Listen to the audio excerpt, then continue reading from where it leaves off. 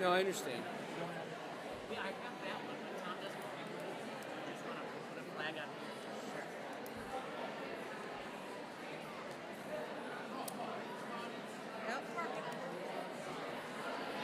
I'm just having trouble finding.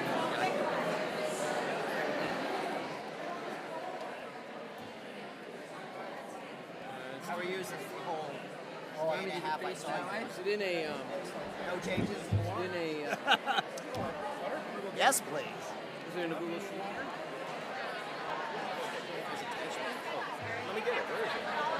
No, this is it. So. I can't. Becca sent it, not Michelle. And you'll buy it. Oh, Tommy, raise your hand. That is very bad. I'm just waiting for the only time I've gone to graduation. We I always read have this. dinner right at time. I would get out there early. How are you doing? Good. Everybody comes off at 88. Traffic. You told the kids to be the best. We believe it's 27 years. You know what? We always took 38. The restaurant was. Do you have time afterwards? I already told my wife I'm not coming home today. Music too. Come on, Sue. Or if you come on 88, it tells you that it's like the main drag. It'll take a lot to get that straight. Yeah, we went last time. We're going to be definitely all of 45 minutes. So we're 45 minutes. And then the rest of the comments we go to the public comment. A lot quicker. Everyone's taking We're going to be close to the 45 minutes. All right, you ready? Bye. Danielle, do you need a water? You came prepared? Huh? You came prepared. I seriously did. I had a can of milk. So Craig, It's a seltzer water. No, that's weird. My son. Is it that? No, I don't. Thank you for correcting that. I didn't want to make him older than he is. Triple I.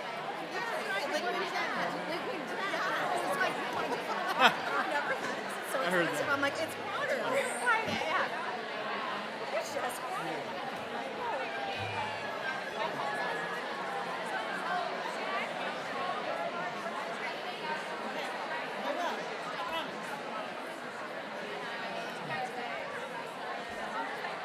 Is it 7? 702, 703. Oh, then we should do it. Ready? Are you ready?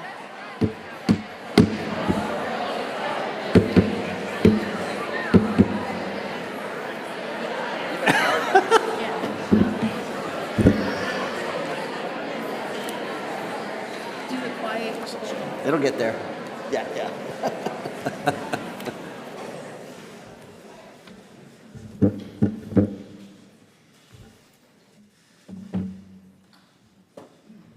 It is now 7:03 p.m., Tuesday, May 21st, 2024, and I call this meeting of the Board of Education to order. Cindy, would you please call the roll? Gonzalez Thomas, Present. Arlandu, Here. Gilbert, Present. Mathis, Here. Locke, Meadows, Present. Sliger. Present. Thank you.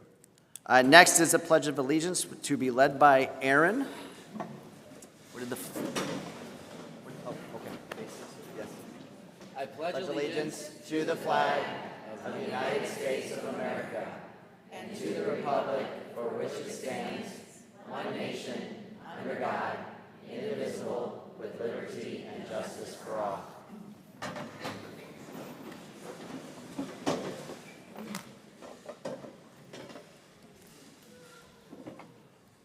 So we are moving on to our celebrating successes, but we were originally planning on having an RMS ensemble performance today, but unfortunately we'll not be able to have one. So I hope they will be able to come back in the future. Today we are also recognizing short-term Principal Kevin Skomer. Hello, sir. So the Board of Education is proud to recognize the retirement of Dr. Kevin Skomer. It is no secret that BPS 101 thrives because of the dedication of its staff. Dr. Kevin Skomer is a shining example of that commitment. He was the principal of the old and new Grace McWayne Elementary School before becoming principal of Louise White. And in fact, my kids were actually under his watchful eye and guided presence over at Grace McWayne when he was there. He loves the excitement of working with students and staff each day. We thank you, Kevin, for your 26 years of service, even though I've heard you get an extra one for COVID, and to our community. So thank you very, very much. If you mind, we have something for you.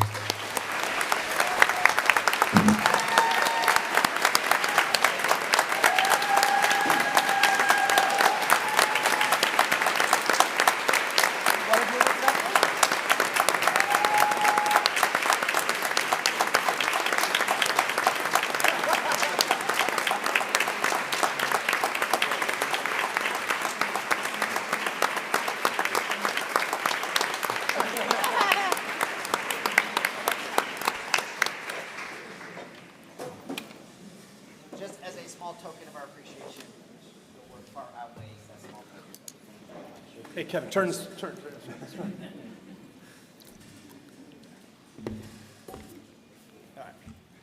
Maybe.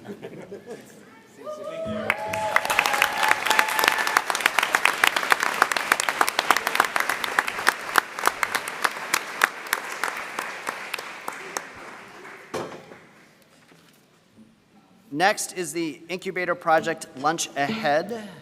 Josh Bulak, will you introduce the incubator project Lunch Ahead, which I can't wait to hear about because I've heard certainly a lot about it.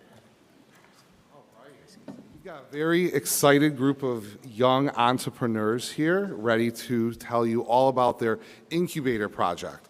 So let me set the stage for you. Every year, many students elect to take the incubator class. It's a great way for them to learn about business and to actually create a product and a business model.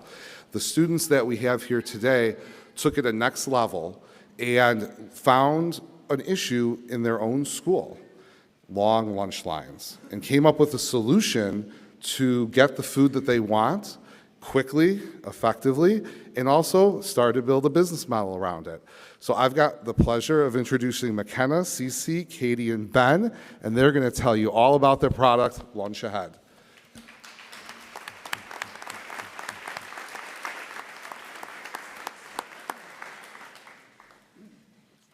Good evening, members of the board. My name is Cece Day.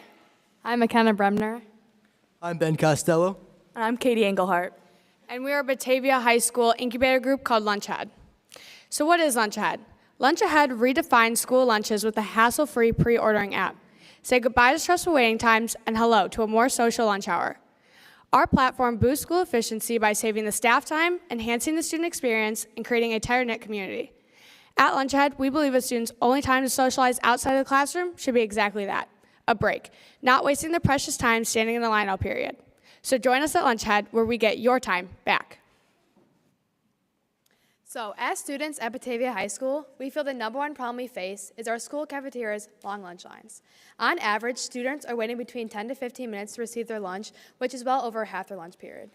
And this is resulting in students missing out on the social aspect of their lunch. Another problem is the classroom location. Although some students' classrooms are right next to the cafeteria, others are across the building, which is leading them to get there a lot later than others. And then finally, the kitchen staff. When all these students are coming in at once, it is very overwhelming for the kitchen staff. So our customers are mainly students, although teachers are a small priority. So this is an example on the board of what a student who does not use Lunch Ahead would look like. So this is for A lunch. So we have 3 lunches, A lunch, B lunch, and C lunch. A lunch gets out first, right after second block. So second block gets out at 10:44, and then they'd arrive to lunch around 10:50, and they would put down their stuff, grab their table, and then get in line. Then they would have to wait around 15 minutes to receive their food. And then after they receive their food, they'd have to wait in a second line in order to purchase their food. And then finally sit down about 10:12 to eat, which is less than 10 minutes. So our solution to this problem is our up and running website, lunchahead.com. This takes away 2 of the longest steps that McKenna just explained to you guys, which are those long lines. With lunchahead.com, students are able to easily pre-order their lunches. So on the next slide, it shows what happens when you scan one of the QR codes in the hallway, or if you simply just look up lunchahead.com. It brings you to this simple page right here. And to order, you press order here, which is circled in red. After you press order here, it brings you to this page. This shows all of the menu items that range from like the paninis, the wraps, the salad bar, our weekly special, and then we just recently added cookies as well, which is a student favorite. And then it reminds students to order before 10 a.m. because that is our deadline, because the lunch ladies do need time to make all these orders. And then it also reminds students that if their account balance is below -20, then their order will not be processed. This is an example of the panini. It shows all of the customization options. There are the same customization options where if you were to wait in line, you'd have the same like availability to pick all these. So after students select all these options, they submit their orders. I personally receive them, and after I receive them, I send them to Val, which is our head lunch lady, and Val will print out all these orders, and all the other lunch ladies are gonna make all of them and store them all in a heater where students will go up and state like their first name, last name, and they'll get their order hassle-free. Since we began in late February, we've had over 950 orders with 90 constant users a day. And we've generated over $5,000 for this school. And we're projected to exceed 1,000 orders by the end of the year. We have two different types of revenue plans. One would be a student pays a 75 cents convenient fee, and the other would be a contract with the school district, so the service remains free for the students, and the school districts would give us the contract, someone would come evaluate our business, and then we would take that monthly amount and then apply it for a semester. Our future plans is we plan to spread the word inside our district and hopefully to other districts using social media, warning announcements, and flyers around the school. We believe that students should know what they're putting inside their body. We want to do this by putting the nutrition information on our website so students with allergies can stay safe and students who want to be healthy can stay healthy. Over this summer and the course of the first semester of next school year, we plan on developing an app to increase the user's experience and the efficiency of our lunch line. And right now, through Quest, we've reached out to St. Charles East and St. Charles North through the help of the district manager, and they're both huge fans of what we're doing here. And we're hoping by the start of next school year, we can go to those schools too. Thank you.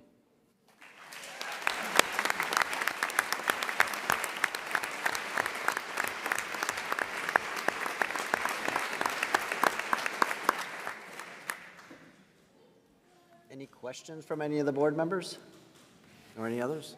I just want to say this is incredibly impressive. And that presentation with this larger room, bravo to all of you. That takes a lot of courage and a lot of skill. So well done.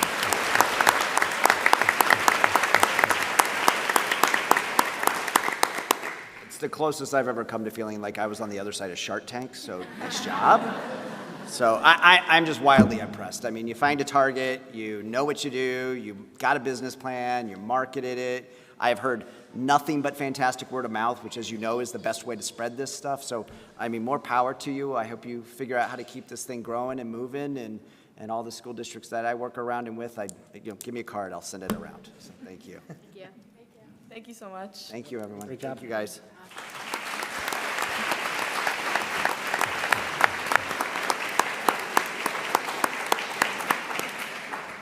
So I got so excited about getting to all the good stuff that Raquel reminded me that I skipped items to be removed or agended from the agenda. So Tom, are there any items to remove or add to the agenda? Not at this time. Well, that was unexciting, so thank you.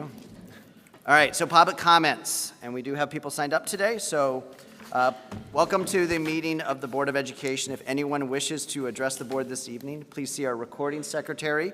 And to submit a form for addressing the board, please put your full name and address on the form. In general, the board will not answer questions or engage in dialogue during public comment. This does not mean we do not take your concerns or comments seriously. The board values active community participation in district endeavors and encourages people to engage with the district using the appropriate channels and systems designed with your input in mind. Board members are not involved in the day-to-day operations of the district and cannot engage in district business individually. If you have a specific question or would like to further engage with the district, you may submit your questions using the link on the website, and an appropriate staff member will communicate with you. Our BPS 101 Communications Manager, Holly Deachman, will now explain the procedures for public comment and call up the speakers. Holly? Thank you, President Meadows. Speakers will be called up in order of form submission. The first form received is the first person invited to speak. When your name is called, please come to the podium so that you can be heard. All individuals speaking will be limited to 3 minutes. I will be putting a timer up on the screen so you can see for yourself where you are at in your limit. Anytime during this meeting, written comments may be submitted to our recording secretary, Cindy Rodriguez, at my right.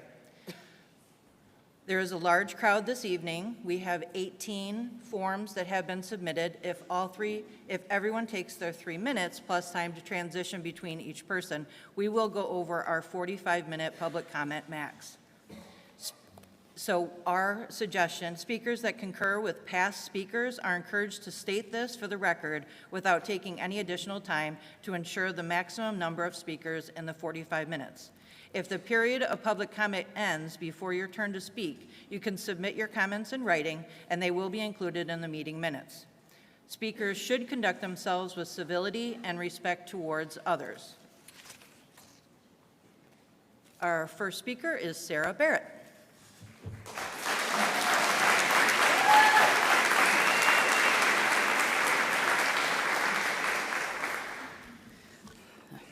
Good evening. My name is Sarah Barrett. I am a Batavia community member, a Batavia high school parent, a Batavia public school teacher, and a proud member of the Batavia Education Association.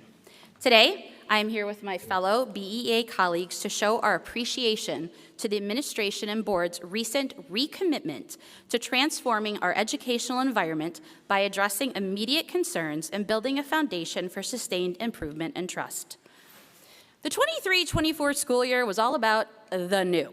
New members to the school board, a new superintendent, and new contracts for us teachers. Much of this was and is welcome change in BPS 101. Now, I'm the first to admit that teachers can be difficult at times when it comes to change. We love our seasonal bulletin boards and we have our favorite read-alouds. But occasionally, we are able to see the important impact change can have, and we not only welcome it, we embrace it. And then there are moments where we not only want to change, we crave it. Coming into this school year, the desire for change was strong. We, as educators, recognize that staying stagnant is not in the best interest of our students. We wanted to see shifts in many of the processes in our district to align more to the needs of our kids. But I won't lie. As the year progressed, the feeling of same old crept back into perception and conversation. In retrospect, as we find ourselves at the close of the 23-24 school year, we see that this year was needed as time for our new leaders to learn and experience what it means to be part of BPS. With that said, the thirst for change has been and is very real. We, the teachers, have faced mounting professional responsibilities, unrealistic goals, increased struggles with life-work balance, and decreased morale. We have felt left out and left behind on decisions made in the name of student growth and achievement. We have been disillusioned by unfulfilled promises and unclear communication. We have not had our voices heard or our concerns recognized. However, with this administration and board's renewed commitment to addressing these and other issues, we feel that it is possible to leave these struggles in the past and set our sights on a positive future. As we leave this school year behind and shift our focus to the 24-25 year, we look forward to working with the administration and the board in the name of change. We look forward to working together to not only rebuild but improve the foundation of trust amongst district stakeholders.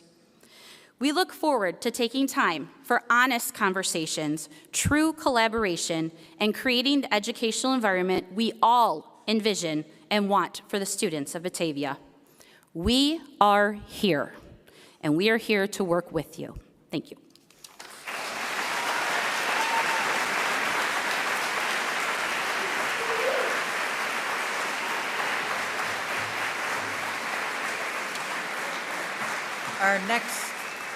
Our next speaker is Scott Baer.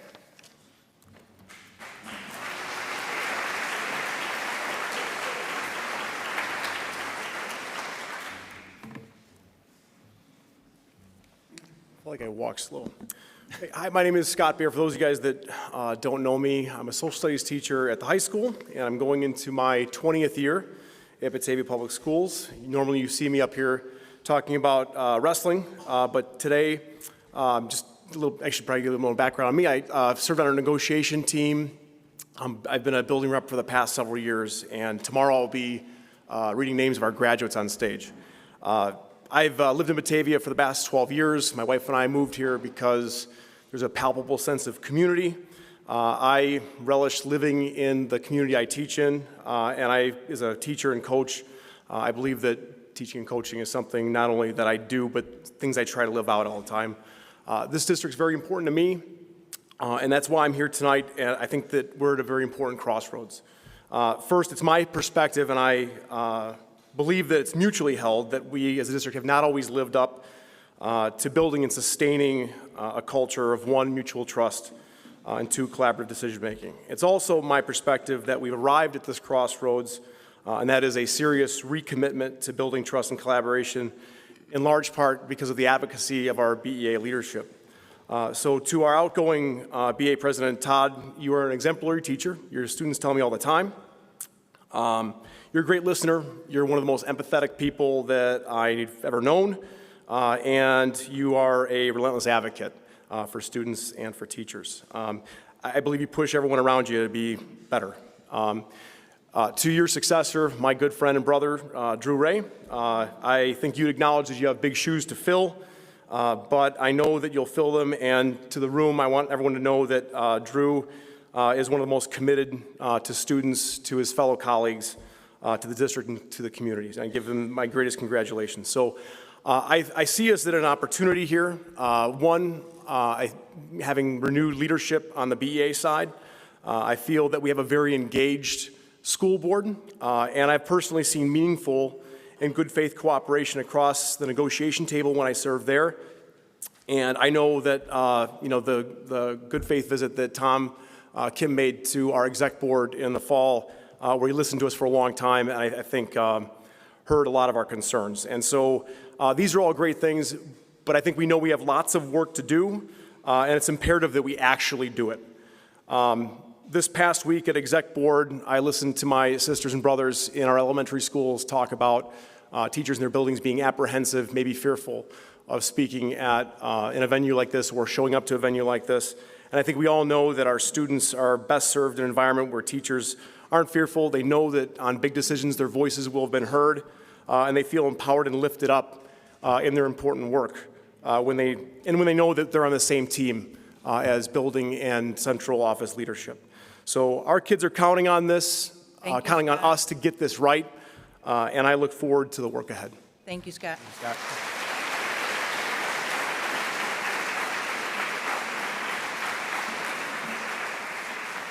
Our next speaker is Justin Allison.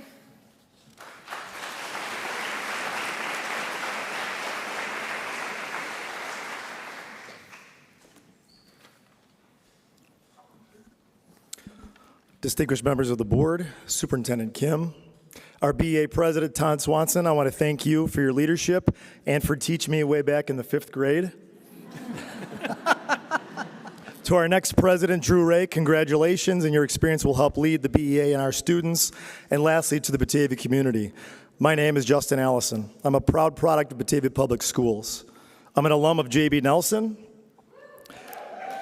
BHS class of 2003. I'm what you call a lifer or for-lifer. My wife and I reside in town. This is finishing up my 16th year here, and I've had many influential educators and supporters in this great town that have given to me, and I knew way back in elementary school this is the path that I wanted to take, to be an educator and give back to this great community. Our great community, what makes it great is the deep roots within the fabric of American history, one of intolerance to hate, one of inclusivity, and one of true collaboration. Throughout my career, I've worn many hats. I've been a building sub, a certified history teacher, a special education teacher, and currently an ESL teacher and a BEA rep. I'm also finished just this past weekend, the 12th season as a head coach for girls track and field.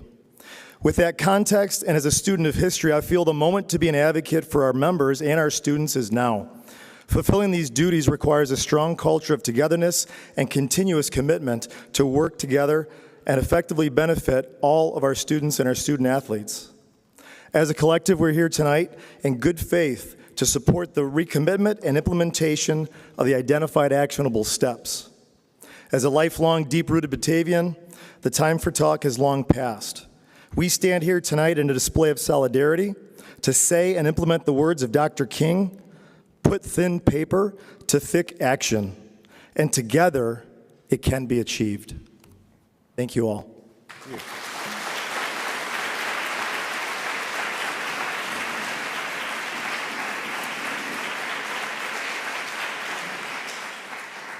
Next speaker is Eileen Sullivan.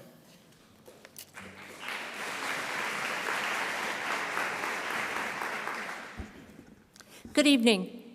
I'm Eileen Sullivan. I'm in my 38th year in education, my 2nd year here in the district, and 7th as a paraprofessional. I have a bachelor's degree and 2 masters, and some I began for doctorate. I have been a teacher, a coach, an athletic director, a director of academic studies, an assistant principal, and a principal.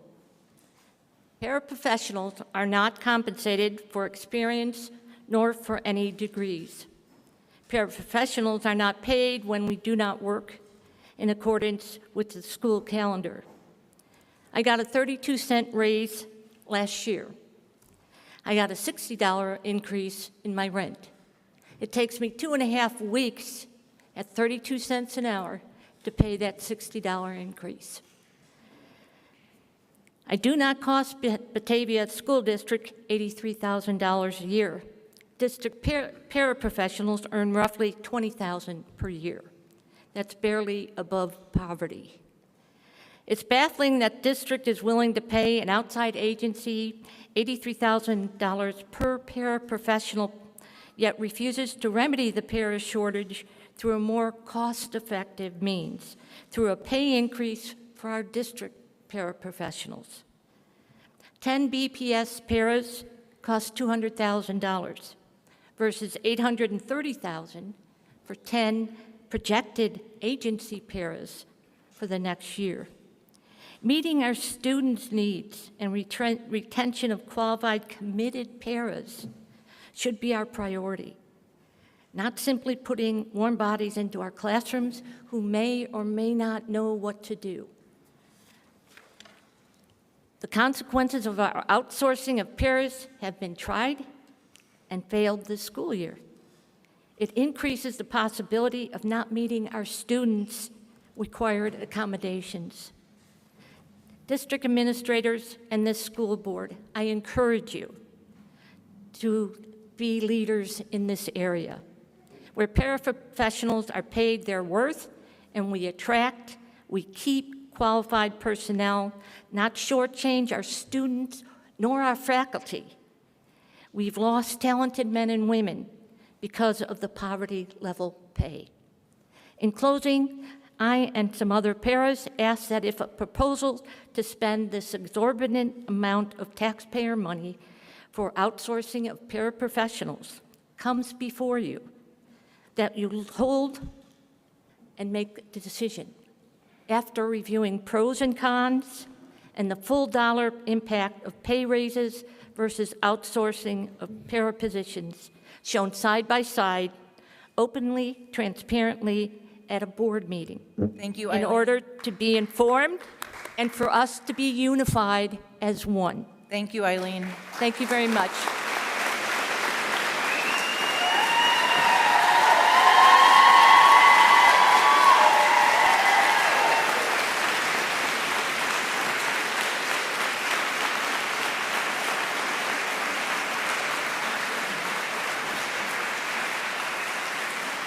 Our next speaker is Molly Jersa.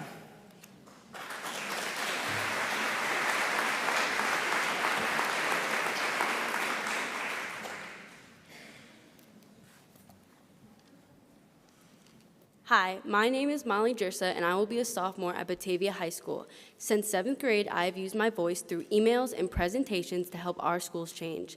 I'm here to speak about the new strategic plan that maybe will be voted on tonight. Last Friday, May 17th, a student used eyeliner to write the N-word on a brick in our auditorium. This traumatic experience for students was swept under the rug. No email was sent about the incident, no support was offered to the students who witnessed it, nothing was said. Many students, including my 7th grade brother, have experienced harmful actions in the halls and classrooms and on buses on a daily basis. They hear slurs that affect their academic performance, self-confidence, and future. Their voices are not heard. Instead, they are met with silence, which adds trauma for them. It makes me distraught to see my brother and other students daily come to a space where they have no sense of safety or belonging. Their traumatic experiences are being concealed. As students, we are asking for your help yet again. We need your help with the bullying in our schools. We need your help with the racism in our schools. We need your help with the homophobia and transphobia in our schools. We need your help to create a place where all students belong. The current strategic plan is not specific enough to fulfill these goals, and it does not contain prioritized measurement goals or the means of achieving them. The strategic plan does not hold any timelines, which leads to no accountability. It is crucial that metrics are clearly defined regarding timelines and goal expectations. We need to hold those who are resistant to the necessary changes accountable. Why are we rushing something that determines the future of students? There should be time for collaboration, problem solving, and criticism. We should not have one person deciding the future of our students. Instead, decisions need to be made by a diverse committee.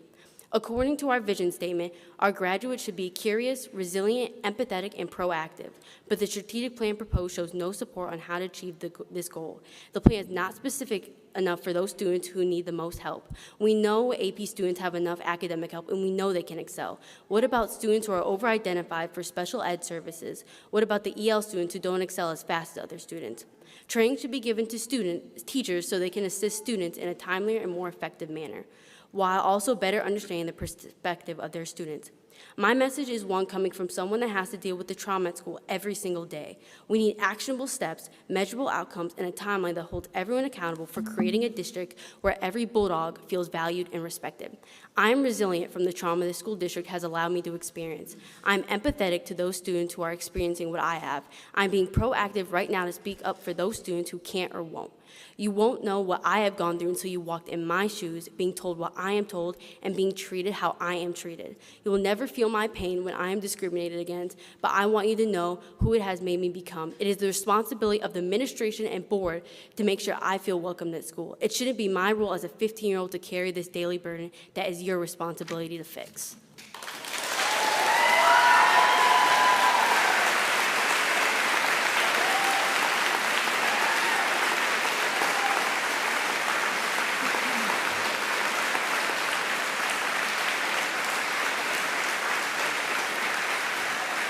Our next speaker is Chris Lowe. Good evening, Board. I'm Chris Lowe, former school board member. Tonight I'm here to address the proposed strategic plan for our district. I changed my mind on what to say after reading in the paper about the BEA's discontent. They are here to address the same issues we tried to address 2 years ago. Then we decided to recommit to a new era of collaboration after realizing we weren't being very collaborative. There was little accountability in that agreement because here we are 2 years later talking about the same issues, involving the same people in the same committees. And I'm guessing we're attempting the same solution. Perhaps I'm the only one who notices this, but there appears to be a pattern to the board's behavior. A problem arises, we pretend we're shocked and saddened such a problem exists, we say the right words and claim the right values. We promise to collaborate with those who we acknowledge are being harmed, and then implement solutions without accountability or deadlines with the same lack of results. I hope the lack of progress is due to a fear of change and not intentional, because our children are enduring the same pain. At the end of the day, it is the children on the fringes that suffer. They've been coming to the board for years and have yet to see progress that positively impacts their lives. I'm confident you'll hear some of those stories tonight.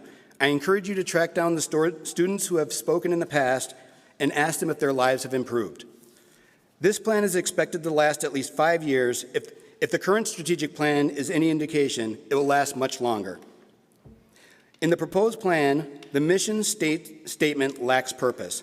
The vision is written as if it were already accomplished, and we have a list of strategies and key metrics without clarity of whether they are suggestions or requirements.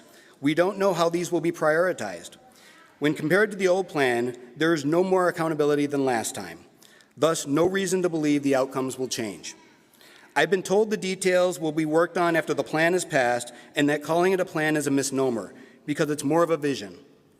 What is different about this plan that will require the board, administration, and staff to act differently? What power will this plan give to the voices currently going unheard? If 6 months, a year, 2 years from now the data hasn't moved, how will this plan advocate for those being harmed? Words mean nothing if not backed up by actions. If we're committed to making change, we need to do so in writing so the community, our staff, and children can hold you accountable. Specific metrics for judging success might not be appropriate in a strategic plan, but linking to current data for each reporting period is. The board should create and identify metrics for the first reporting period and include them when passing the plan, updating them biannually on set dates. These metrics and reviews should be required and are critical for success and necessary for accountability. This has been a collaborative process started almost a year ago. Many people have put their time and effort to make their concerns known. We hint at those concerns in this plan. I encourage the board to reach out to stakeholders, especially those harmed by current systems, and finish the work they have begun. Thank you for your time.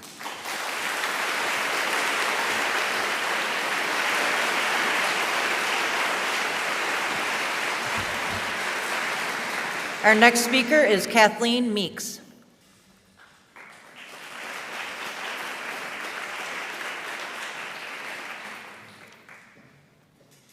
Good evening, Superintendent Kim and BPS board members. My name is Kathleen Meeks. I've been a resident of Batavia for the past 13 years.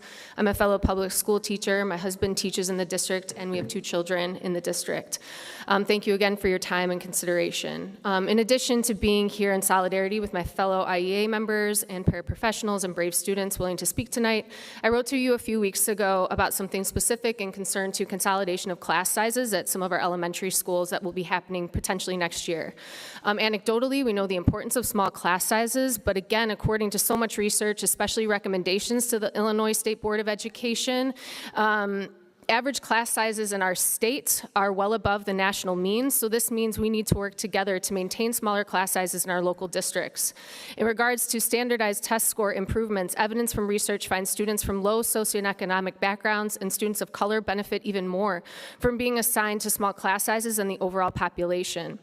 And these gains are not just confined to better test scores, but small class sizes are also predictive of positive student outcomes for all students later in life, related to graduation rates, increased rates of college enrollment, college quality, college completion, savings behavior, home ownership, to name a few. In summary, small class sizes at the elementary level are the most predictive in the elementary years as a baseline standard of equity to best meet the needs of all students. Specifically in regards to HC Storm, I'm learning which has some of the most diverse needs in the district and also some of the highest opportunity gaps. I'm encouraged that equity is being prioritized in this district as a way to best meet the varying needs of all students. Class size is something tangible that can be prioritized right now in that vein. I want to reiterate that although I'm outlining specific reasons to first focus on small class sizes at HC Storm, I'm advocating for small class sizes at elementary schools in the entire district. Formulas used to make class sizes the same size at every elementary school should be a baseline to work from, but it should not dictate policy. And a response of complex influencing factors is not transparent or sufficient enough. Real systemic change means learning more about what leads to better outcomes for all student populations and prioritizing the areas of highest need first. I encourage the board and other community members to scrutinize this data more, specifically the Illinois School Report Card, and push for small class sizes as our goal at all elementary schools, and especially hope to see this maintained at HC Storm for the reasons I just stated. Thank you again for your time, your consideration. Thank you to the board for your additional unpaid labor the service requires, and thank you for your time.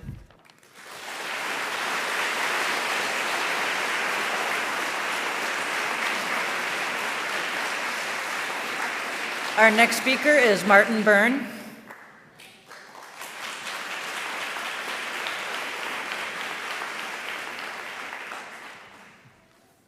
Good evening, and let me first say that while I'm not wearing red tonight, I do want all of the BEA members to know that they have my full support and solidarity and great appreciation as well. I want to echo everything, thank you. I want to echo everything that's been said tonight. I'm speaking to you tonight to ask that you do not approve the proposed strategic plan in its current format. This is a big decision that should not be rushed. One of the values listed in this draft plan is integrity. The draft explains that this means that the district is, quote, committed to maintaining honesty and transparency in actions and decisions. There is strong evidence that the use of AI was significant in drafting this proposed plan.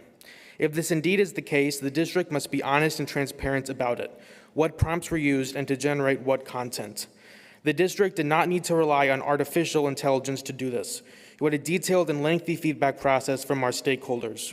What message does it send to these stakeholders who share their important experiences, perspectives, and ideas as part of this process that AI appears to have played such a large role in crafting this plan? AI can put something together that has lots of educational jargon and sounds good, but it cannot provide a detailed and effective strategic plan for Batavia Public Schools.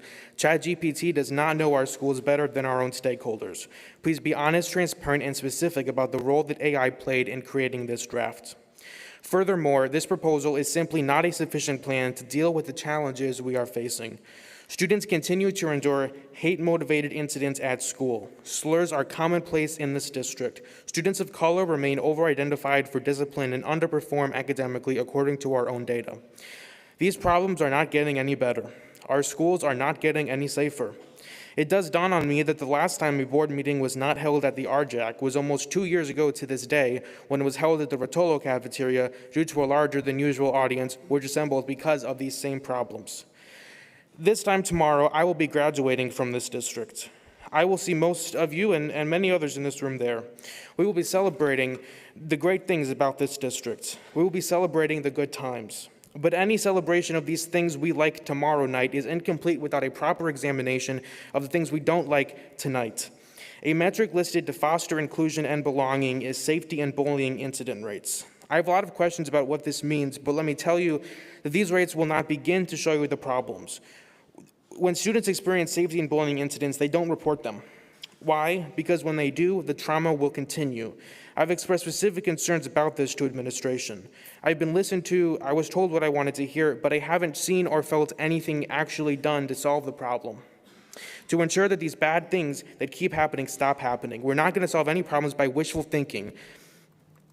I ask board members to ask questions and do not accept vague answers. This plan is nothing but a rubber stamp for more of the same. I hardly believe this plan truly reflects the experiences and ideas that were shared during the feedback process, and if it does, I know a much different district than you do. Thank you. Thank you, Martin.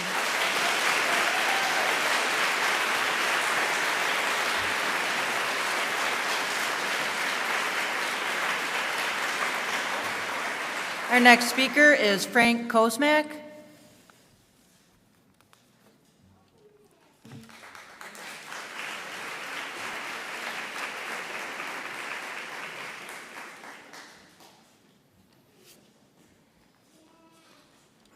Hi, good evening. My name is Frank Kosmak.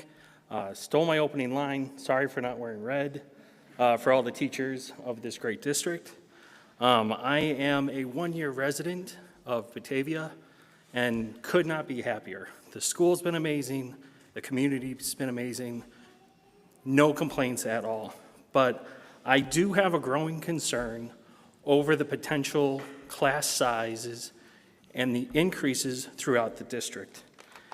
As a child of two retired public school teachers with over 80 years of experience, I can attest to the home strain that is put on teachers' families when class sizes are increased.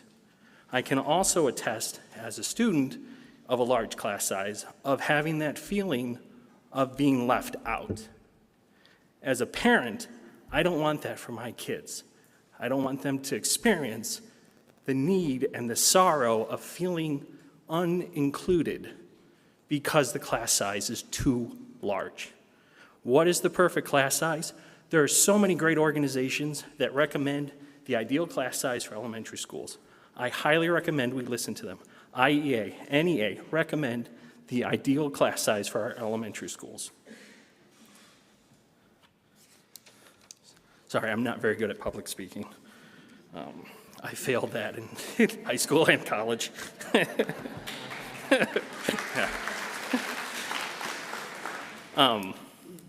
I also implore you all to remember why you took these positions. I'd like to remind you of your kids that went through these schools, are at these schools now, and what would you want for them? I know what I want. I know what my neighbors want. And then I also need to implore how critical it is for small class sizes to help build a sturdy and strong foundation for our community. I think Batavia is great. I regret not moving here sooner because of how great this community is. We need you guys to please work with the community, with the teachers, to maintain small class sizes throughout the district. And I also have one last question for you all. If you truly believe that Batavia is the greatest town, shouldn't we step up to it? Shouldn't we prove it? Thank you very much for your time and have a great night.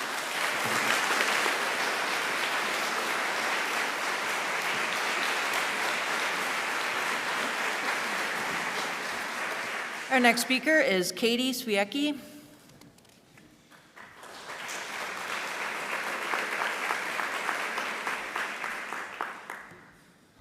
Hello, my name is Katie Swisicki. I'm a parent to children at 2 Batavia schools, and I'm a co-leader of a weekly drop-in for Fox Valley LGBTQ middle and high schoolers, including many Batavians. I'm curious how the strategic plan is all you've come up with since I attended my first Batavia school board meeting in January 2022.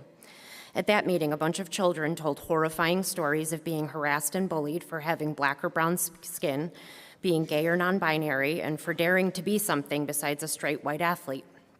They said the adults they reported these incidents to took no action repeatedly until they just gave up reporting. Many of you were at that meeting, and you committed to learning and doing all you could to examine and change the culture in Batavia schools. I want to believe that you spent this past 2.5 years doing more than the strategic plan suggests you did, that you've attended conferences on youth mental health, that you joined cohorts and collaborated with folks with diverse lived experiences and backgrounds who could teach you about being other in a town that is 85% white and upper class. I want to believe you read books, took classes, got certifications, and did whatever else you could to learn about the culture of bullying that's been fostered by the adults here and how to stop it. I hope you went to St. Charles and Geneva, where the youth I work with report better school experiences and asked their boards what they're doing. I hope you're about to share all the knowledge you've amassed with parents, teachers, admins, custodians, so we can build and support this Batavia school system you're strategically planning for knowledgeably and together. I want to believe this plan was written by you thoughtfully and that you understand the concepts you outlined on a personal level. I want to believe this plan marks a beginning where I don't listen to Batavia kids each Tuesday express hopelessness about being bullied while adults look the other way. That the adults in this district let them down so often, they sometimes have to leave school or worse, hurt themselves. I want to believe this is the last time kids need to share and relive the abuse they endured, desperate for you to understand and care. We need to see swift and clear action and results from this plan. It will not be successful if you haven't spent this time learning outside of yourselves about bullying and white supremacy culture. Don't make this another example of adults in the Batavia school system looking the other way when something felt uncomfortable or they didn't understand it. Thank you.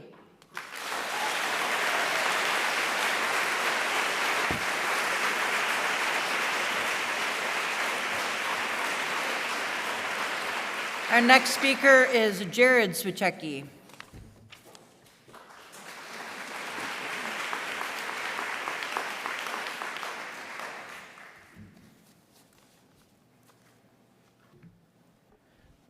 Hi, my name is Jared Swisicki. I'm a resident of Batavia.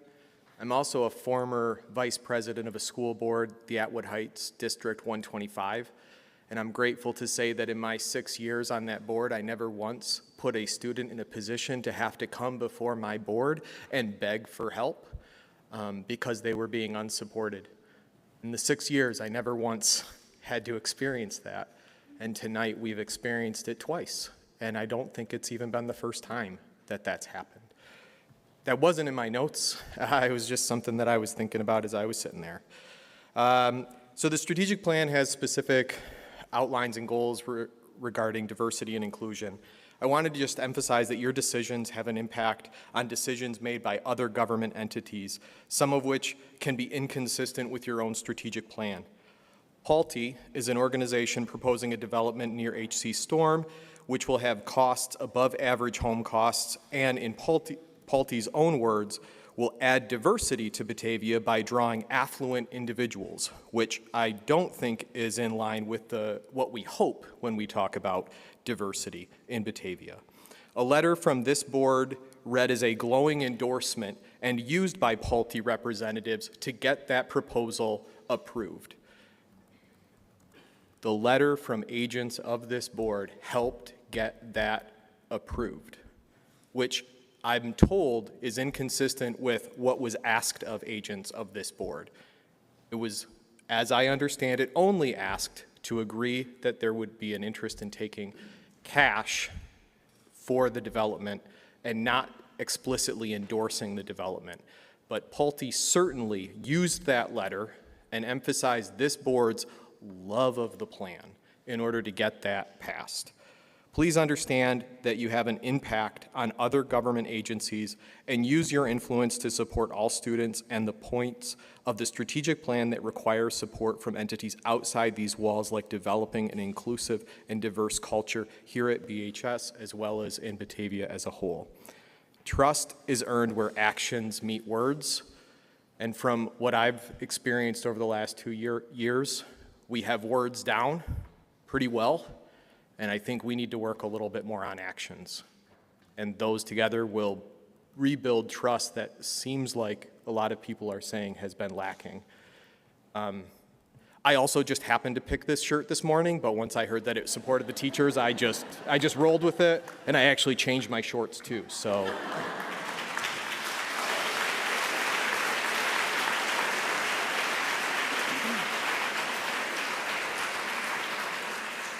Our next speaker is Caleb Anderson.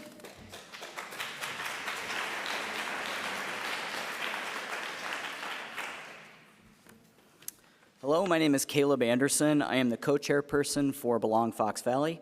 We are a local nonprofit committed to creating safe and affirming spaces for LGBTQ folks and allies to gather and create community.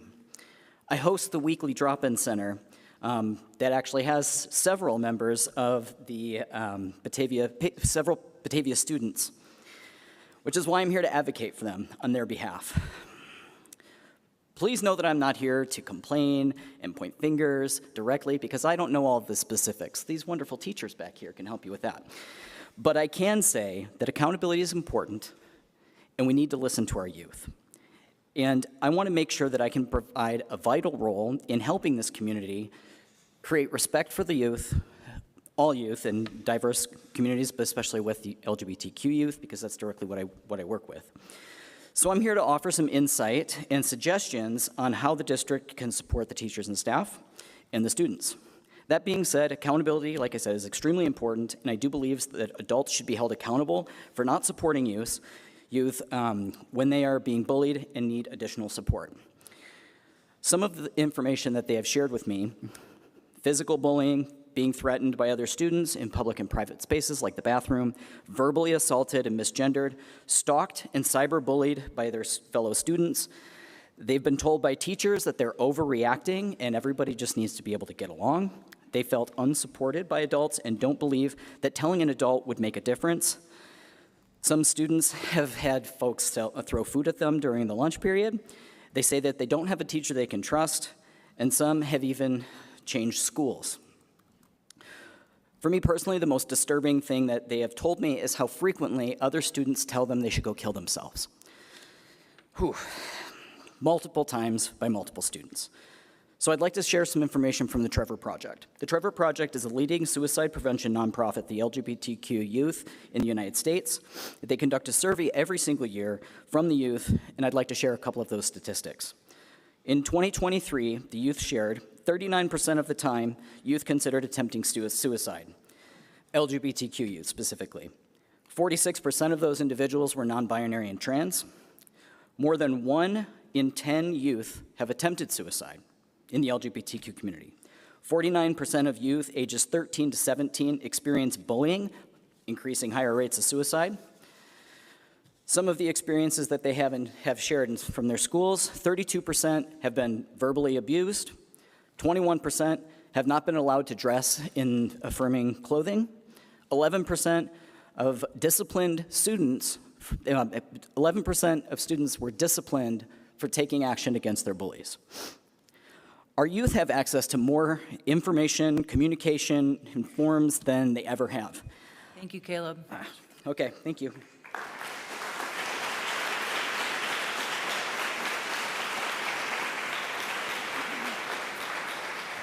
Our next speaker is Gabrielle Caputo.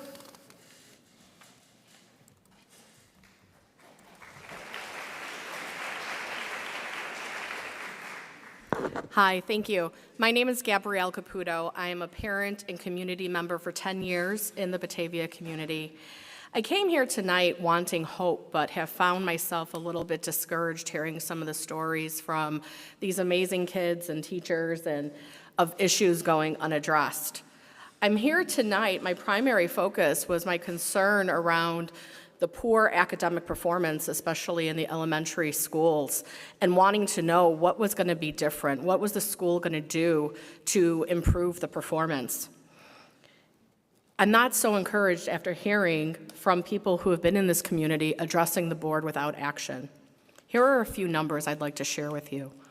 U.S. News and World Reports ranks, I'm going to speak to my specific school, Hooverwood, at 303 out of 600 schools. 58% of the kids in that school are not at the state reading levels. If you go to the report card, it's a little bit better. 50.9% of the kids aren't achieving state proficiency levels. 103-0402 Public Act aimed at literacy amends the Illinois Skill Code, noting students who are not proficient readers in third grade are 4 times more likely not to finish high school. If those students are from low-income families, they are more than 6 times likely not to finish high school. That's alarming.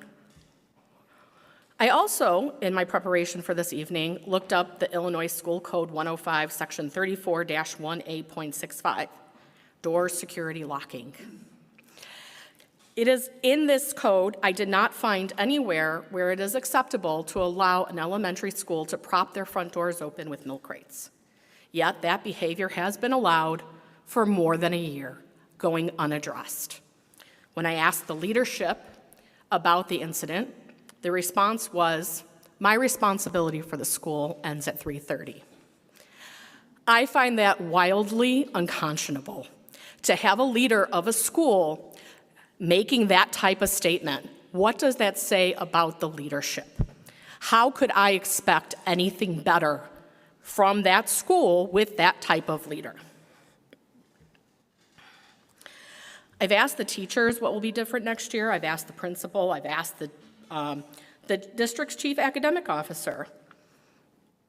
I understand that you can't answer questions tonight, but I'm hoping that somebody gets back to me to tell me what will be actionable. The strategic plan, our objectives. It is not a plan, and I do not see anything that will be actionable next year. So I beg of you to share with us, what are we going to do today to help the kids today improve that performance, not years from now? Thank you.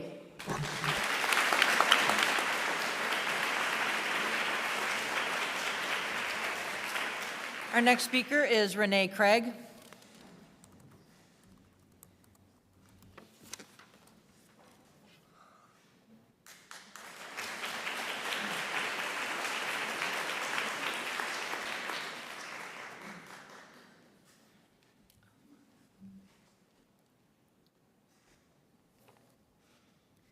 Hi, my name is Renee Craig. I have 2 daughters attending STORM. One is finishing first grade, one is finishing 3rd grade.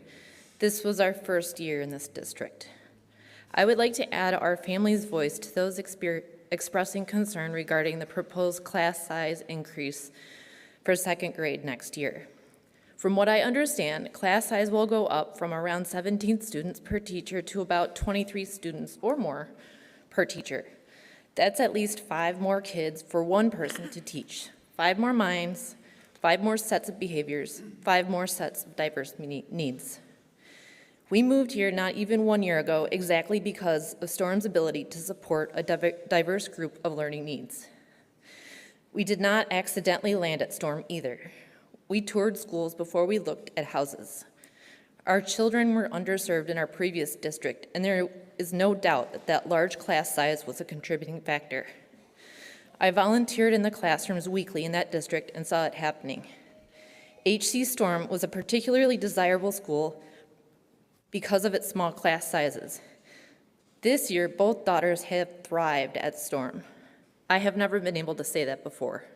Moving was a big risk, and we could not be more happy with the outcome.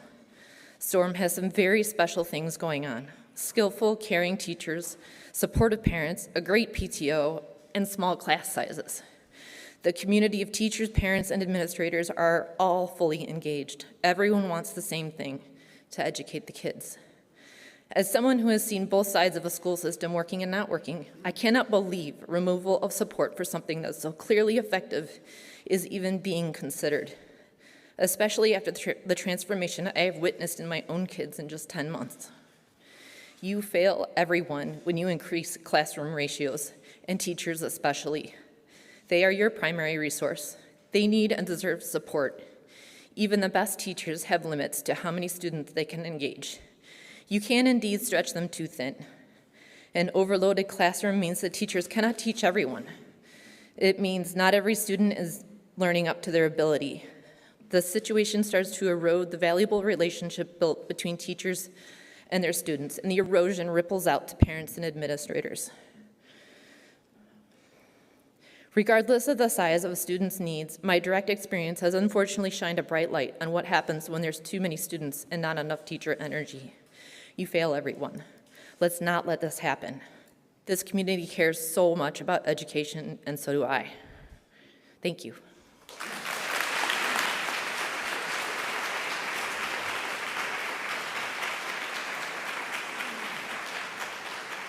Our next speaker is Amy Arndt.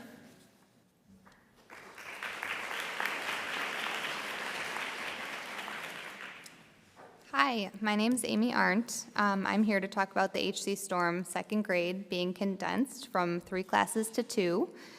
I have 2 kids, Logan, who is currently a first grader, and Madison, who will be starting kindergarten in the fall.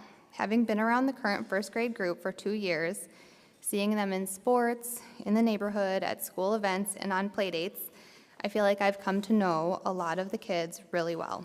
This is a diverse group with a lot of different needs. This is not a group to test class number limits with. I've emailed Mr. Milka and am aware that a lot of factors go into making these decisions. Knowing these factors, I still deeply believe reducing to 2 classes would be a huge disservice to this specific group of kids. I worry that the teachers will be in survival mode, focusing on putting out the biggest fire, while kids who are also quietly needing a little more fall through the cracks. I know my own experience with my son Logan. He came home every day from kindergarten with a behavior chart, but now that he is in a smaller first grade class, Mrs. Torgerson has been directly reaching out and creating solutions and finding ways to empower Logan to make decisions that put him in a position to behave in an acceptable way. He has grown leaps and bounds this year, and these empowering learning moments have given him confidence and skills and have boosted his self-esteem.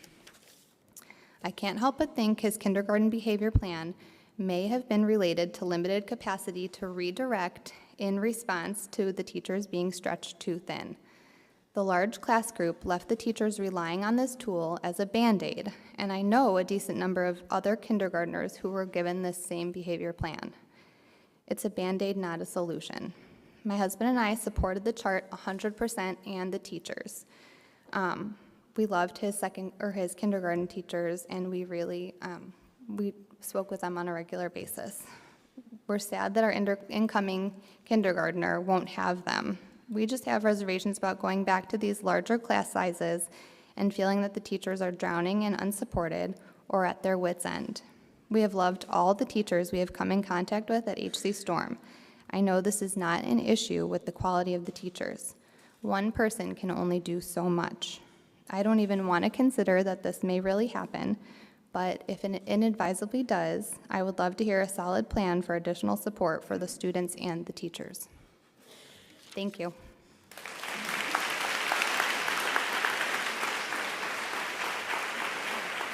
Our next speaker is Katie Payne.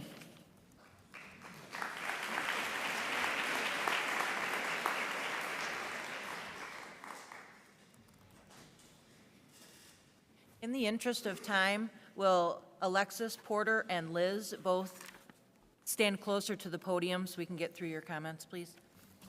Thank you. Hi, my name is Katie Payne. I have 4 daughters in the district.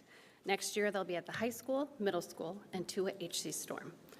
I recognize some of you from my work on the core committee, where we analyze the state of the school buildings. I was happy to volunteer my time because it was on Zoom, not so many people, and because my daughter's handicapped, and I wanted to ensure that the district is accessible for all students. This is where I come to the number of students in these outdated classrooms. The study found classrooms have high noise pollution, harsh lighting, and varying temperatures. Since the referendum didn't pass, we can't change this environment. So let's think about what we can control, the number of kids in this classroom. My daughter, Julia, has a hard time getting around. If she falls, it usually leads to a concussion since she has no shoulder motion. It becomes dangerous for her. Not only my daughter, but those with ADHD, anxiety, autism, they're already kind of triggered by this environment that they are in. It will become harder as there is an increase in the number of fast-moving students in the class. While we all agree it would be best to have the smallest amount of children in the class, I would like to take it a step further and say having a large class would prohibit the accessibility of classrooms and make it so those with disabilities, seen and unseen, are not able to learn. Thank you.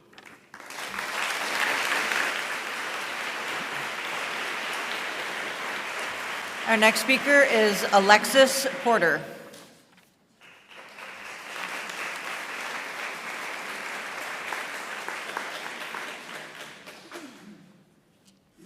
Hi, I'm Alexis Porter. I go to BHS. I'm also an older sister. My sister is 12 years old. She's just started middle school. And I would move the sun with my bare hands for this little girl. And watching her suffer on a daily basis because of not only being a bigger girl, but being Black is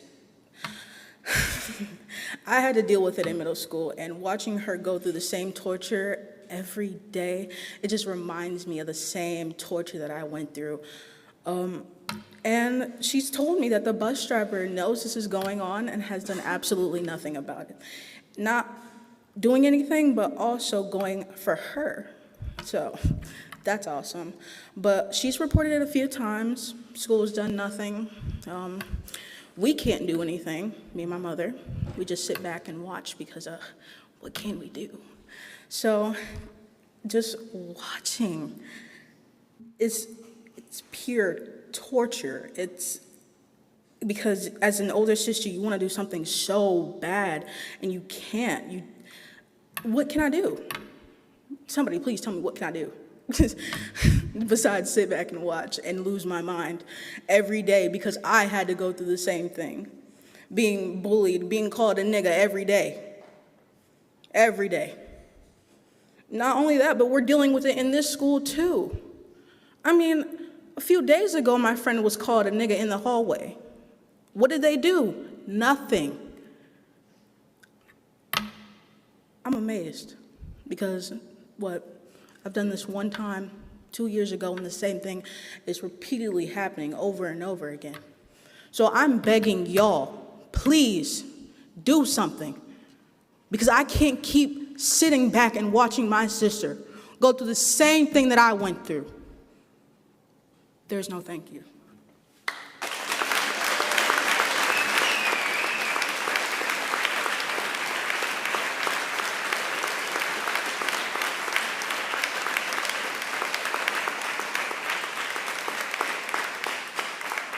Our next speaker is Liz. Hi, I'm Liz Carlo. I'm a sixth grader at Rotolo Middle School. This is my first year. I want to talk about the bullying and racism that is going on at the elementary schools, specifically targeting fifth graders, all throughout middle school and all throughout the high school. So being a young African-American female can be difficult, especially when bullying turns into racism. On the bus, being called names and targeted. The bus driver doesn't do anything about it. He just tells the children to sit down. He doesn't actually talk to them about it. The consequences for their action is not equal to the trauma it causes. A kid yelled at me, calling me the really bad word for multiple times, and the consequence was 1 week suspension off the bus. Being called the N-word makes me feel like I'm worthless or not care about how I feel. It has mentally changed how I feel about learning, being at school, and how I feel about myself. I don't like riding the school bus, and I don't feel comfortable. These comments have not only changed me mentally, but has made me feel less and less about myself, causing me to have suicidal thoughts from time to time. This has happened to my older sister before me, and she has spoken multiple times, and nobody has done anything about it except giving them a talking to or whatever. I've seen this multiple times happen to my friends too, what they have to go through, and just looking at that makes me feel like, why can't we just do anything about the bullying, the racism, the name calling? So I'm asking you guys, we need to do something to change this for the elementary school children from kindergarten to 5th grade, going up to middle school, going up to high school. Before they have to experience this themselves, being up here speaking right now, we need to figure out a way to change this before they have to go through the things that I had to go through. The suicidal thoughts, all of that is not okay and has mentally changed a lot. So what I'm asking you guys is just to change this fast before we have to deal with bigger problems that result into horrible actions that you can't turn back on. Thank you for your time. Have a wonderful evening.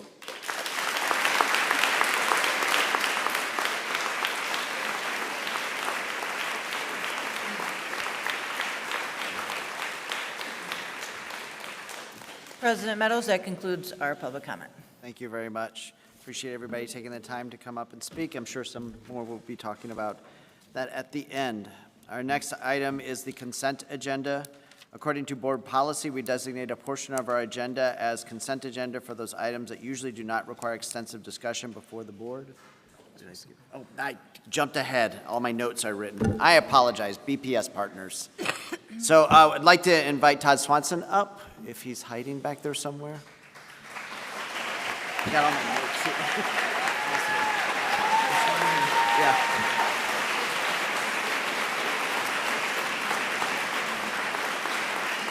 Todd. Thanks, everyone.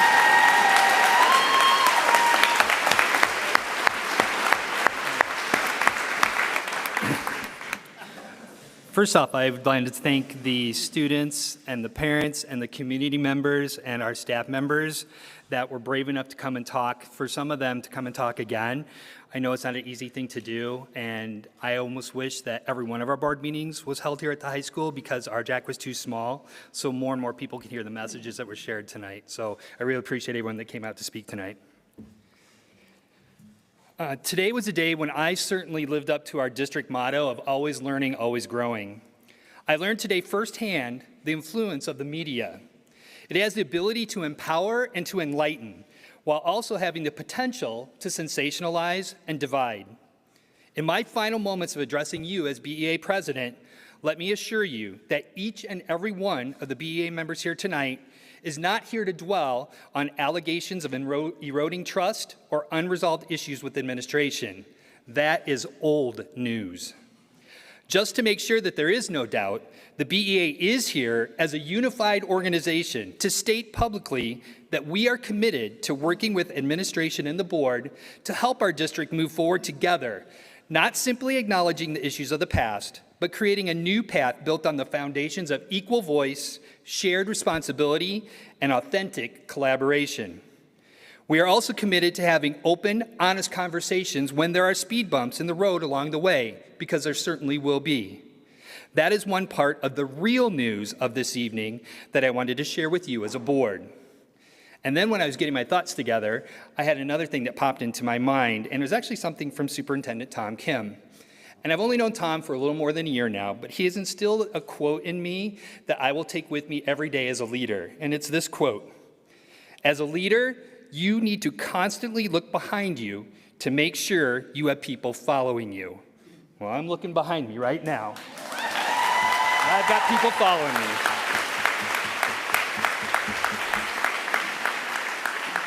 So it is very clear that the BEA is behind this very message. And I want to thank my BEA brothers and sisters for their unwavering support and trust. The other news that I wanted to share with you, which is far greater than anything that has transpired today, is my chance to officially announce to you that the next BEA president that will be working with you for many years to come is my esteemed colleague and union brother, Drew Ray.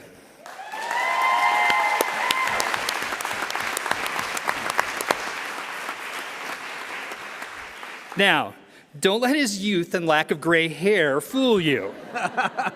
Drew carries with him the skills of being deeply thoughtful and reflective, along with being a compassionate listener. He has a streak of healthy skepticism that doesn't allow him to jump to any premature decisions or conclusions, striving to always have all the facts that he needs. He has immersed himself into the leadership of the BEA over the last few years, most recently as vice president and building rep at the high school. There is no one that I would trust more to carry on the work that began during my 6 years as president of the BEA. He is legit and the real deal, and I am proud to be able to pass the baton over to him and let him have his first board partner address with you. So without further hesitation, I give you our new BEA president, Drew Ray.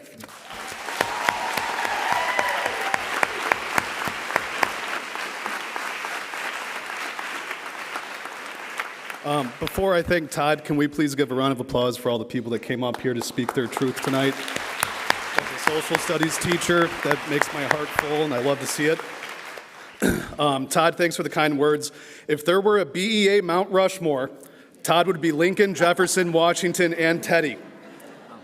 Todd is the very definition of what it means to be union: commitment, tireless advocacy, empathy for days, and a strong conviction that public education is the bedrock of our democratic republic. Todd, I don't think that our members will ever be able to truly convey our appreciation for your dedication and leadership, but no matter what, please know that our union is strong because you were strong. Our union perseveres because you persevered, and our union is more united than it's ever been in the past 11 years that I've worked in this district because you were there for every single one of us for some of the most tumultuous times in our careers. And I know that you will continue to be there for all of us as your role in the union and district shifts. And on a more personal note, Todd, you've been a mentor, a role model, and most importantly, a friend. Thank you for everything you've done for me and for everything that you've done for the Batavia Education Association. I don't know where you went, Todd. Where'd you go? There you are. Okay.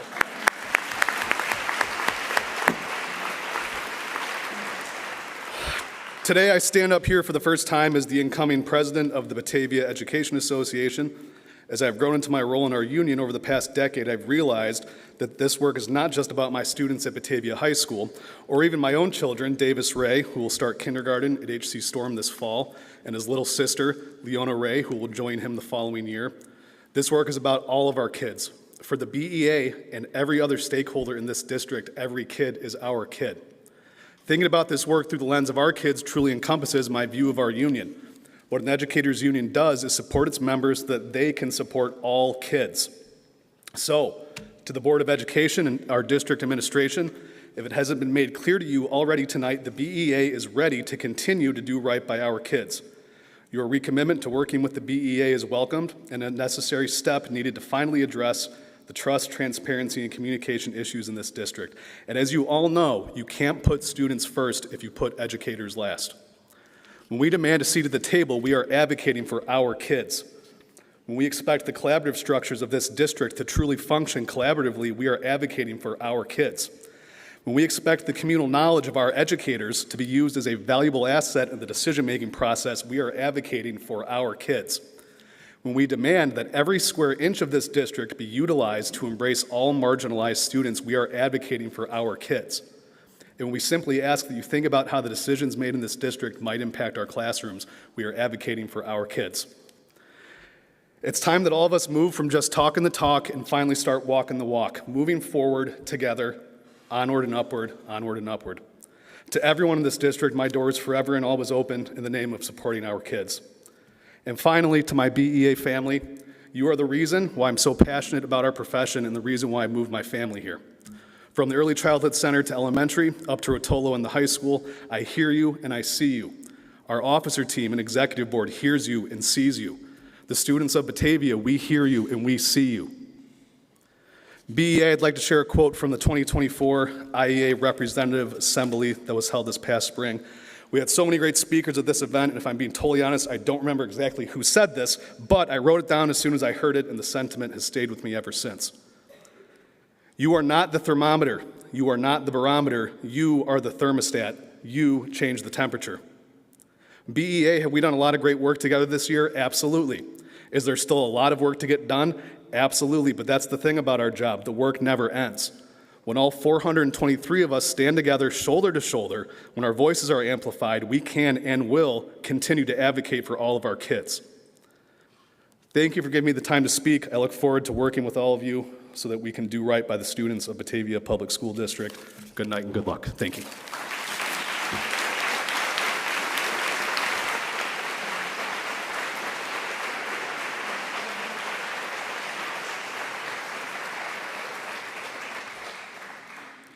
Thank you, Drew.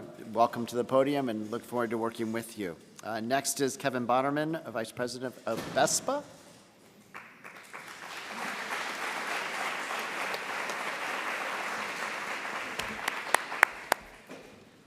Thank you. Excuse me, let me adjust this. Thank you. You know, in the old vaudeville term, following a Swanson-Ray tag team is truly a tough act to follow. And yes, I am old enough to remember vaudeville. You young people here are not. So if that went over your heads, it's okay. I'm here tonight just to update you on some of the activities that BESPA and its many members have been up to in these last few weeks as we wrap up the school year. The Executive Board of BESPA has worked closely with the top administrators in RJAC to work on some of the issues facing and of concern to the paraprofessionals in the early childhood program and helping to work out some concerns staffing paraprofessional positions with the district. We met this afternoon. I think we made some good progress, but we'll continue to work on those collaborative efforts over the summer and into the next school year. BESPA workers joined our education our partners in BEA at the day-long strategic plan workshop, April 26th. We also worked with our BEA brothers and sisters and served as a vital part in supporting the recent MAP testing at RMS and the math and ELA placement testing days at RMS. BEA members served on the district's many planning committees, including Insurance, RAC, and the Strategic Plan Committee. In addition to their regular daily duties, BESPA members also assisted with 3 track and field meets at the Rotolo Middle School and the Middle School Conference Track and Field meet May 10th at Batavia High School. Several, actually many, BESPA members will also assist with the 8th grade annual dinner dance, which takes place Thursday night. Many BESPA members concluded another year serving as athletic coaches and sponsors of extracurricular clubs at the high school and middle school. BESPA personnel played an important role in the successful operation of the after-school activity bus program that operated throughout the school and concluded its service May 10th at RMS. The program provided safe and reliable transportation home to hundreds of RMS students who participated in after-school athletics and a variety of clubs and educational programs. The BESPA board, working in close cooperation with Susan Thorson, our IEA regional representative, recently completed 4 listening sessions with our members in the various work categories: our building secretaries, our paraprofessionals, our maintenance personnel, and our campus monitors. Hillary Kennedy, campus monitor at RMS, was a finalist for the title of Employee of the Month at the middle school for the month of April. And finally, I'm happy to share with you the good news that it was recently announced by the school district that Tori Pryor, a longtime campus monitor, coach, and BESPA member at the high school, will be inducted into the Batavia High School Hall of Fame with a 2024 class as district staff inductee. I will have much more to say about Mr. Pryor in September following the official induction ceremony, but I wanted to take a minute tonight just to share his good news with you tonight. So thank you, and have a good evening.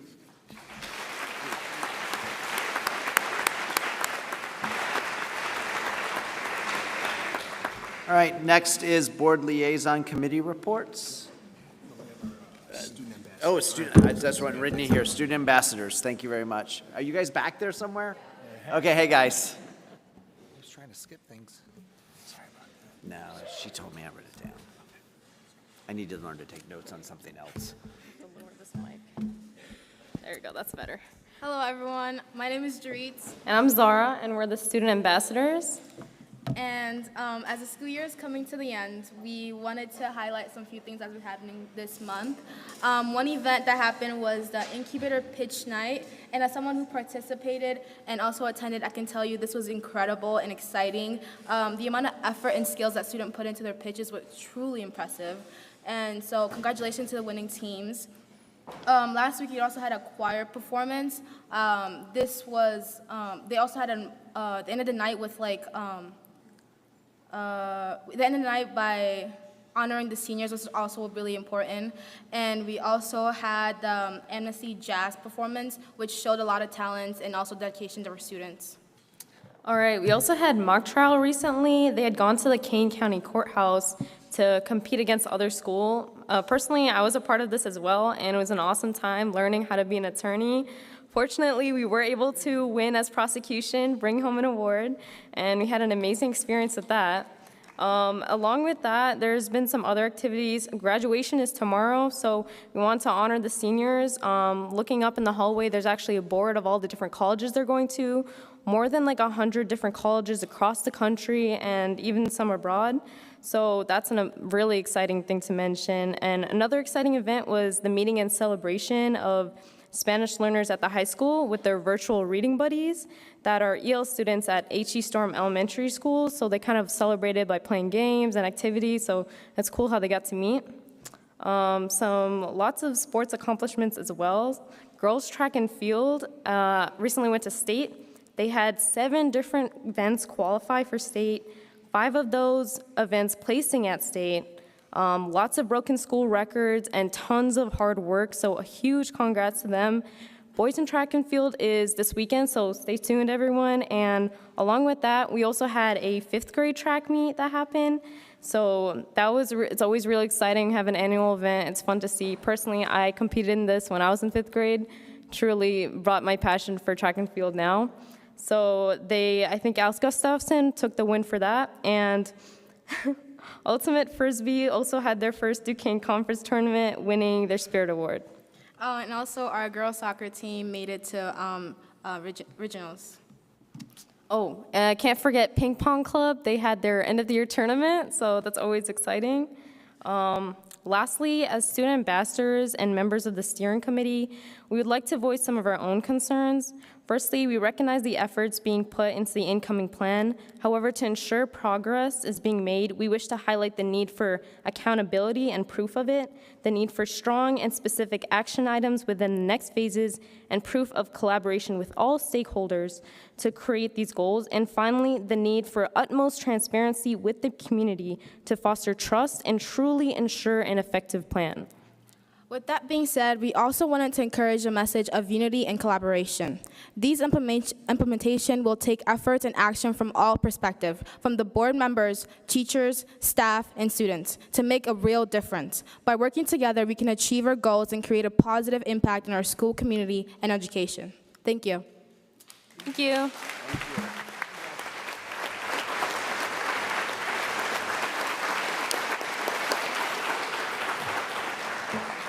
Thank you, guys. Nice job this year. I wasn't able to turn around, but you described it very well with your words, and I know there were some technical issues, so I apologize for that. But thank you for all your work this year. You guys did a fantastic job and really elevated the stage, so thank you.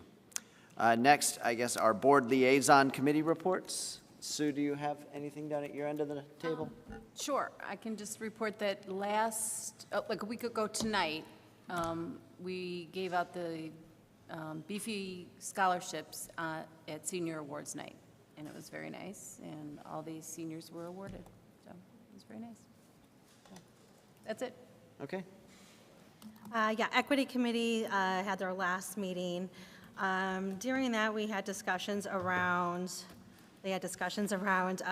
culturally responsive communication. So kind of speaking to the way different cultures may hold conversations, notes of aggressive versus assertiveness, people speaking with different volumes and different inflections, and just kind of how to think about that when it comes to students in our schools. There was also some feedback that we got from students from having different committees reach out and ask questions. So we were able to go over some of the concerns, come up with a few ways that we can try to have immediate action, and that was shared back with the students. So there was progress on that. I believe we will try to meet later in the summer. Tom, yeah? Yeah. So we'll be also working with the union on some of because it's a committee that was created through an MOU at the last collective bargaining session. So we already have a meeting on the calendar to talk about some structures and just what this looks like moving forward. So just one of those examples that we are trying to work together and making sure that we meet the needs of everybody, students and staff. The insurance committee did meet on May 9th. During that meeting, Assured Partners presented the financial tracker. Current projections show that we could be looking at a significant deficit, which will significantly impact renewal rates, which could be as high as 15 to 17% for next year without significant interventions. The committee was presented with some options to help control costs that would go into effect to next year's plan. Some of these changes include capping physical therapy and changes to GLP-1 drug coverage to align with other public sector employers, as well as dental, vision, and life insurance renewals were discussed as well. And I just want to say I've served on this committee for 2 years, and I appreciate the hard work that the committee did. These are some really challenging environments we're facing on health insurance, and I just appreciate all the hard work that they took to do what's right for the district. All right, so RAC met on 5/16. We went over the new food service, which Josh will be presenting later tonight. We also went over the transportation. That was already approved in our April meeting. And then we also went over that was the March meeting, and then we went over the cleaning service that was awarded in April. We also just reflected on our 2024 year and just kind of regrouped and said, what did we like, what did we not like, what should we focus on for the next year? And we did go over some of the insurance stuff too, but other than that, that was really it. Thanks, Raquel. Rob?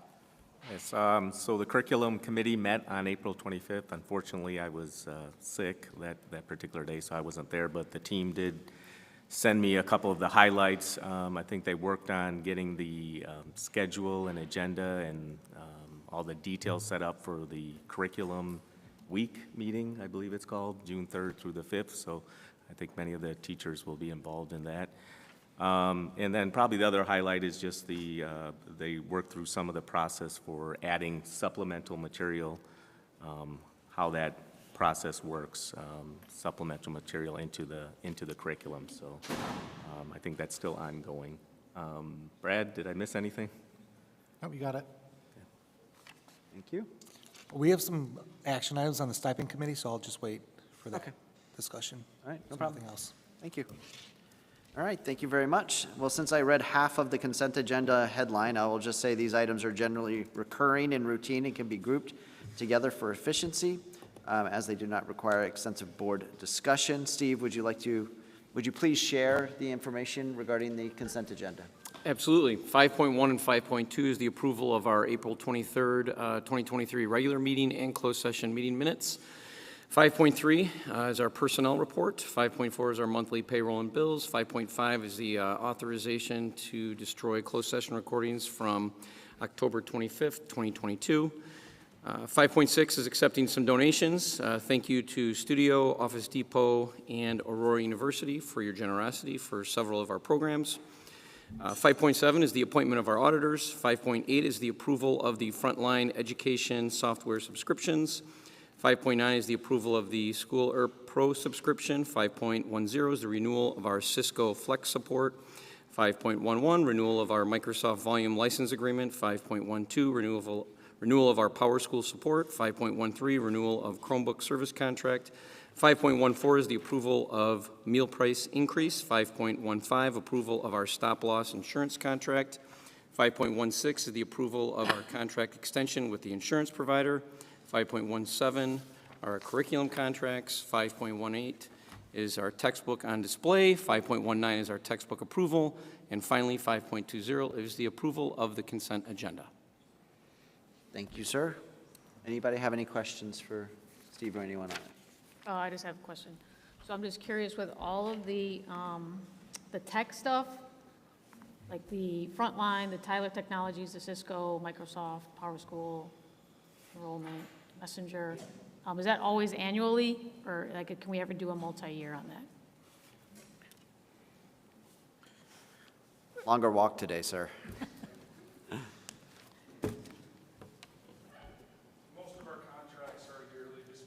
How the cards fall when you renew. We basically have multi-year agreements for a lot of these that are paid out annually as well. So like Power School is a good example. I lock in the rates and then we pay those annually. A lot of these work like that. Some of them we also keep short on purpose so we can change our minds later if it doesn't work out. We've had that happen with a few products that we've used in the past, but most of the time these large ones like this are always happening every year, and I always shop around to try to get the best rates and try to lock them in like that. Right, and then I just apologize if I missed it, but It's Savvy, is that an annual or is that multi-year? So IT Savvy is who we get our Chromebooks through, and that number is still fluctuating due to us going to the 4-year cycles on our Chromebooks. So that's still kind of plateauing to some point. We're adjusting this year. It actually went down quite a bit because we're on our cycles. We already have 2 years already started, so that's actually lowering that cost right now. It will go up a little bit once we get to the 4th year, but then we'll be kind of a plateau at that point. That's covering like your accidental damage, things like that with these Chromebooks, but that's basically when you buy them, you get 1 year up front, and then we start renewing as they come through that cycle. Does that make sense? Yep, totally does. Thank you. Sure. Thank you, sir. Thank you. Any other questions? I had a question. I was wondering if Dr. Newkirk could take a few minutes and talk about 5.18 and 5.19 and just for the community walk through how the textbook approval process works? Sure. So those are anchor materials. So the board policy describes how anchor materials are adopted, and that is the Board of Education's prerogative for anchor materials. There's 2 other types of resources within our classrooms: supplemental materials, which are used by some, and then responsive materials, which teachers use to teach about things that are happening in our community, in our environment. And those are there's different levels of responsibility. So the board's responsibility is for these anchor materials that will be exposed to all students in a particular program, particular grade level. So a textbook is the primary resource. In this case, we're talking about a primary resource for an IOP class. So we're putting that on display for a period of 1 month to gather public feedback about that. And those are kept at our central office. And then we've had a AP psychology textbook that's been on display. We've not received any comments on that from the public, but we do that so that the board knows if there's any feedback from the community about an anchor text that's going to be adopted. Thank you. Yep. Any other questions? Yeah, I'm assuming Tony would speak to 5.15. If not, whoever would be. I'm really curious about the decrease in price. Since that doesn't happen too often, I'm wondering what occurred. I'll let Josh Bullock refer to that one. Yeah. Sorry, Josh.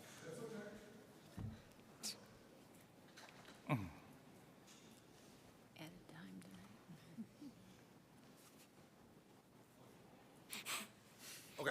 So every year, our insurance broker goes out to the market and does an RFP looking for the pricing. They use our members, like our data on our members. So as our population changes, as We have different fluxes in who we insure. That's a component of that. They also look at how much we utilize stop loss. If we're utilizing it frequently, the rates go higher. If we're not using it, they go lower. So that was a good day when I saw that number. So there's no reduction in any services that are? No, not at all. Thanks. Thanks, Josh. Yep. Thanks, RJ. Good question. Anyone else? Okay, hearing none, I will entertain a motion to approve the consent agenda for all items. So moved. So moved by Raquel, second by Sue, I think. Cindy, will you please lead us in a roll call vote? Yes. Yes. Yes. Yes. Yes. Yes. Yes. Thank you very much. Tom, is there anything to share this evening under reports? The FOIA reports are presented as noted in the board book. And then as treasurer report goes, Tony? Anything unusual? Nothing unusual to note. Okay, thank you. All right, we move on to action item 7.1, approval of recommendations from Stipend Committee. Steve, I believe this is yours as well. Yes, but I also have a special guest here tonight, Shelby Gages, one of the co-chair, along with myself, of Stipend Committee. We're going to step up to the podium here and get going.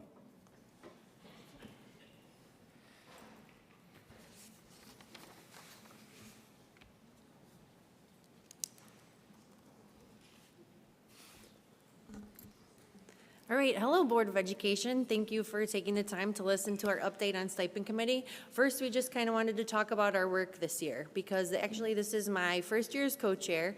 I should maybe start with my name, Shelby Gages. I'm from the high school. I teach PE. I'm also the activity director here, so I'm serving as co-chair on the Stipend Committee, and this is my second year, my first year as co-chair. Our work this year has been really powerful because we looked at a timeline that gave us a really good scope of the year, and it led our work. So we decided, okay, this is what we're going to do in August, September, October, November, and then we communicated it to our community, and then we use that going forward, and it sets our meeting agendas and really gives us a goal towards our work. So it's been really awesome to actually put it in place from creating it last year and now to this year. First of all, I want to say Shelby's been fantastic, and shout out to the BEA contract bargaining that we had with the Board of Ed last year, where we added co-chairs, because I think I saw Jake Wyeth, who's also a co-chair with me on joint committee. Having a co-chair has been awesome, and I'm very appreciative. With that,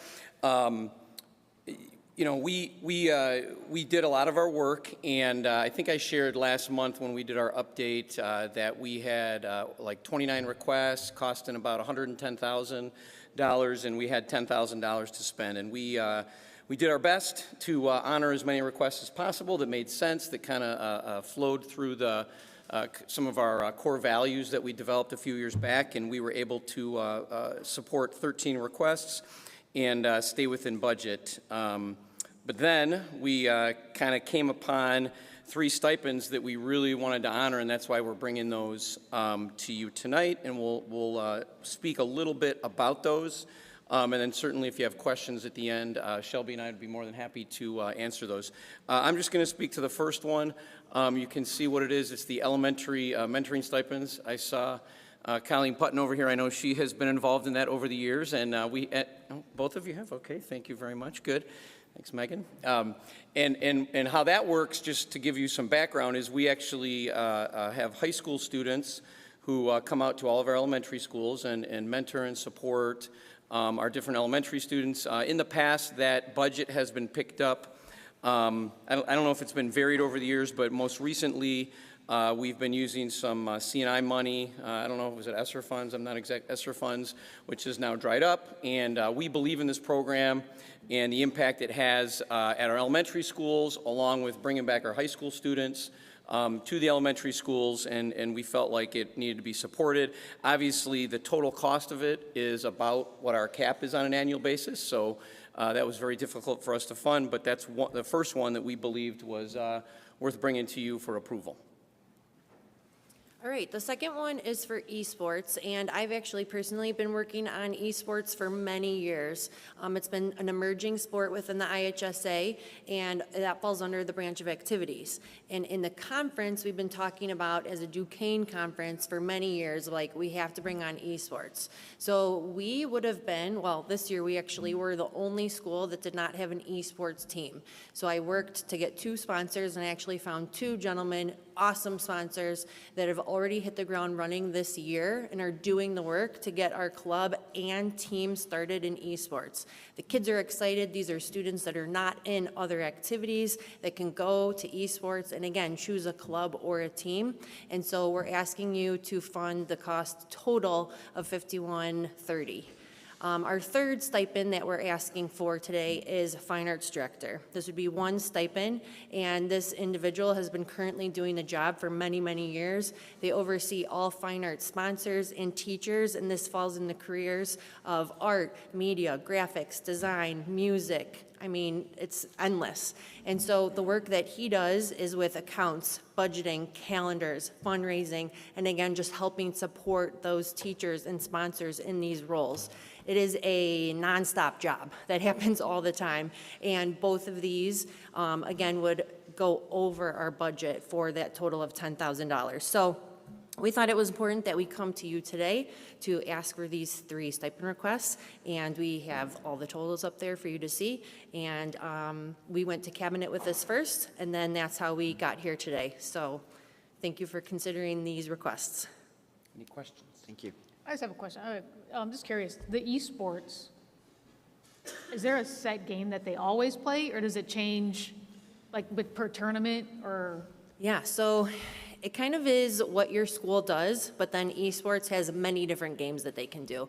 Many of the video games, if you're just not very aware of the esports world, have a mature rating. We are staying away from those at this time, and so we are figuring out seasons within esports and certain games that like fall in that season. Then it could be like a 5-week season, 6-week season, 8-week season, and that's a game that you play for that season. I recently learned, we traveled to Wheaton North to see their facility and learn about how to get this started, because their program there is a 2-year thing and it's phenomenal. They told us that the different games are akin to different sports. So where like soccer may not speak to you and basketball does, Super Mario might speak to you or Donkey Kong might speak to you. So that helped me kind of vision that. But it kind of goes in different seasons based on the IHSEA esports timeline. And then how many students are interested in this right now? Oh gosh, so far this year we've had 40. I mean, you walk in this room and it's packed full of students and it's really exciting, so. And across all 4 grade levels? Or? Yes, across all 4 grade levels. When you actually compete, then it just depends on what the game is and if you compete in teams of 5 or multiple teams of 5. Okay. Thank you. I just want to say one more thing about esports. Shout out to Dave for helping support some of that work. I know behind the scenes, he's been looking into that and supporting. And the other reality with this is, as Shelby shared, this is an emerging sport. And as you increase, there's other costs that come along with it. I know that these guys have been researching, so there may be a day in the future, if this continues to grow, that we may be coming back to you with more requests. So just a fair warning. I have a comment on the elementary mentoring program. My daughter Lillian, who's a 5th grader, has been benefited from that program. And I also have a dear friend whose daughter participated. He's actually, my daughter's named Lillian, his daughter's named Lillian, and she was the mentor for my daughter. And so I've seen it on both ends.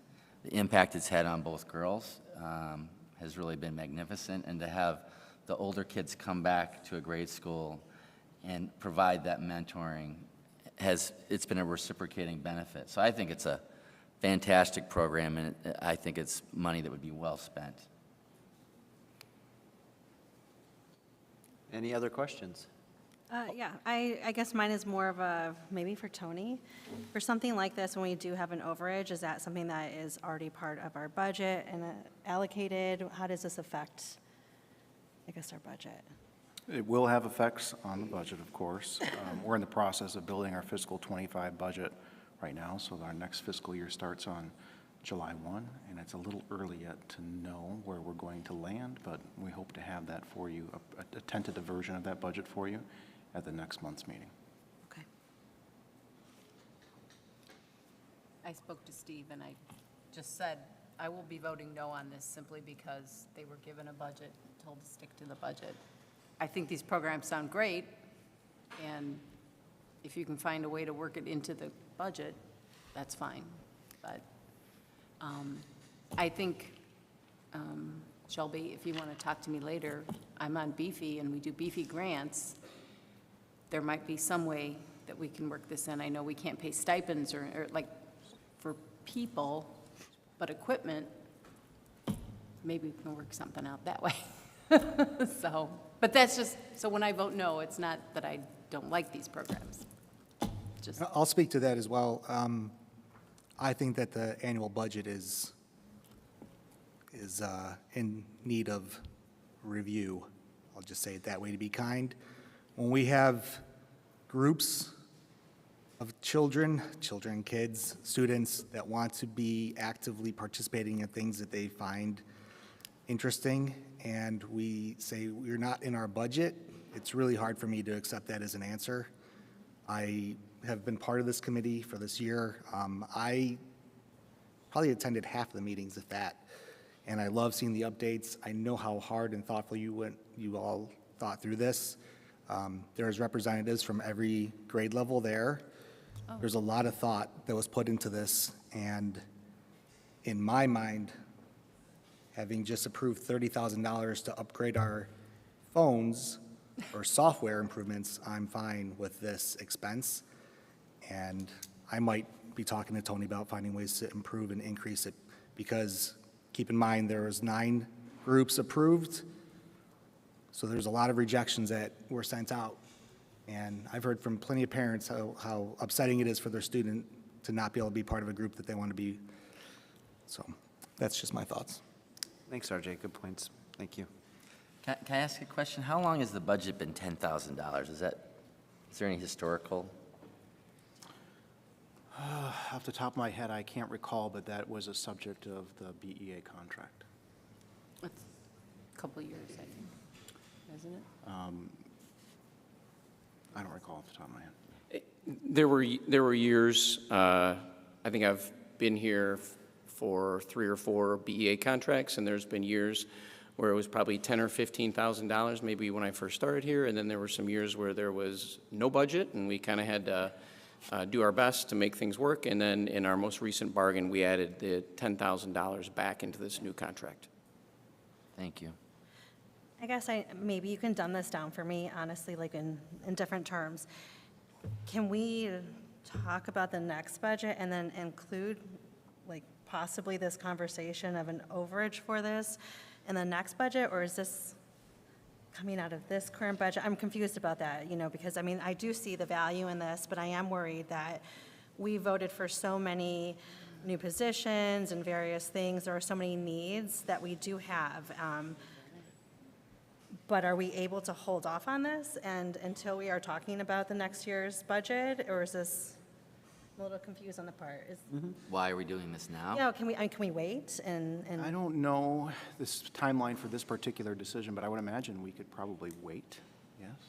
That would be a question for This would Steve be and for Shelby. next school year. This would be for next school year. Yeah. Yes.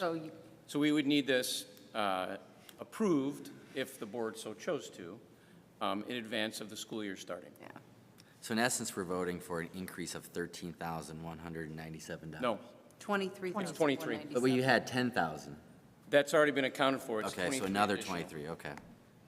It's I above don't, the 10. to be clear to the board, $23,000 in the grand scheme of things is not nothing. going to I mean, it is. break the bank. It's not.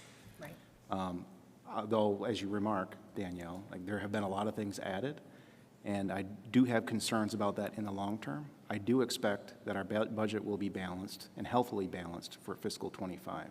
However, in fiscal '26 and '27, that's where I start to get, my palms start to sweat a little bit.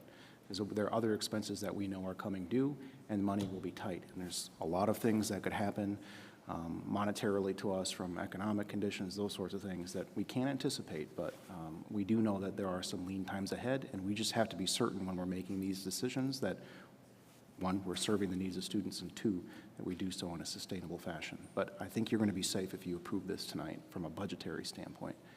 But in the totality of all the expenses that we face, we have to be careful about what we make decisions upon. And we have a lot of competing priorities, as any school district does. Thank you. I'm just curious, really quick, so the esports coaching, I mean, so it's technically, is that considered a sport? So then if my child signs up for it, then I'm going to pay the sport fee, correct? So esports falls under activities because it's an IHSA activity. So as the activity director, I would oversee it. So it's different than paying like a fall or winter or spring sports fee. You would still pay a fee if you were on the esports team, but it would be significantly less. It would be a jersey so that we could compete against the Duquesne Conference teams, and it would be, like right now, they've already engaged in a fundraiser to raise funds for next year so that they can keep those costs down, because they want like very little cost to happen out of the pockets of the students. Okay, any other questions? Okay, I will entertain a motion to approve the recommendation from the Stipend Committee in the amount of $23,197. So moved by Raquel. Second. Second by RJ. Cindy, please lead us in a roll call vote. Yes. Yes. Yes. Yes. Yes. No. Yes. Thank you very much. Motion passes. For items 7.2 through 7.4, Josh is making his way up to the podium to be presenting to the board. Josh. All right. Well, we're in a cafeteria, so we should talk about food. With no food. With no food. We're going to talk about food. Yeah, but no food. But no Ask for food for samples. eating.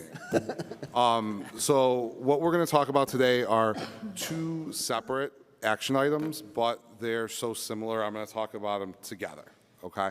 So we are going to look at our K-8 lunch and breakfast program and our high school lunch and breakfast program. So here are just some facts about the program. Again, it's just to get context about what's going on in our breakfast program, lunch program at the K-8 building. We've got meal prices up here. We've got annual or average daily consumption. Some key things that I'm concerned about or want to investigate more are breakfast in particular. That number is low. 1.77% of the RMS population participates in breakfast every day. I feel like that's lower than it should be, and we need to look at that in a more systematic way. So I'm just putting that up there for you guys to look at and me to learn more about. If we go to the next slide, the high school is not on the National School Lunch Program. So it focuses specifically on revenue. So every item that's sold offsets and we try to balance it out. We don't get national reimbursement for free and reduced lunch. So we were up 4.29% from last year on our revenue, which was good, but it's food. And I think the most important part about food is it has to be wanted and appreciated by the people that eat it. So we had this great opportunity this year, if you go to the next slide, to go through a process of change. So every 5 years, we have to go out for bid for a new food service provider. But the state of Illinois changed that process to allow us to do what's called an RFP, or request for proposal. What's so great about this is it's not just about the lowest cost, we can put other factors in. Number one thing is taste, right? We want to taste what we want to eat and we want to like it. So in a little bit, you're going to hear from some students who got to participate in some tastings. So let me just run you through the process really quick, because I know it's been a long night. This started back in last year. Did some surveys with RAC and some brainstorming, reached out to parents, did focus groups at 2 elementary schools, middle school and the high school, to formulate the process and the evaluation for the RFP, put the RFP out at the end of this 2023 year. Go ahead. Thank you. And then the process started. And it was a long process, but it was a good process. We had 8 food service companies come on site to see our facilities. They were all amazed by this sign that's in the cafeteria serving area that you can't see that says lunch ahead, and they all wanted to know more about it. So that was very exciting. And of those 8, 5 put in a proposal to win our business. So if you go to the next one, and this is where it gets fun. So we've got Reese here. Reese, you are a trooper. You stayed all night. Thank you. Come on up.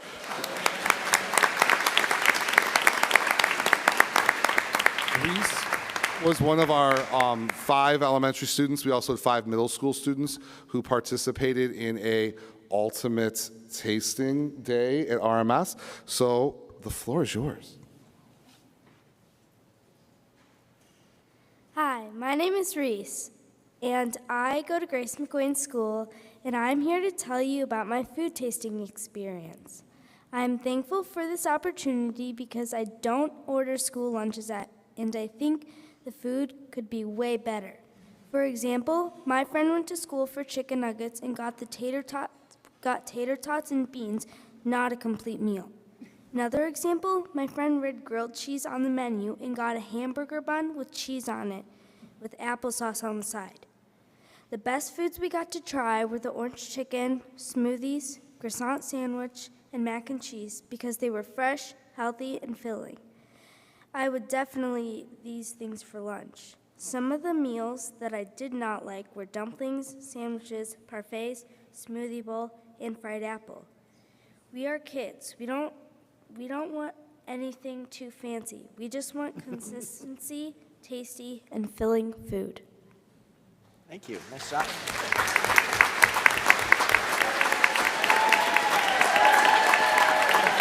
And thank you to Reese's mom for allowing her to stay up past her bedtime and join us with this long night. It was a fun night at RMS. We sampled a lot of food. Middle school kids were running up and down the hallway trying to make room for the last tasting. It was a lot of fun. We did a different approach with the high school. We went on a road show, and I've got 3 of our lunch ahead ladies here. Come on up, and you guys can tell us about what the road show was like. Well, Reese came a lot more prepared than any of us, but so we went to, on a Monday, we went to, where was that? We went to Rochelle High School, and that's where we tried Arbor, their food system. It was really fun. That's going to be like the bottom picture on the left there. They had so many samples for us to try, and we really enjoyed just about all of them. And then on the Wednesday, we went to Oswego and Mattia, and then we also had, oh, that was Friday, you can talk about Friday. But we went to Oswego and Mattia on the Wednesday, and those were both really good. What I liked about that was that we got to go to their cafeteria and pick out what we wanted, so like we could know what they were actually serving and what like it actually tasted like, what their lunch was actually like, not getting food brought to us like that they may not have like out for students. And both of those were really good. I really liked Mattia's. I liked their program. It's, how much is that for a meal? It was like $3 and something for a whole meal, and it had like all the nutritious foods and drinks you needed. So I really liked that, and I thought that was great for students who might not be able to afford such expensive meals, and it was really healthy for all the students. So I really liked Mattia's. And then on Friday, we did Quest, which is the program that we had, and they came to us, so we were in like the back room. It was very good food. There was like Caesar salad, there was, I don't know, steak tacos, pizza, acai bowls, all these things. So it was like a full course meal, which was really good. And that was Quest, so what we were using before. Thank you.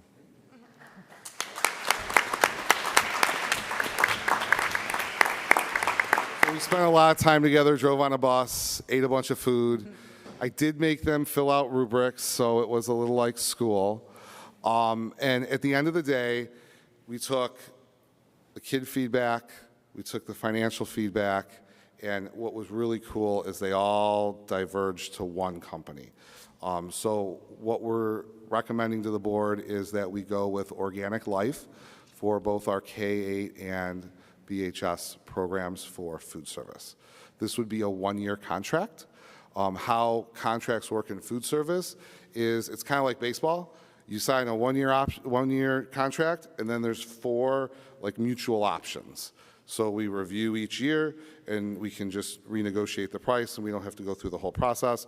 But at every year, there's always that ability to move on, just so you guys have context. Questions? So I just make sure, Organic Life, they will offer different foods for people with dietary restrictions, as far as like kosher, halal, Correct. gluten-free. Yes, all that. that's a really good question. So they will not offer like a gluten-free option, tons of it every day. If you need gluten-free, they have a process so that they know that they're making the food that you need. It doesn't help their business model to have all those different options available all the time. But if a student or students need that, that's something that they can provide. What's really nice about their system is their menu has an option where you can click on and see like what is offered daily that is gluten-free or dairy-free and all the different options. So at least that gives a baseline for what is available each day, and then they will work with students on their needs. Will it work with the Lunch Ahead app? Well, that's going to be the best part about this, is we're going to figure it out. Every single company was ecstatic to work with our students. And actually, the companies, you guys were being so kind when you were up here, they were grilling them. They were asking them tons of questions about how their business works and how they could integrate their Lunch Ahead into that process. So it was a lot of fun. Other questions? No, the only thing I was going to say is we reviewed this as a part of RAC, with Raquel and I, and the process was very diligent. I really loved the fact that you guys were able to kind of involve the students in that, and then some of them being as discerning as you were, that recognized like going to the place instead of having them bring you food gives you a little better idea of what they're like. I also think, you know, as a person who's got family members that have allergies, it's one of the things that I've been kind of keyed into on, and I appreciate the cognizance of it, because like, you know, when you have like a gluten allergy, you don't always want to be like highlighted that you got to go get something special, but it also takes different care to prepare those meals because of those sensitivities and those needs. So I'm hoping, like, this is one of the things I thought about the Lunch Ahead element, was your ability to kind of get a lunch that doesn't highlight that you have a special need of some sort, and you can be kind of a part of the group and inclusive in that. So I appreciate the process. Thank you. Sure thing. So real quick, did we go up in cost on this? Yeah, so actually it's not as bad as I thought it was going to be, because as you guys know, inflation is just everywhere. So I've got last year's contract. So a lunch like reimbursement rate was $3.25. So that's what we would pay Quest. This year, if we go with Organic Life, it's $3.30 a lunch. So there's an increase. The breakfast did go up a little bit more than that. It was $175. Their proposal was $195. A lot of that has to do with, as you saw, we don't have a lot of participation, and you do have to have someone on site to provide breakfast. So if you're not churning out the volume, you gotta charge more. So, and this was the lowest priced proposal as well as the best tasting proposal, which I was not expecting. I was expecting to come up here and say, well, we're going with company that the kids wanted, but it costs a little bit more, but we're going to do what the kids wanted. I got the privilege of saying we're doing what the kids wanted, and we're getting the lowest cost, which I was not anticipating. So you said you're looking into the elementary, the breakfast on the elementary school side? Yeah, I want to learn more about that. I have hypotheses, but nothing that's like a concrete answer. Well, maybe since the food tastes so much better, hopefully they'll Maybe. make it and they will come, kind of thing, right? Yep. Not so much on the selection here, but just curious on subsidized meals. How do we do that? Is there? So there's two different ways because there's two different programs. So at the elementary and middle school level, we're on the National School Lunch Program. So the federal government reimburses us, subsidizes those meals for us. At the high school, we are not on that program, so it's total revenue. So if a student has the need for a free meal, we give them a free meal. But we have to cover that cost through the program at the high school.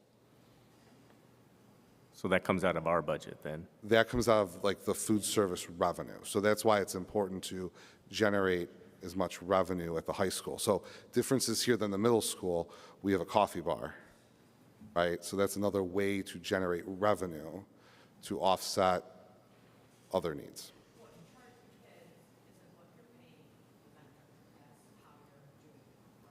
Yes, that's correct. You have rough percentages on subsidized lunch, how much we do? Well, 18% of our population is free and reduced lunch. So 18% of our population has the opportunity to get lunch for free every day. Any other questions from the board? Okay, hearing none, I will entertain a motion to approve a one-year renewable food service management contract with Organic Life with an estimated annual cost of $706,019.10 for the K-8 National School Lunch Program. So moved. So moved by Aaron's, seconded by RJ. Cindy, please lead us in a roll call vote. Yes. Yes. Yes. Yes. Yes. Yes. Yes. Thank you very much. Item 7.3. Anything else to add? No. That's the high school one. Yes. Okay, thank you. Any questions from the board on that one? Okay. I will entertain a motion to authorize a one-year renewable food service management contract with Organic Life with an estimated annual cost of $767,069 for the Batavia High School Lunch Program. So moved. So moved by Rob. Second. Second by Danielle. Cindy, please lead us in a roll call vote. Yes. Yes. Yes. Yes. Yes. Yes. Yes. Motion passes. Thank you. Josh, on to the approval of a postage machine lease. Yes. Well, no slideshow on this one. This one is because of the United Postal Service. They're changing their standard, but really using this as an opportunity to evaluate how we do postage. We have currently 3 postage machines in the district, RMS, BHS, and RJAC. We looked at the metrics, we met with the administrative assistants at each building, and we came to the conclusion, both anecdotally and with the metrics, that RMS did not need a machine. They used to have it because of sending home map tests and report cards, and they don't do that anymore. They actually only did 404 mailers in the entire 12-month span that we looked at. So it's not worth having a machine there. So we are reducing one machine in the district. We're renewing this for 60 months. It is an increase, substantial increase, but it locks in the rate for 60 months. So it's one of those things where it's nice to lock it in and keep the service going. Sorry, it's not as exciting as food service. Any questions? Did you visit any post offices? No, and I'm trying to make sure that our staff doesn't have to. The kids visit post offices. All right, thank you. All right, I will entertain a motion to approve 2 60-month leases through Pitney Bowes for postage machines at BHS and RJAC. So moved by Raquel, second by RJ? Second, sure. RJ, all right. Cindy, please lead us in a roll call vote. Yes. Yes. Yes. Yes. Yes. Yes. Yes. Thank you, sir. Dave, you're up. Approval of Chromebook web filter contract. Got to follow leases. What's that? You got to follow postage leases. I don't have slideshows. I don't have kids looking at it, sorry. Yeah. All right, so I'm here for our Chromebook web filtering. Previously, we had a filtering product we used in our classrooms on a 4-year cycle.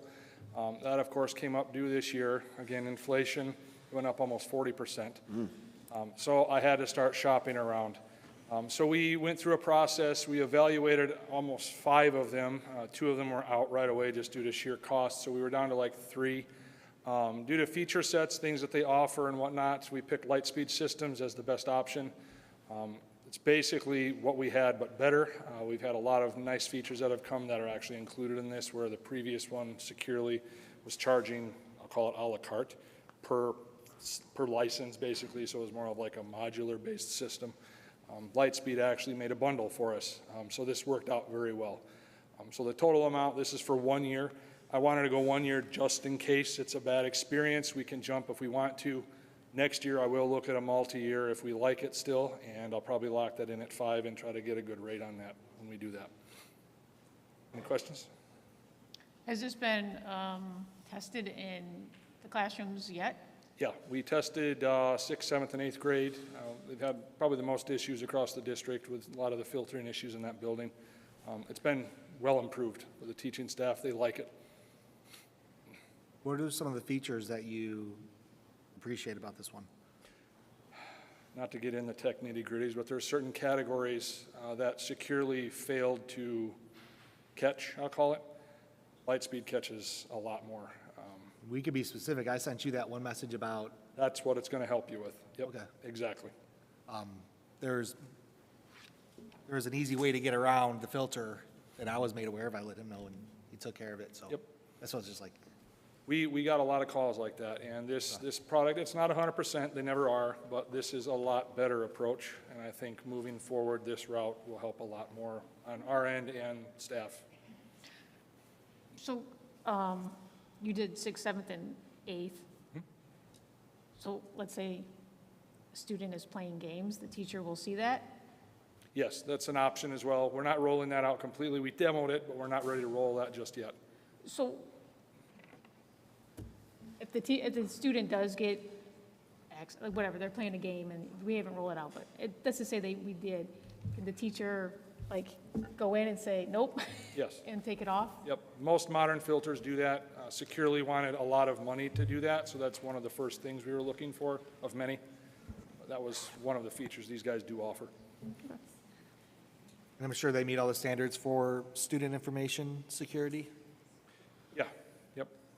The biggest thing is the categorizing stuff. That it's so much better than what we've had. I mean, securely, we had them almost 11 years, so that's, they haven't changed that much in 11 years, unfortunately. But the price is the main driver of this. Any other questions? So you said it was a 40% increase.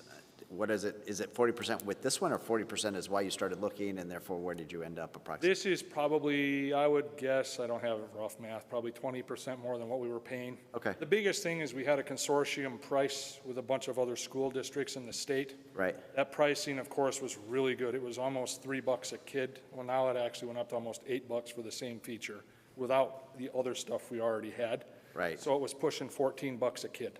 Okay. I had to look. I appreciate it. Yeah. I'm sure. So doing like multi-year versus this 1 year, that's going to help. It next will. time So around. like next year, my hope is that number goes down a little bit, and then we can lock in a rate. But it's hard to tell because everything goes up. They call it uplift. So like every year there's a percentage regardless. But I'm hopeful that it isn't drastic next year, and then we can lock her in for however long the term makes sense, and we go from there. Okay. Any other questions? All right, I will entertain a motion to authorize the purchase of Lightspeed Safety, Security, and Impact Bundle at a total cost of $72,433.18. So moved. So moved by Raquel, second by? Second. Who's that down there? Aaron. Okay, thank you, Aaron. Thanks, guys. All right. Cindy, please lead us in a roll call vote. Yes. Yes. Yes. Yes. Yes. Yes. Yes. Thank you. Software purchase. That's me. So we're seeking the board's approval to purchase 2 pieces of software from Panorama Education. The first piece of software is their student success platform. This would be a new piece of software for us that really assist our building level intervention teams. So we have teams that meet on a regular basis to review student data, student progress in their interventions. They're oftentimes looking at 5 different sites to get data in their team meetings. It's a very ineffective process for them. So this is a piece of software that would link up with those pieces of software that we use for different interventions and be able to see it in one dashboard. So this will help us to see the effectiveness of these interventions, who needs interventions, who can transition out of those interventions. So that's the first piece. Panorama also does student surveys. We currently use a product called DESA, which looks at the SEL skills and assets of our students. We're seeking the board's approval to transition to Panorama. The reason for that is a couple of pieces. One is we believe that the Panorama student surveys more closely align with the district's vision of social and emotional learning and the CASEL competencies that undergird our system. The other piece is that this is student-reported data, and you'll see when Tom goes into the strategic plan, is that student voice is a huge part of the strategic plan. Currently, right now, teachers do reporting on DESA in the elementary through middle school, and then we see students start to answer the DESA survey in high school. This would be all student voice, really increasing student voice of students to tell us what's going on with them, both socially and emotionally. So we have informed CAC of some of this work. We have taken this to different teams, including our counselors, social workers, school psychologists, and those members of BLIT teams. So the people most affected by these software have been consulted on this. In the notes I put, we did some surveys of them. Most staff were in support of making this change. Any questions? I just have a question, which you answered quite a bit of them, but, so the student successes, it says, data sources, track, evaluate, intervention effectiveness of the student building district, manage academic, social, emotional behavior data in a singular platform. I understand how we measure academic, but how do we measure the social, emotional behavior data? That would be through this survey that we're surveying the students with. I'm trying to think of the right way to say it. Like, I understand what that, but like, so if I get an A, like, I understand that, right? Like my grades, but is there, I guess, the curriculum is academic, correct? Like, and you can manage that. But the social, emotional, how do we, is there like a curriculum for that they put the data in, is what I'm trying, do you understand what I'm saying? Like, Yeah, our levels each have a social and emotional curriculum, a tier 1 curriculum that they go through. We're constantly working on that to make it better, but they have a core curriculum for social and emotional learning. Yes. so is that where that will pull that from for this, the data? Do you, The data would help to see if that is working, if that core curriculum is working, but it's not directly tied to it. It's Okay. not the curriculum itself. okay.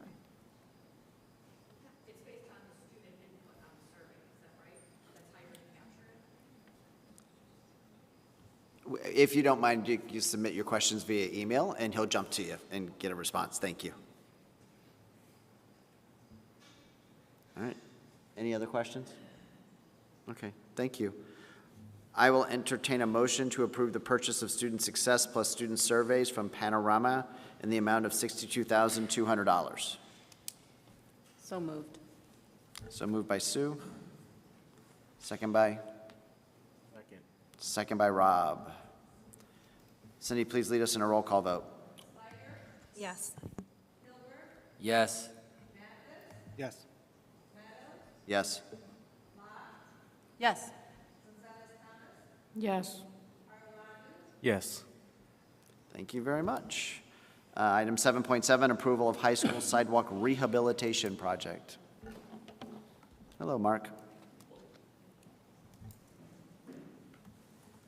Yeah, I'm talking about concrete, so not nearly as exciting as Josh is.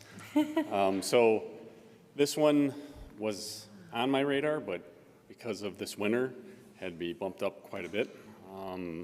People think the winter was very mild. It was, but in the world of concrete, that's not good. A lot of freeze and thaw. So I had civil engineers come out and do a survey of the entire high school, all the grounds. And this particular area that we're looking at is what I call Phase 1, and it focuses basically from the Fine Arts entrance all the way to the Wilson Street side entrance. And how they did this is they surveyed the entire site, and then you get basically 3 readings. You get a red, the worst, yellow, and in the middle, and then a green. And this area was, I would say, probably 70% in the red. It wasn't like that a few years ago, so it drastically got worse. And there's some timing that we have to get in with this one because the fine arts schedule doesn't completely, go with the school schedule. They're very busy in June, so we had to fit this in really like the first 2 weeks of July. There's another big event that happens here, and it's the 4th of July, so we have to worry about that one. So literally, there's a very specific window that this had to be done in. And really, to get 6 bids, how late we went out from concrete is very good. So I was happy with that, and they came in much less than what our construction manager had projected for budget-wise. This being Phase 1, obviously, there's other phases, so Phase 2 and Phase 3 will be coming at a later date. There also is a Phase 4, since they were out looking at this, looking at improving some walkability around the high school. We did add some seating outside for lunches, looking to kind of add to that as well, and some other, opportunities for students to sit and, as they wait for rides, more seating areas as well. Thank you. Questions? No photos, huh? Yeah, no photos. Have we used the company that they're recommending before? The district has not, but Lamp, who's our construction manager, has. If we delayed on this, what would the impact be? Well, if we delayed on this, the impact would be you have trip and falls. So if, somebody trips on there and gets hurt, it's on our grounds. So that would more than likely, depending on the injury, would be much more than the actual cost of the work. And there's a rating that they do as far as, curb height, is there a certain, concrete has lifted so much. So that's what the red was. So we were at a point of needing to have this done. So Mark, are we talking just, if I'm thinking the fine arts entrance? Correct. Yeah, so actually. Around to here? Not that How far. do we do that? No, so where the garage door is by the Fine Arts Center, that sidewalk piece, follow that towards the bus lane that way. on the Wilson Street side to the main entrance of. On that side? On that side, So sorry. we're I should just going that way? categorize that as the student entrance. Okay, so, because I think of that as the main entrance. I would really. But we're on that Wilson side, okay. That would have been a really good bid. Well, that's why I'm just trying to wrap my mind around it. Okay, so we're just kind of doing that side. Right. Okay. Are there no other areas, any schools that are in the red? Those are, but much smaller, and so we'll kind of handle that, not to this volume, so we'll handle that, as they come up. Part of our regular maintenance? Yep, part of the regular maintenance. Obviously, the scope of the high school is much larger than the other schools. I wish there was pictures. Maybe this is an odd question, but this is Batavia Fine Arts Center, but it doesn't matter that it's Batavia Fine Arts Center, it just matters that it's our property. There's no shared responsibility from anyone else that utilizes it.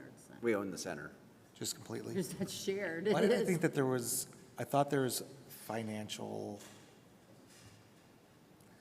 I guess I'll have to talk about this. I thought that there was a financial partnership. Oh, Dominic's going to do it. There isn't a financial partnership. Okay. There's a cost to utilize the facility. For some reason, I thought there was something with the city. No. Okay. There is not. No, it's our auditorium, and it was added on to the high school in 2000, I don't know what the year was when it was finished, maybe 11, or 10 or 11. But it started with the additions in 2009. And it's operated as a high school auditorium, but it also operates as a true and genuine fine arts center that, we have a program where the community is invited to see all sorts of great performances in the Fine Arts Center, and that does generate revenue for us. It helps us maintain the facility and pay for the staff. We also operate it as an auditorium to support our elementary and middle schools, their music programs and their performances. And it's also expanding into digital media and all sorts of opportunities for students to participate in those program offerings. And so it's really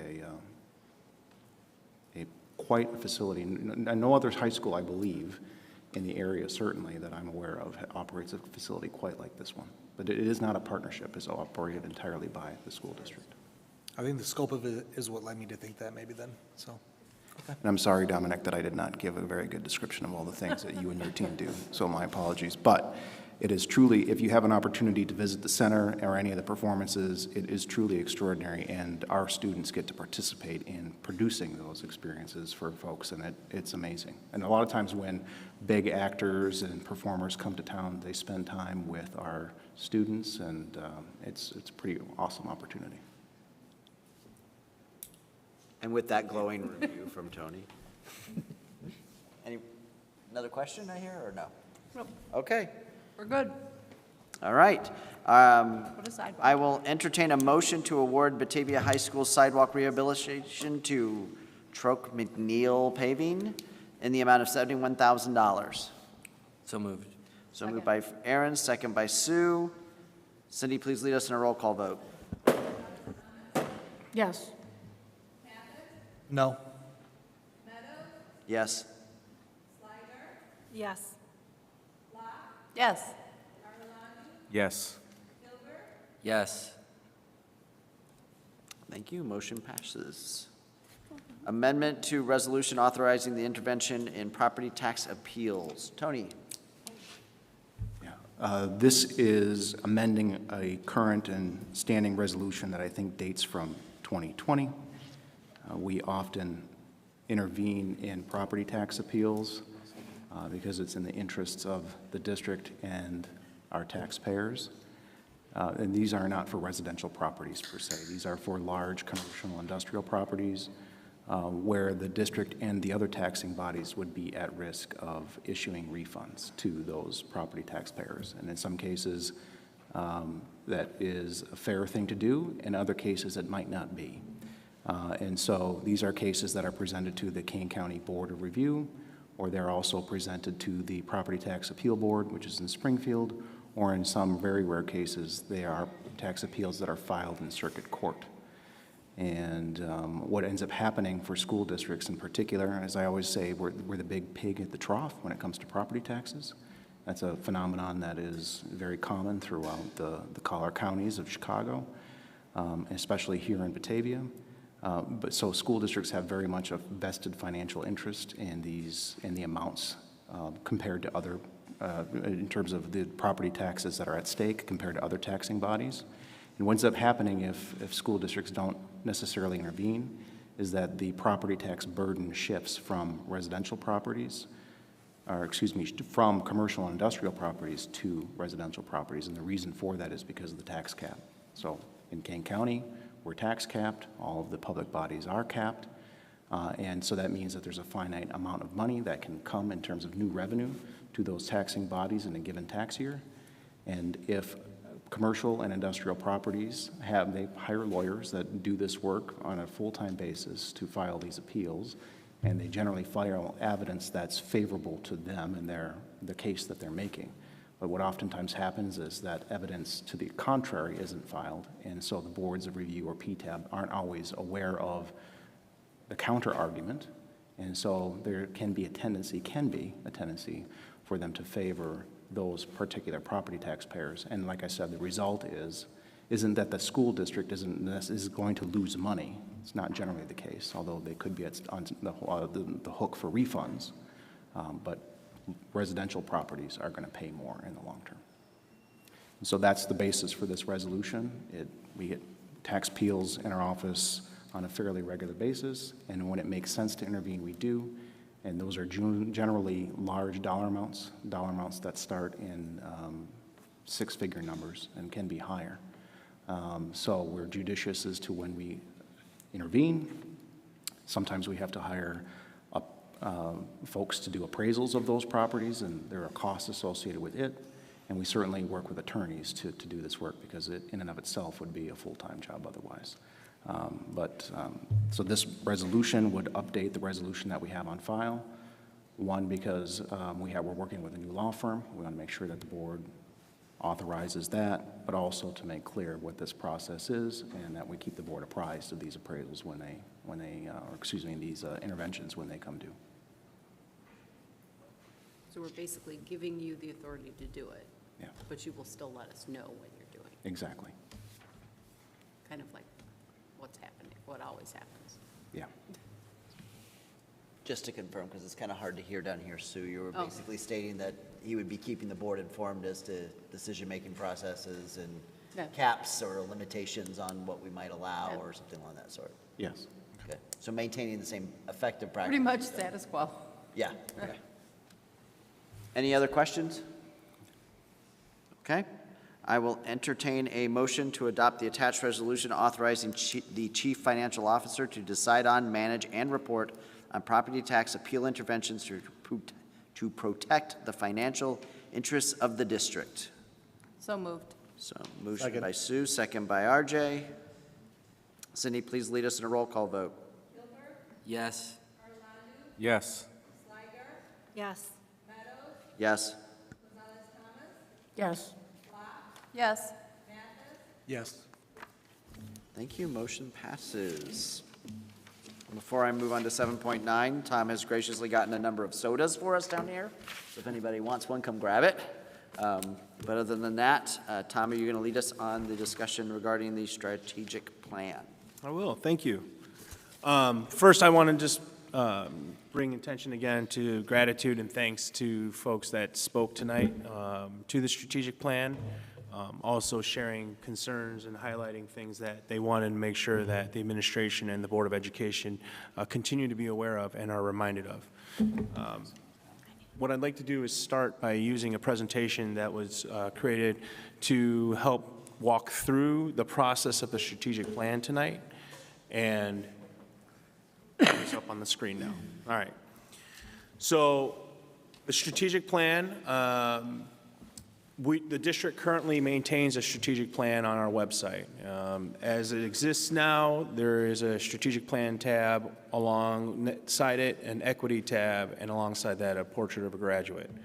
The work has been done in a variety of series of times where the district has engaged in that process.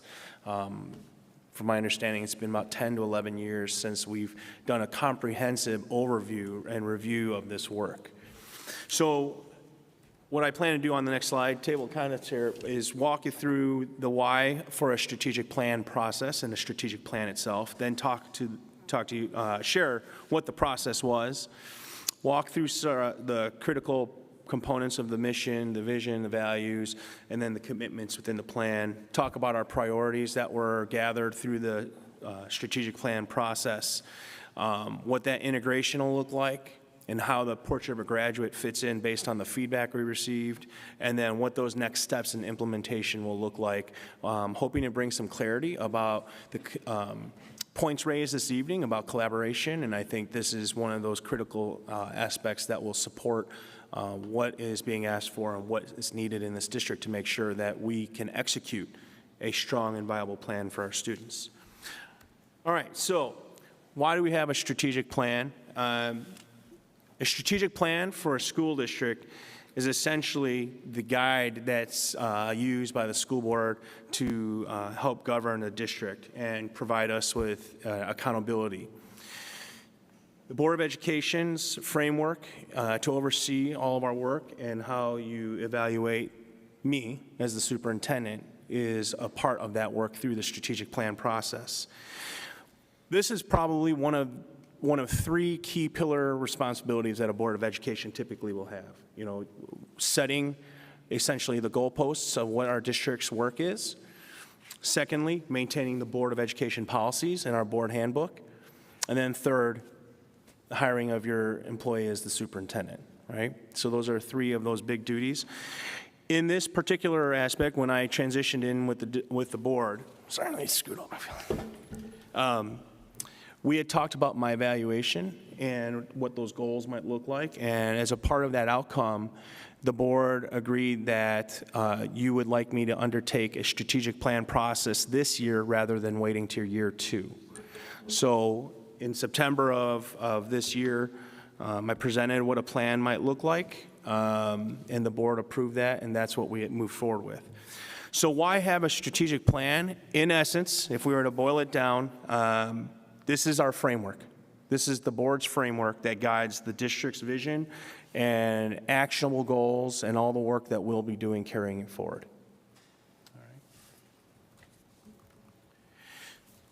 To speak to the process, one of the things we started with, when we looked at the model, I had shared with the board that collaboration and voice was a large part of informal feedback I'd been receiving as I was meeting with various leaders inside our district, meeting with folks outside of our district within the communities, and our strategic partnership groups such as BFE, the Chamber of Commerce, et cetera.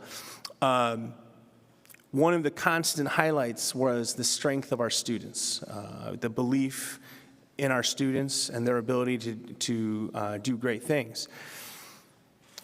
Because voice and collaboration was also a critical factor in the feedback I'd been receiving, a lot of times, models that districts embark on when they create a strategic plan for, as a board and as a district is that they'll gather representatives from various stakeholders to represent certain themes or areas of interest and have them represent the voice of the rest of the people.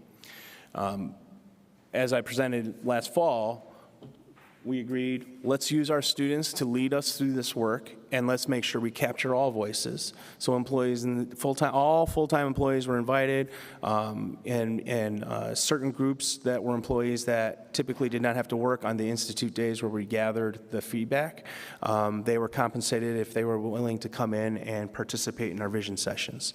The vision sessions being the in-person feedback sessions for anyone who participated in our process. So our Bulldog ambassadors were selected.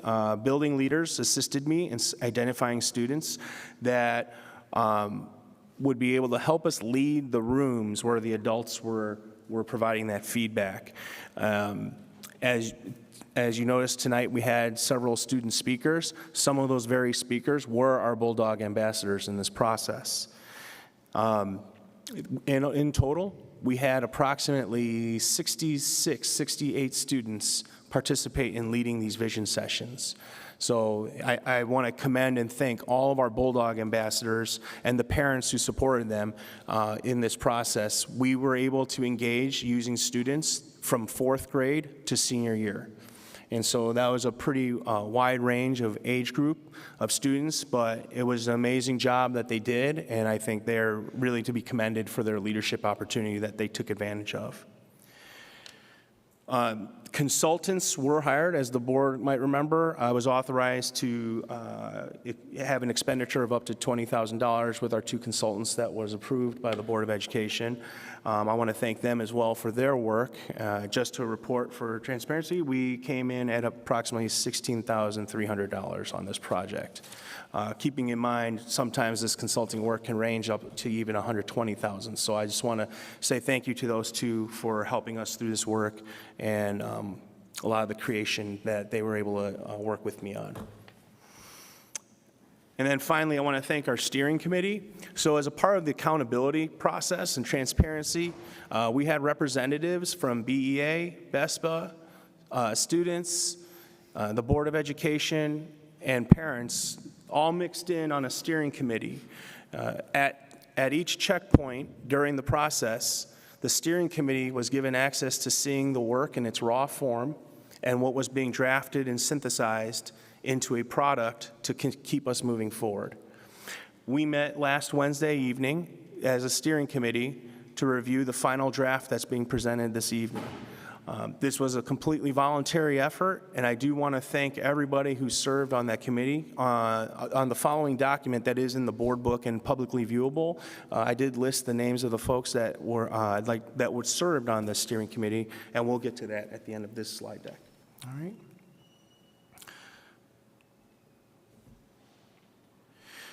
So the phases through this process, as I had mentioned earlier, in-person meetings were called vision sessions. Surveys were used through our process as well. And as we gathered all of that feedback, we built out themes. So phase one started with the board approving the process, and then we spent the next couple of months preparing for this work. Then in December, we began with our very first survey that went out and also began training our Bulldog ambassadors, the students. So we conducted a training with all Bulldog ambassadors at Rotolo Middle School in December to prepare them for the work they would be doing on January 8th. Then in phase two, we began our vision sessions. That took place between the months of January to April, and that's where we engaged with our stakeholders, both inside and outside the district. This did include more survey work as part of that process.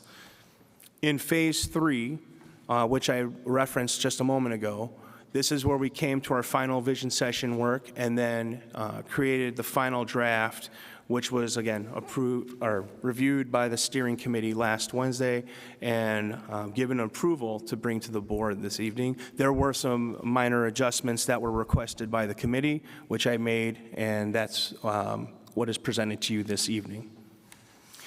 Phase four, at whatever point the board decides to approve this document, this plan, implementation and collaboration begins. So I think the board has heard a good amount of feedback about where do we get specific, where do we start to select specifically what those target data metrics will be in terms of growth and gains and attainment. That is a part of how we will collaborate together as a district. And again, this is coming from the feedback that's been collected over the last 6 months since December. And I'll walk you through what that process may look like and show you the structures of our strategic plan. Now, I know there's also been some questions about what does the strategic plan purpose serve for a district, and why is the board maybe involved in this? So if you can see this infographic, this kind of highlights what the structure of the strategic plan's purpose is. We gathered all the feedback through surveys and vision sessions. So we collected that data and feedback, synthesized what that mission, vision, and commitments would look like, then brought it down to what our organizational strategies and organizational metrics would be based on that feedback. So making sure that the data that we would target aligns to the 3 key priority areas that were identified through the surveys and the vision sessions. Now you see there where it says, up to that point, that's been the governance and board area of your work once this plan gets approved. So eventually, at whatever point the board decides, once this work has been approved, that's the board's directive and direction and vision setting for BPS 101. After the approval process, that's when we will then talk about, specifically under those key metric areas, what those goals should look like. And again, for full transparency, that'll most likely be my evaluation. So I will make sure that as the superintendent of this school district, I'm owning and being held accountable to the data that the district's Board of Education wants to ensure is being, how I'm leading the district and what we're doing together across the board. And from there, then this is where the collaboration piece is. This is the execution, where when we get to implementation and how we carry this work forward, this is where we need our BEA, our BESPA, and our administration collaborating, coming together, sharing our expertise thoughts and understandings about the work and resources that have to be developed or moved forward in terms of meeting our plan that the board has set forward for us.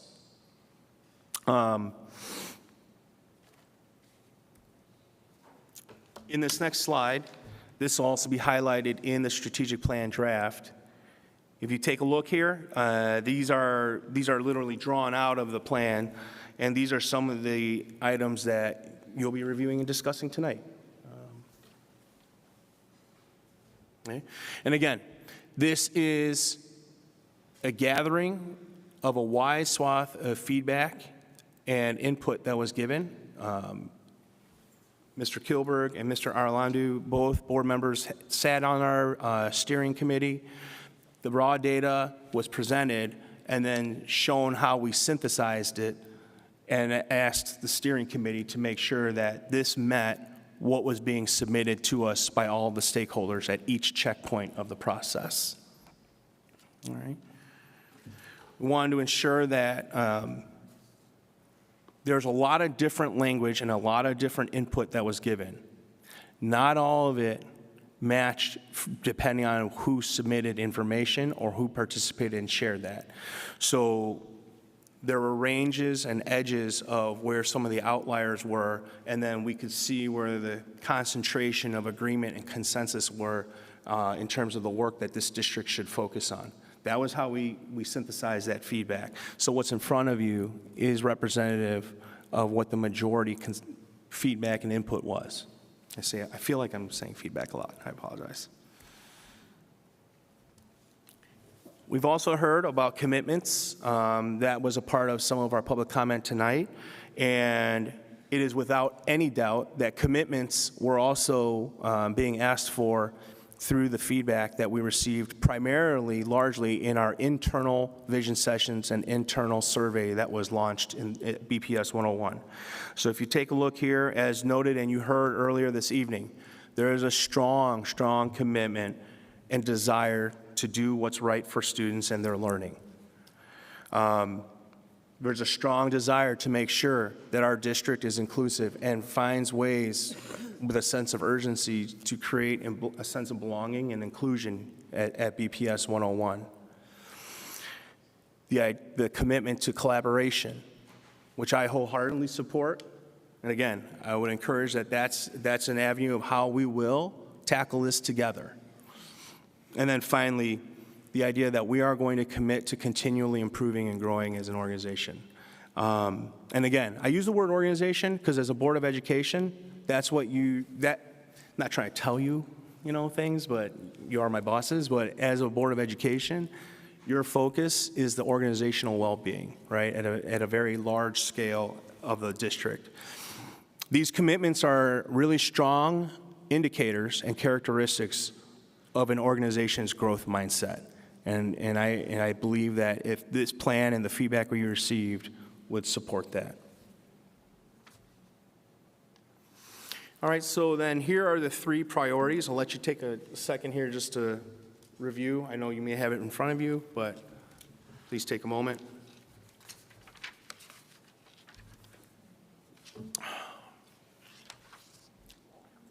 All right. These 3 overarching priorities were established after the December surveys, and then that was verified and then continued as the focus point of the work when we went into our vision sessions. All right, so number 1 being under enhancing our teaching and learning practices. One of the things you'll see in the second document is there's a pretty wide spread of how we may want to approach that strategically as an organization. And there are some metrics, key metric areas that have been identified that the board, if approving, will set goals to, specific goals. Fostering inclusion and belonging under priority 2. Again, same thing here. This was identified as a very large common theme. There are specific key metrics that are being recommended based on the feedback that was provided through this process. And then lastly, the operational excellence and resource stewardship of our district. Again, it's in this similar vein. This was a very overarching theme. We heard loud and clear There are buildings in need of either repair or replacements. There were desires also shared about how do we create learning spaces that match the strength of what our district is. And so I do think all three of these areas, the key metrics are going to match how we need to approach it based on the organizational mindset with whatever the board approves.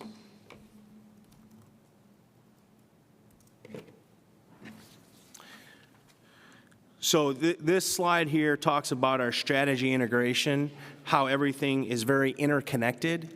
And you will notice in the draft that's before you, inclusion, belonging, and equity in our work and in our district is embedded in all three of the key priority areas. It's not separated, it's embedded in what we should be doing from every facet of this district. And when we work, whether we're in operations, teaching and learning, in any role, embedding this language into the district's strategic plan should, as an organization, move us in a direction where we're thinking about these things from every role and every position we all have, including me as their superintendent. And again, those key metrics will help guide and hold me accountable to helping you hold the organization accountable to this.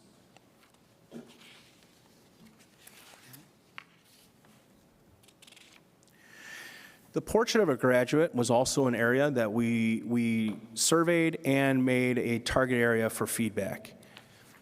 Overwhelmingly, I think, and the steering committee supported that, the portrait of a graduate was very well either supported or desired to see as work for our students.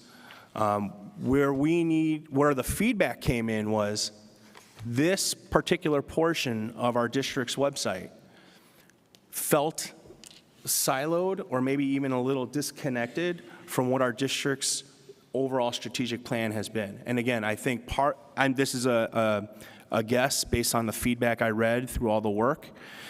This was developed in 2021 by a committee that included BEA and administration members.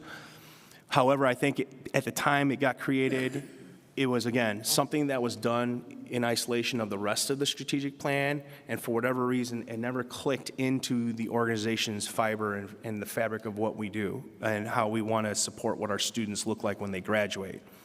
So, having seen all that feedback, you'll see in the final draft that's in front of you, board, we incorporated and melded that into the language of our strategic plan to bring these things together.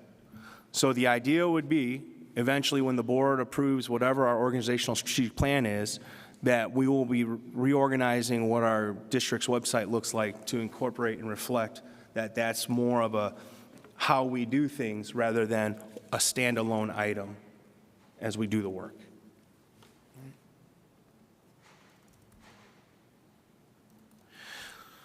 So when we get to next steps and implementation, again, one of the hallmarks of how we're going to get this work done is by collaborating together, making sure we've established clear targets under our growth and of key metrics. And again, that'll be one of the charges that the board will be issuing to me. Develop specific strategies to achieve those goals. That is where the collaboration and work will happen through our collaborative structures that exist through our district, whether they be through the collective bargaining agreement or other ad hoc committees that need to be created to get this work done. And then establishing a new data dashboard. If you take a look now, it's been a little bit since we've updated the data dashboard, but our plan is once approved and once metrics are set, the data dashboard will be updated live. So any stakeholder and community member can come to our data dashboard and see where our progress is and, you know, if we're heading in the right direction. So before I move over to the next document, I just want to say one more time, thank you to everyone who participated in this process. We had, I believe, over 2,200 points of data and feedback through this entire process. And some of our surveys and vision sessions included even more than that because there was numerous topics being covered. I want to thank folks for being flexible. I know there was, we took some of the time during our professional development days, institute days, and I want to thank people for allowing this process to take some of that time and work on our strategic plan together. I also want to thank everyone who had their hand involved in volunteering to do this work or lead the work. All right. Okay, before we move over to the document, is there any questions, board? Or are there any questions? Yeah, the 2,200 respondents, can you give us a breakdown of who they were? Like, did we have that information? I'm trying to recall. So we had approximately on the 1366. I don't. You know what? I can provide that as a follow-up to you. Yeah, and I'm just. I don't want to guess. I don't want to go off the top of my head. Okay, rough numbers. And my point here is this: I want to make sure that if I remember correctly, it reflects a good. All our constituents, all our stakeholders. You know, parents, community members, teachers, staff. You know, whatever else there may be, but those are the ones. And I just want to make that point to make sure that, you know, that input, those survey responses, what's going into this is reflective of our community. Correct. And I'll add a point that it's not just surveys. We had these vision sessions. I'll speak to one particular one I attended at Rotolo Middle School that was led by our students. One of my leaders sitting in the front row right here, she did an amazing job. But there were very robust conversations from, in my group we had someone who had just moved into the district. We had somebody whose kids had graduated and was providing input. And it's one of the better things I've ever attended as far as attendance. We had, I think, over 90 people on a Saturday. And the discussions were wide-ranging, and they were respectful, but they were also challenging. And so some of the data was compiled during those types of sessions. So how did those, you said they had 90 people at those? How did those 90 people get selected? Do you know how they did? There was an invitation. People chose to come and attend, so it wasn't a select thing. It was, you want to attend? Went out wide. Anybody could have attended. We sent it out through we sent it out through Messenger, social media, and asked for folks to sign up. So we chose the space after we closed the survey because we want determining on how many people we would get. That would determine where we should hold our vision session. Okay. All right. So one of the key things you kind of said earlier was other strategic plans will sometimes invite specific kind of thought leaders or stakeholders to come in to kind of represent their concepts or interests or ideas, and that sometimes gives you could potentially give you a skewed perspective as to what the community might want and the teachers and the students, because there was a lot of student involvement in this. Yeah, speaking from previous experience at a former district that I worked at and assisted with a strategic plan. In fact, each theme group, you know, was given a limit of 4 to 6 members from various, you know, union leadership and administration, and parents. It was kind of limited in that sense. Not limited, that's probably not the right word, but to your point, like you had representatives who wanted to speak to that area, but they were representing the mass behind them. Here, we invited everybody to be able to participate and have an opportunity to talk. And then we also kind of backed that up, knowing not everybody is always going to be comfortable in some of those spaces, that the individual survey was able to be given. And those surveys were anonymous. So the one drawback is, you know, if there was some interesting feedback that I had read through the survey, I would not be able to actually say, like, hey, Craig, can I reach out to you? Mm-hmm. Okay. I'd like to learn more. So. All right. So right now, you're looking for questions about the process, not the actual plan? Yeah, or just any general questions, because eventually, here tonight, there's a couple more things I wanted to walk through, but then the discussion I'm going to turn over is to the Board of Education. This is your opportunity to talk about it. It will, at some point, be your plan that you're owning and voting on. Because once you do that, those are my orders on how to move forward. All right. I apologize, I should have just stopped you in the middle of the presentation. The portion for establishing clear goals, data targets, you had that nice graph up there where we're showing that it's part of Phase 4, and I believe it's a district staff is responsible for that. Do you want to go back to the slide? Says collaborate with stakeholders, Yes. BEA, BESPA, administration on implementation planning. Okay. That's what I appreciate. I wanted to clarify who is district staff, because that's kind of a, Yep. It's seemingly a cross-sectional group of BEA, admin, and BESPA. okay. I don't know the history of it, so if I'm completely off on it's fine.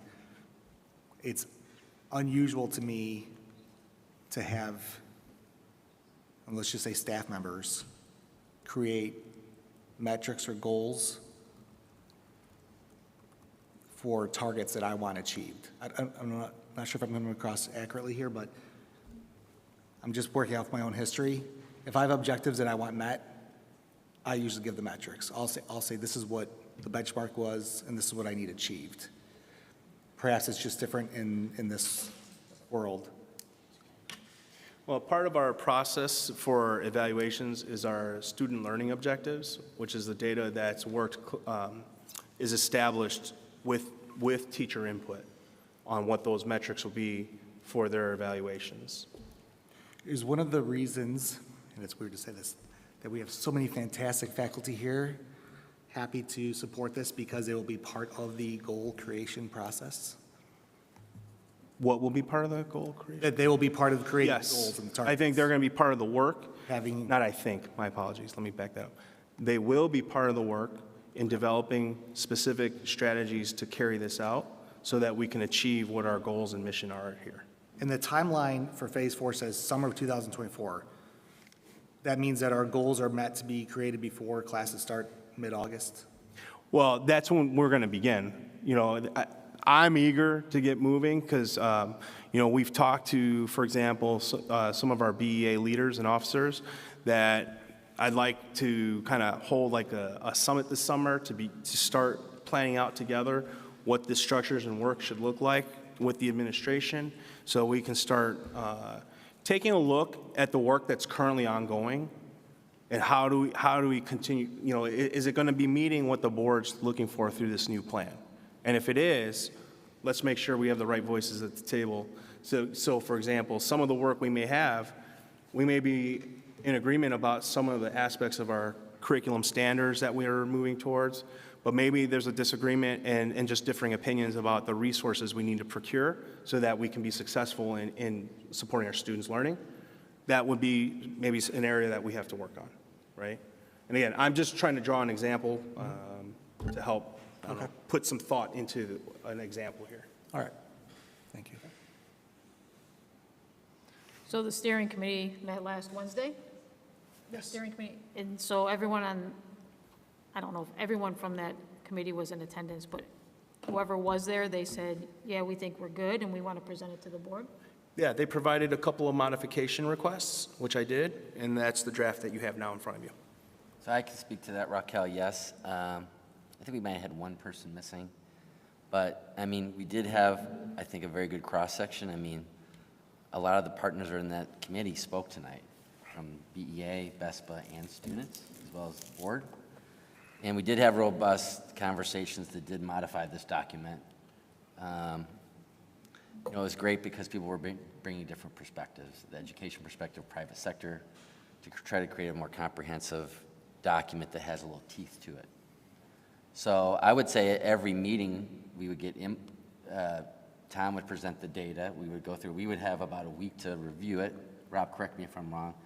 There'd be a lot of comments, hundreds of them sometimes, and we would go through them, and basically we would review that data pretty methodically and then Tom would synthesize a hypothesis of what the data was saying to us. And then we would have a discussion if what he was presenting was an accurate representation of the feedback we were getting. And again, Rob, jump in here anytime you want, but we would have discussion, and then we would settle on a spot where, yeah, we were in agreement. And what I liked about it was we did have all these different partners, so everybody had a voice. I agree. Oh, you're spot on, Aaron. That's exactly how it went, Raquel. And did we have maybe 4 or 5 steering committee meetings at those various milestones? And it was very methodical. I mean, it was really data-driven. Tom, if you want the numbers for the survey responses, I think somebody asked that. There was the first survey from December through January. We received 1,357 responses. 149 of those were for community members not at all related to the district. 212 were students. 323 were BPS 101 staff members, and 673 were parents and guardians of current students. Thank you. Thanks, Holly. So if this goes through tonight, the Phase 4 implementation and collaboration, you know, you guys get together, you set your goals, your data, your action steps. Are we going to vote on those to make sure that we're in line with those, and like, we're like, yeah, we're good with these, we can hold people, you know, these are our goals that we want to achieve? Yeah, I think when you start taking a look at some specific metrics, that again may end up being a part of our conversation with me about my evaluation. But when at whatever point, whatever version the board feels comfortable approving, those key metric themes, those are the areas. So like, you know, if we're taking a look at course enrollment numbers and the representation behind our course enrollment, that would be the theme. And then you as a board and I will talk about what is it specifically in there that you would like us to take a look at in trying to grow and push our district with. You know, is it, and it doesn't necessarily have to be one area, right? But again, it's a pretty aggressive, in my opinion, just in my opinion, this is going to be a really good and meaningful, aggressive way of trying to approach the work. So, you know, the other area I look at is employee representation, retention, and recruiting, right? So again, another area that already is reported on our school and district report cards. But what is the gain metric that the board wants to look at and talk to me about, right? But then that's the work that we will do in terms of what our strategies will be to achieve that. And one thing, Raquel, I add is that at the last meeting, one thing the steering committee wanted to implement that Tom agreed to was that whether we vote up or down on this, if we do vote up on it, that the steering committee will have continual updates, I think quarterly, as this progresses. And again, that would have voices from the BEA, BESPA, student voice, parent voice, and the board.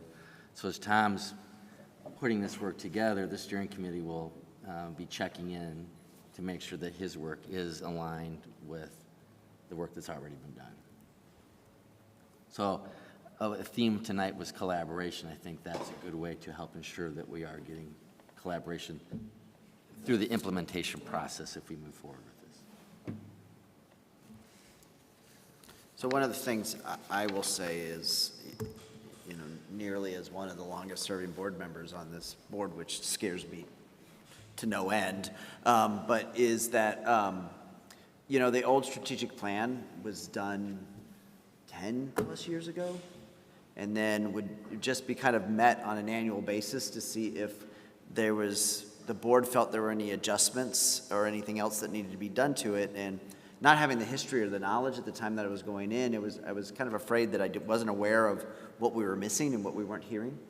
And so one of the missions when you came on, Tom, that a lot of board discussion was kind of go out and find and help us understand what's needed and the direction that the community wants, more than just the 7 of us here per se, so that we can understand that our own kind of perspective won't bias our approach, our outcomes on this as much as an opportunity to really understand what people need and want. And talking about a strategic plan that was 10 years old really needed a new shakeup.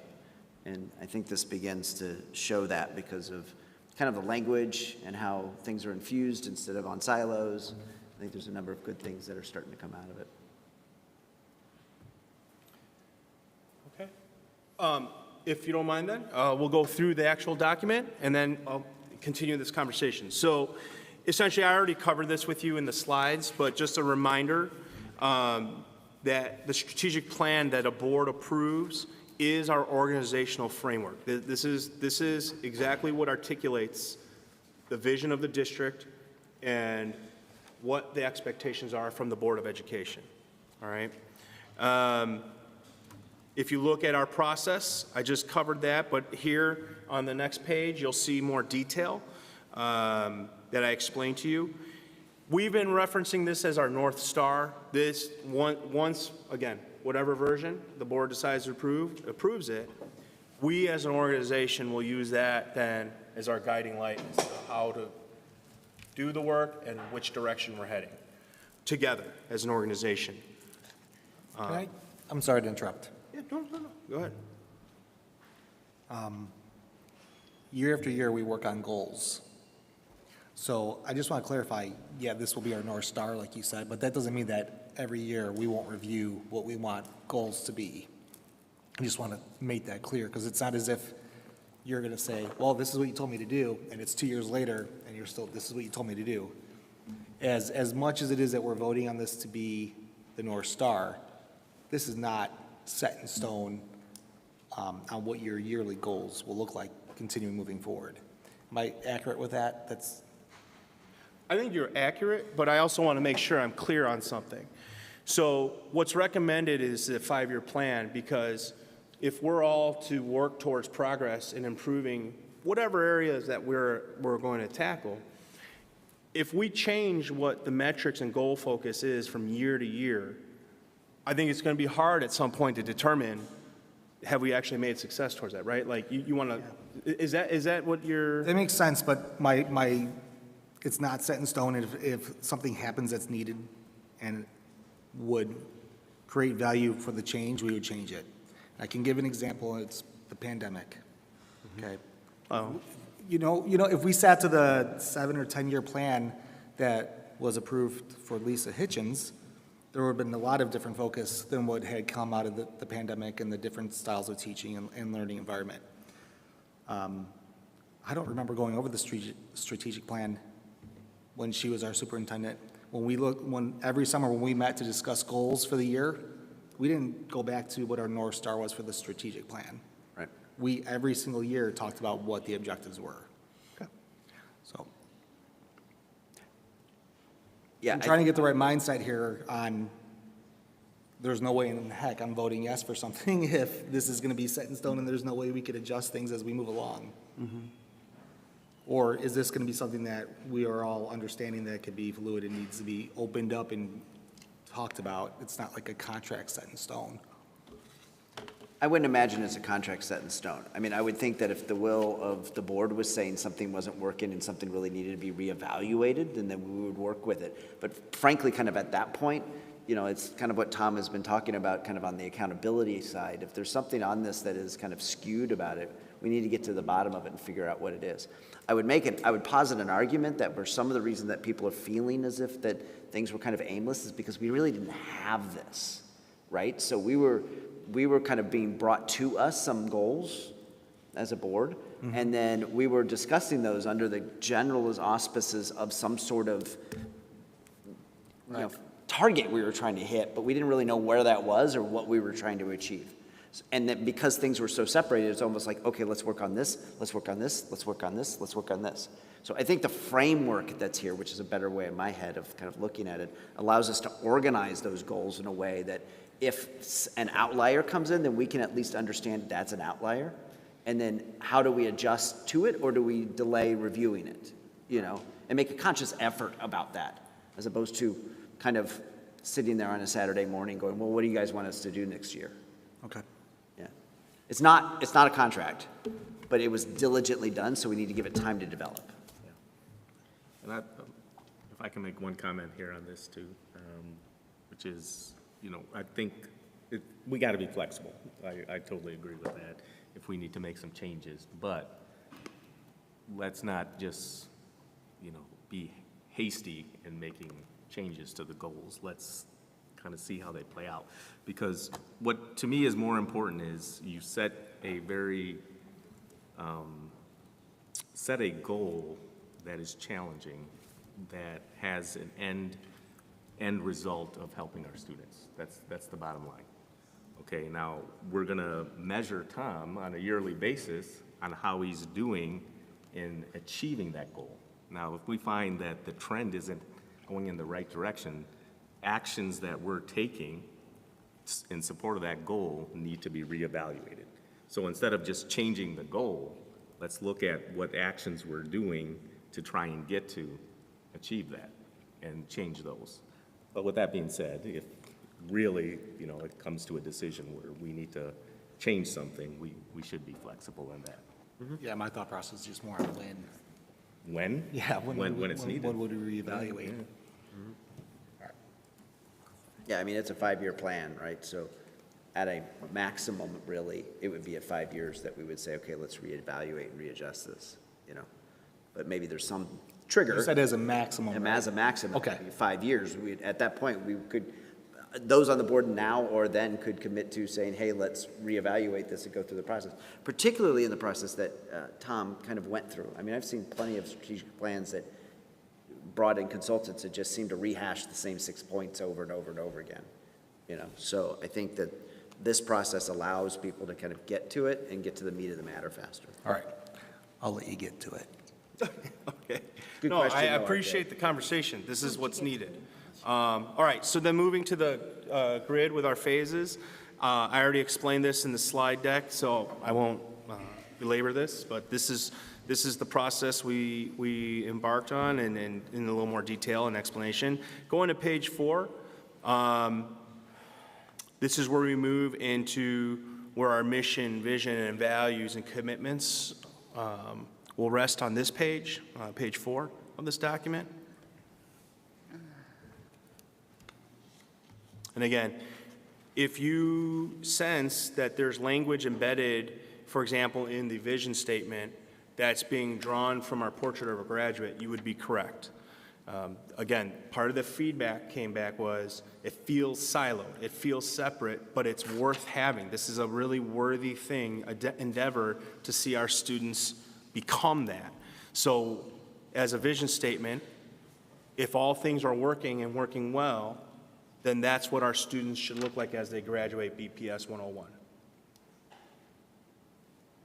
So. And the values on this page are elements or concepts that get applied to each priority in some capacity. Yeah, I think this is a collection of what people said is really valuable and important in this district, or what they believe is important to the experience at BPS 101, and what should be something we strive for as our values. So that's why those 7 points are there. Everyone must be much quicker at soaking this up than me. I've read this so many times and I still have questions, so I'm sorry. Who is we? When it says we, is we? The district, the board. At all times, throughout this entire thing. When this gets approved, we will represent the organization. So how are we expected to be recognized for our excellence?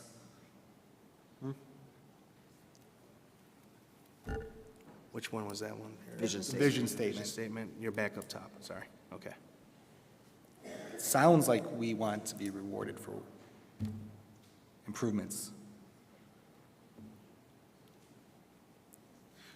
Do you feel that that's, I mean, this is, RJ, this can be a conversation for you and the board. Do you feel that being recognized for our organizational excellence should be recognized for our students' excellence? Is that what you would prefer? I don't want to change the vision statement, I just want to understand it better. I don't understand who wrote it, where it came from. Did it come from all the different vision groups, all the students and the faculty and the the members of society that This were all was there? trying to pull everything together to create a succinct vision statement, yes.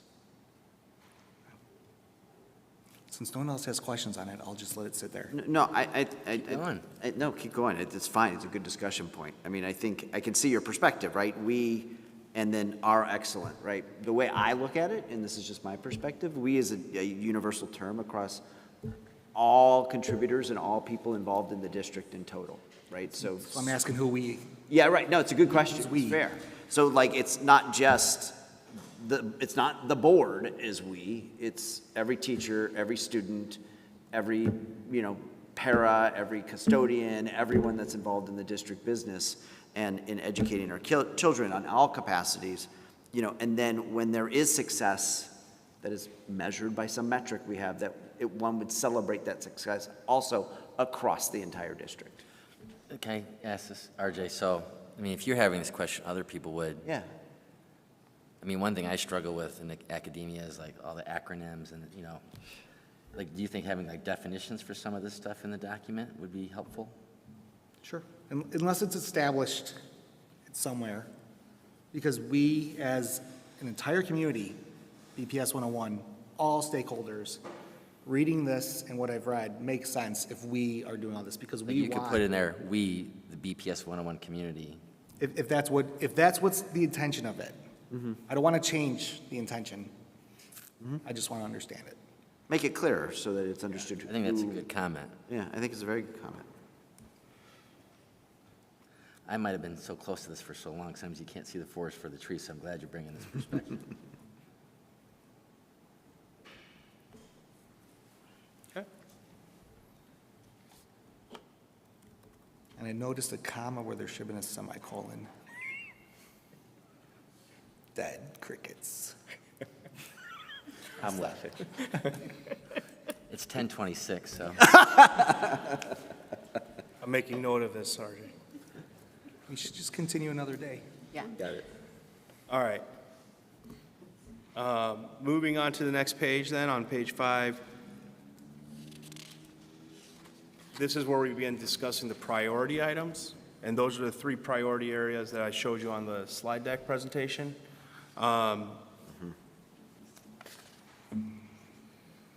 So when we talk about organizational strategies, these were, again, drawn from the feedback that was submitted through survey work and from vision sessions. And hopefully, a lot of the participants who may have submitted or participated will recognize these themes if they were one of the folks that submitted this. So if you take a look at those organizational strategies, they're followed up by key metrics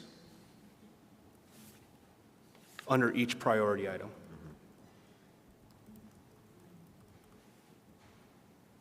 And again, based on feedback that was collected through this process, that's how we arrived at these key metrics being the ones that should be identified as what that would be recommended to the Board of Education. So each bullet point, like the first bullet point represents the metric for strategy 1? No.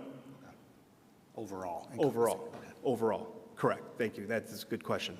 It's not necessarily aligning to which priority or strategy. So strategies of developing and moving progress on priority 1, and then metrics of how priority 1 might be measured. Yes. Okay.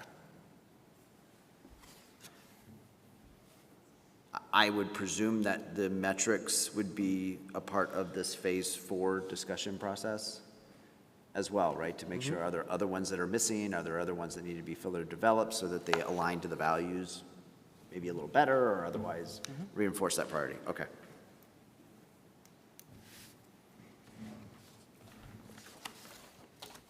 So priority 2 and priority 3 are structured the same way. Organizational strategies, which are followed by key metrics, to be, again, as a part of this overall district's vision and work.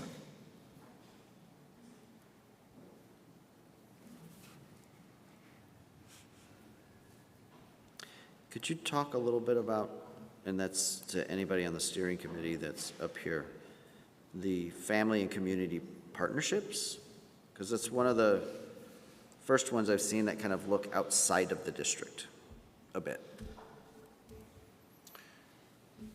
Rob, Aaron, do you mind if you want me to speak to the feedback on that one? Okay. So in that particular area, a lot of the feedback spoke to the fact that we have areas of our communities that we serve as a school district where we could do better in engaging and reaching those families and students. One might be, for example, specific example I was given was the district finding ways to engage with home languages in a stronger manner. That was one very resounding theme that we received. Another one would be trying to find ways to do some bridge programming to reach out to the families, and engage them and bring them into our school environment, or bring the school environment to them. Okay.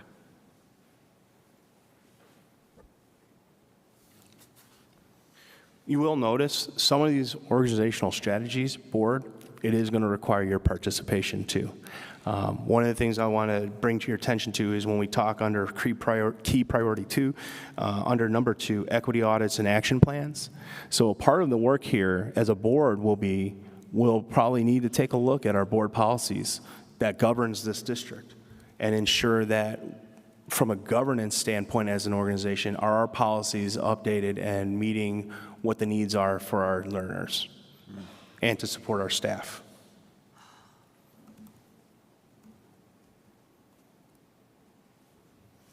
Brad also mentioned earlier when talking about the panorama survey approval.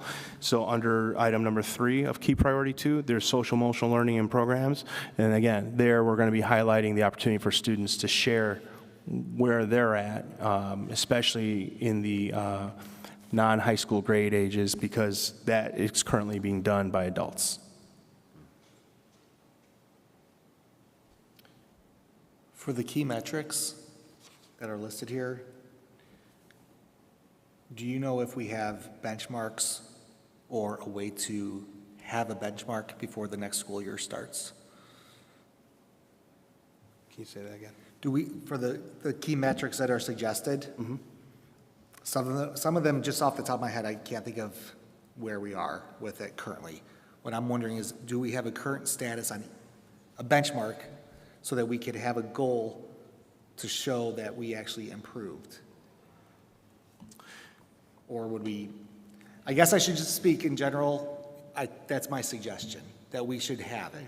Okay. Even if it's something as a survey or an engagement result, you can always start off the school year with that survey to create the benchmark and say, thinking of your previous year, how did this, how was it? So that we could set the benchmark for moving forward. I don't want one of the metrics that might be a really solid measuring stick to not be used in the first year because, oh, we didn't have anything to base it off of. But at the same point, I don't want it gone because of that. If we have to start somewhere, right? But we've already started from 0 on a lot of things.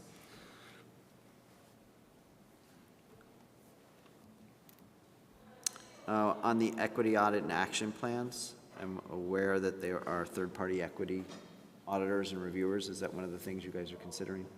I think that's a part of our work where we collaborate with Determine if stakeholders that's to a right determine. move? Yeah, Okay. and then even who that might be, making sure everybody feels comfortable with who might do that.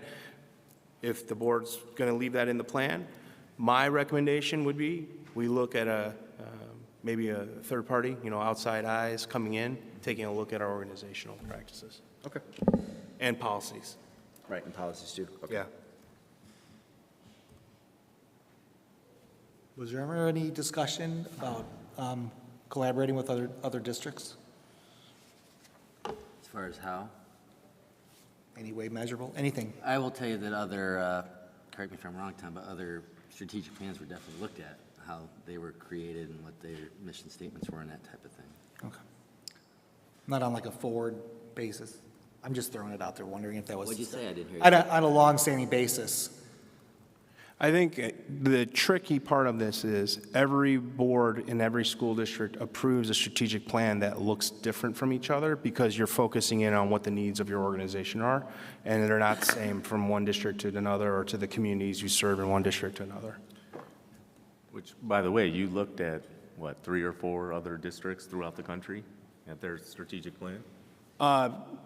It was more than that. Okay. We looked, yeah. So, I was just, and again, part of this work was understanding other districts' strategic plans, both in Illinois and outside of Illinois. Yeah.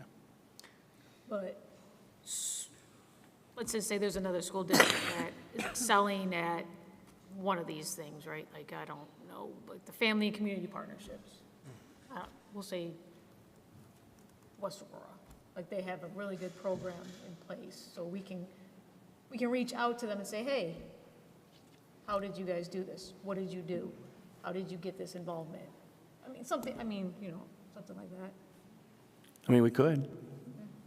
I think you even heard through the bidding process, we've done site visits, right? And I think, if I understand, Brad, help me with this, there have been times where we do collaborate with other districts who might be using certain resources or programs and take a look at it, and we send kind of like an exploration team. Is that right? Yeah.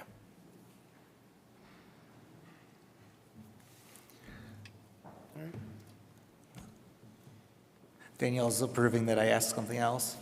Thank you, Danielle. No, I'm holding my questions until the end. Oh, we're not at the end? I know.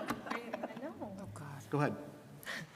I thought you summarized priorities 1, 2, and 3. Yeah, I did. I've gone over, so I don't want to, be too redundant here. Yeah, I know, for the sake of time. So, all right, and then the portrait of a graduate follows the 3 key priorities.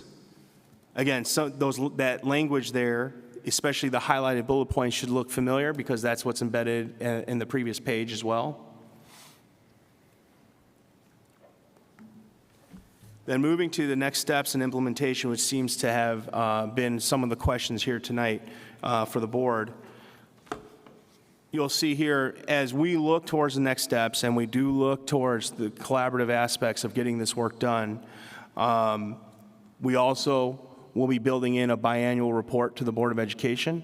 Along with that data dashboard, we will bring that report to you, including one of those reports being an end-of-year summary on how the year went.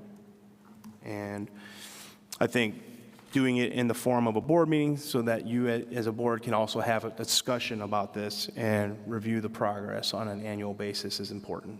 And that's one of the factors, RJ, I think you were asking earlier, that's a part of the accountability piece.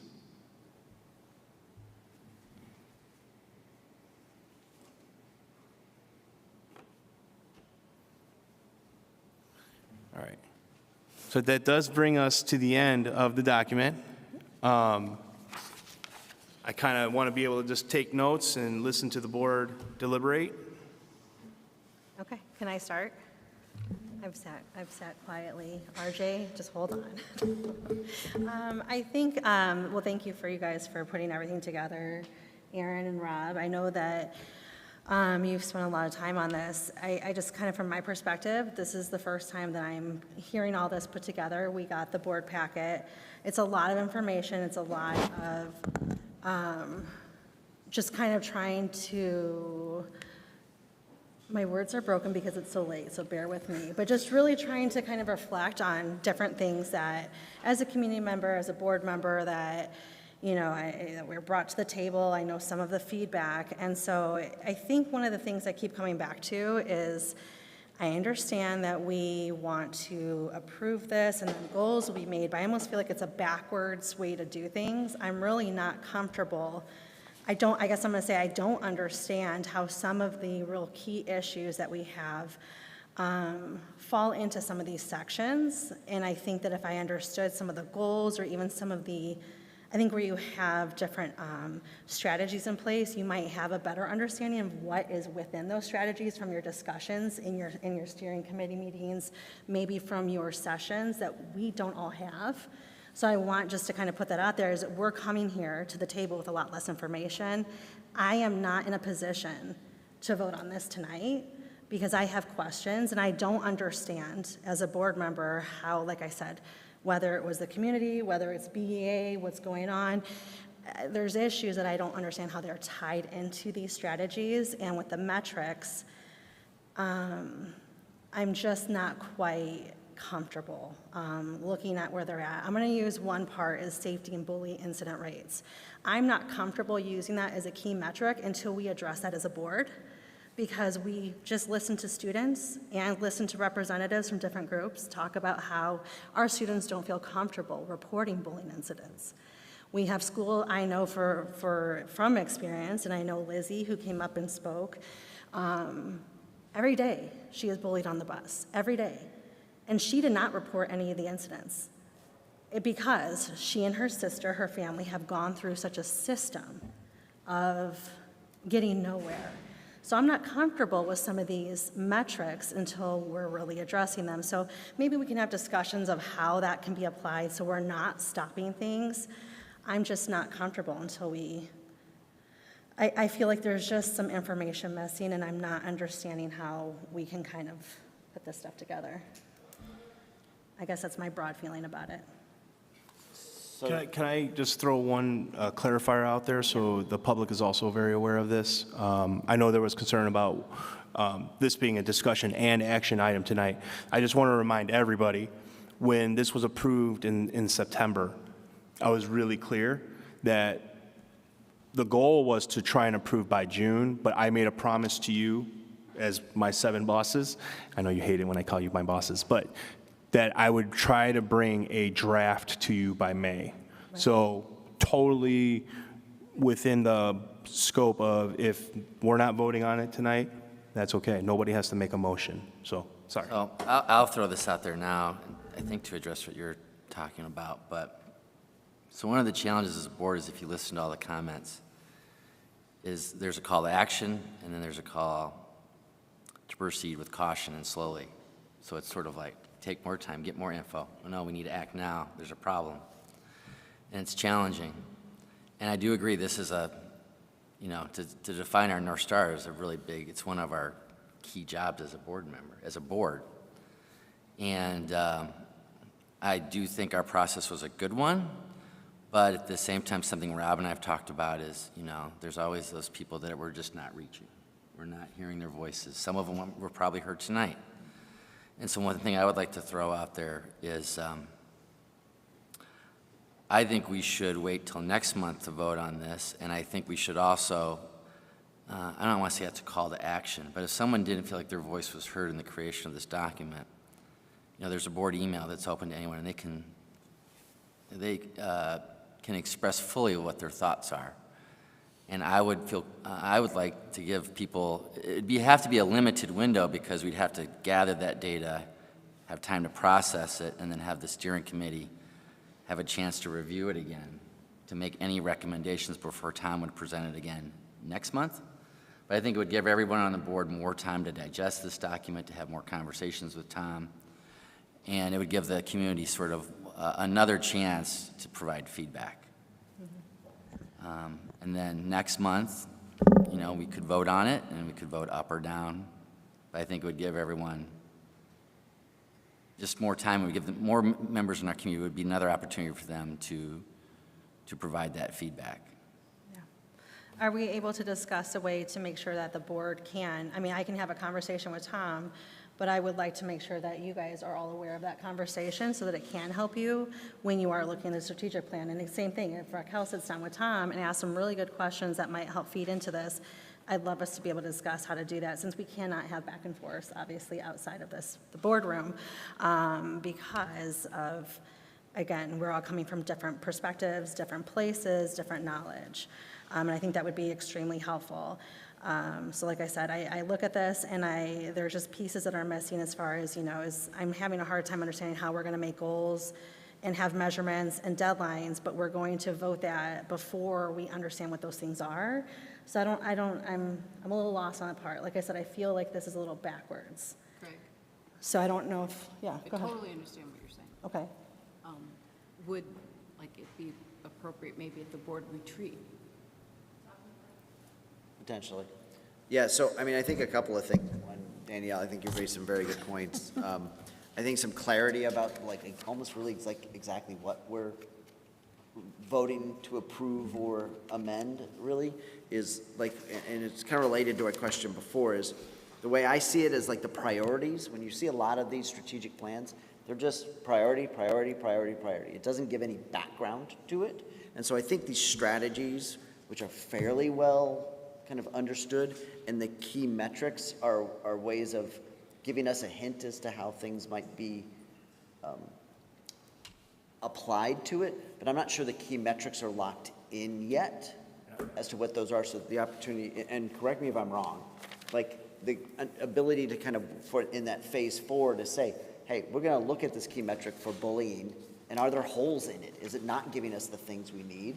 And that's kind of like a comment you could give to say, hey, I think the priority is good, but the key metric is wrong, or needs to be evaluated. I don't know if I have enough understanding of any of the metrics to be able to say it's wrong or right, but we can certainly question it.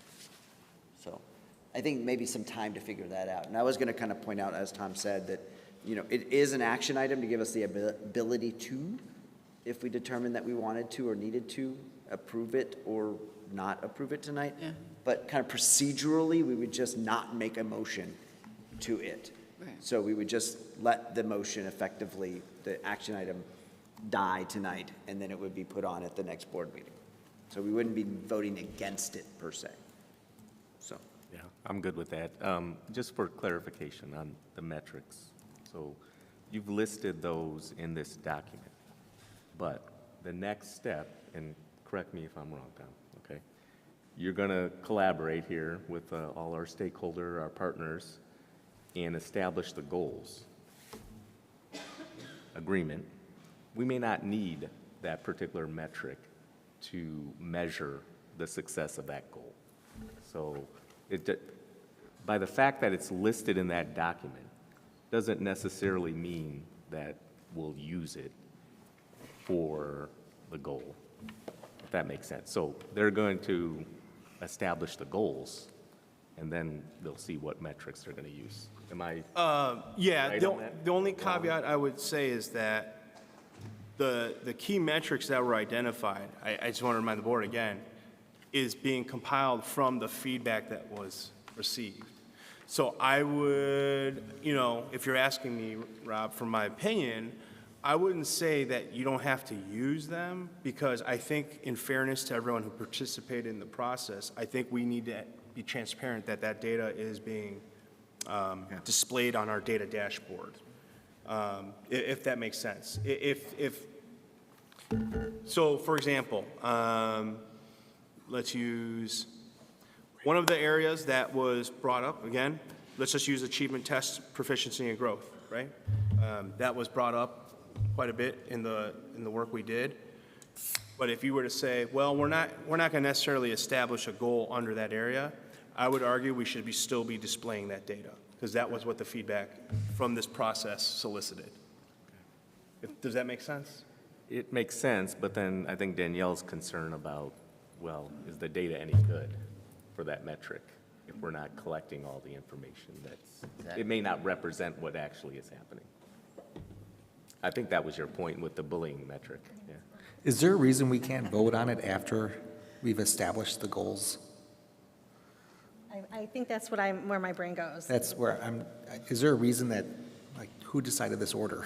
So this is the order that I've seen at other areas, and that's why the ones that I've seen are just you're voting on the priorities, and are those the priorities that are going to be focused on? The goals get enacted by direction later, so that you're establishing this is the direction we want to go, so that the time and effort involved in developing the goals and the metrics and the understanding of that are being supported by a priority level that we've heard through the process. Yeah, but then we've essentially voted on goals that we never saw. Right.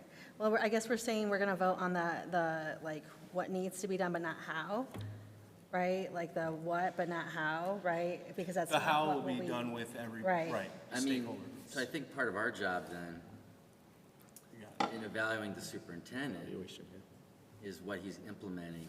Yeah. Getting us to those goals, and if we're not. And frankly, I'm going to be, just to clarify, these priorities, let's just call it that, that's what's listed here. So these are our priorities, and then we'll collaborate to set goals and metrics.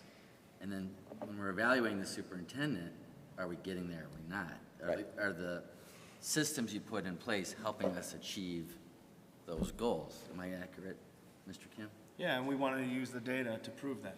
And what I will say about the thing that I think is different, RJ, than previous, and I don't want to smear anyone that came before us, but like something we talked about in the steering committee is that we need to have, like in the private sector, it was brought up, like there's SMART goals. Like you set a goal with a specific number and we're trying to achieve, like I'm in sales, so we're going to grow 10%. And sometimes I feel like in the past we haven't really had like we're trying to hit a number, so we don't know how to evaluate it, right? Like, well, we got the goal, but what, are we getting there? I don't know, are we forward, backwards? Right.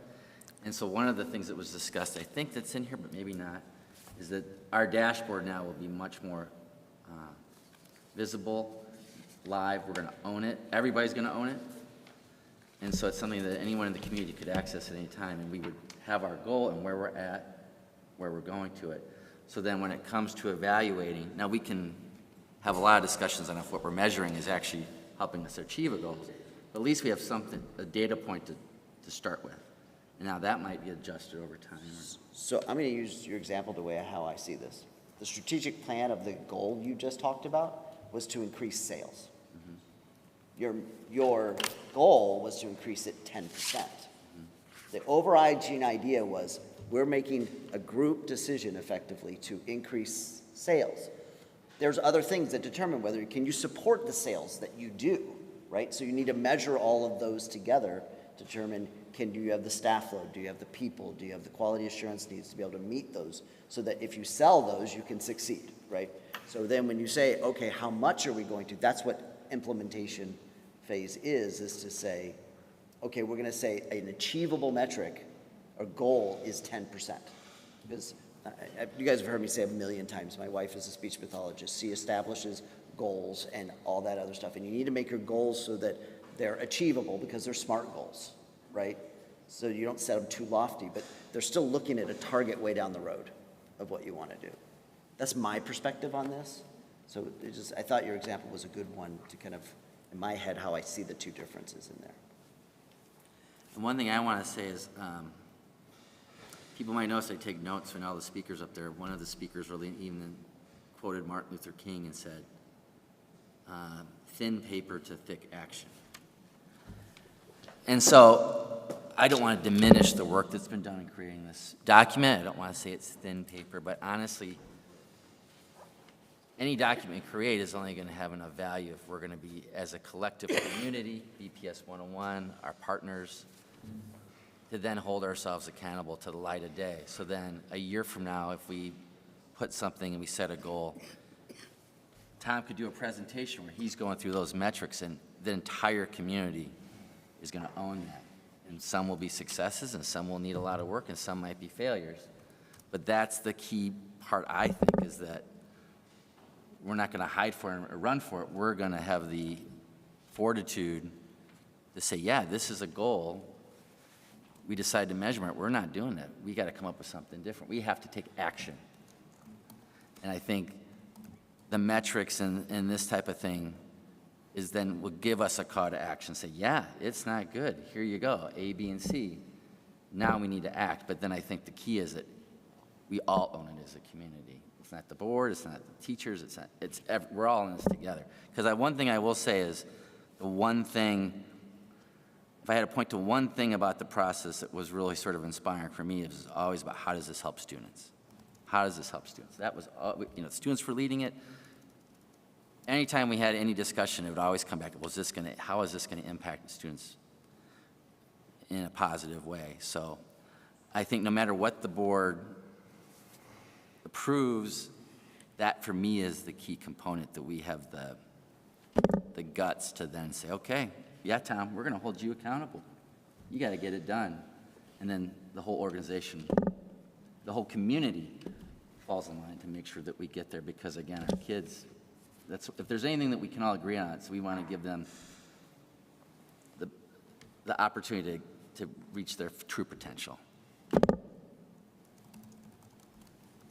Well, I mean, based on, again, feedback, I think you're hitting on something, is that there was so much feedback in making sure we also acknowledge that, we are in a people business. We're in the business of helping students grow, right? And I think when we talk about whether or not they've hit benchmarks as to what the nation or the state standards may dictate, which, by the way, is not aligned. State to state, the nation is not aligned on what those benchmark data should be. And by the way, we're also switching from the SAT to the ACT next year. That was just announced recently. So we have to keep in mind that a lot of the feedback came in play was talking about how do we provide learning experiences and growth experiences for students that have IEPs, students that are English learners, students that come from a variety of backgrounds of learners in our district. And that's part of the reason why the idea of growth and always learning and always growing is such a strong reminder of what our mantra might need to be, so that we are working on, if students did not hit that benchmark of what the state average might indicate, but did some of these student groups grow? And can we celebrate the growth? I think that's really important. Empowering kids to feel good about the fact that they made gains that maybe they started the year not thinking they would do, and through the support and the work of the district, they hit it, or they've grown, more than what was statistically predicted, if you want to say it that way.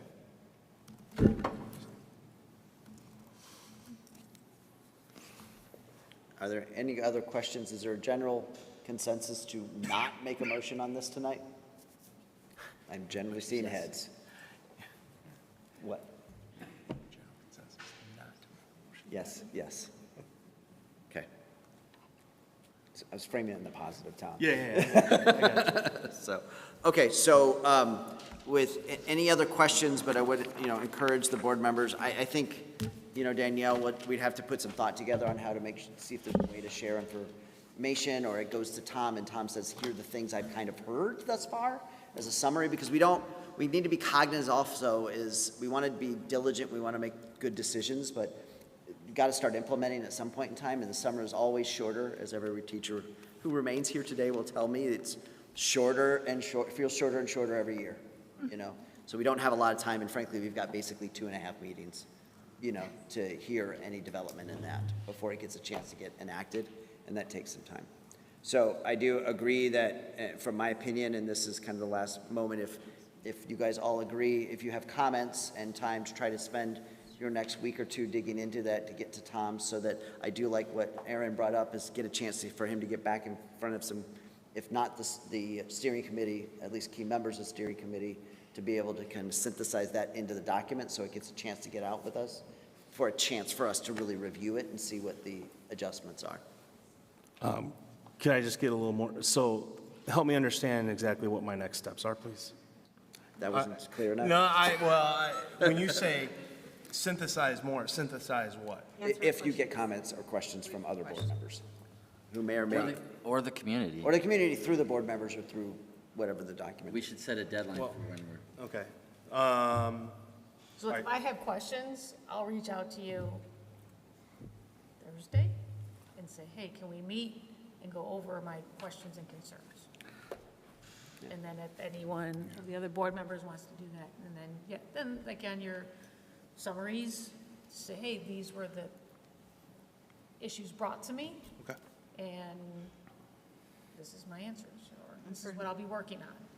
Maybe for time saving, if there's multiple of us, like we did for some of the questions we had before on BESPA, we could perhaps have 2 of us. Yep. Since that doesn't reach Open Meetings Act. 2 by 2. Save on time and your time. And He could collect all the questions too.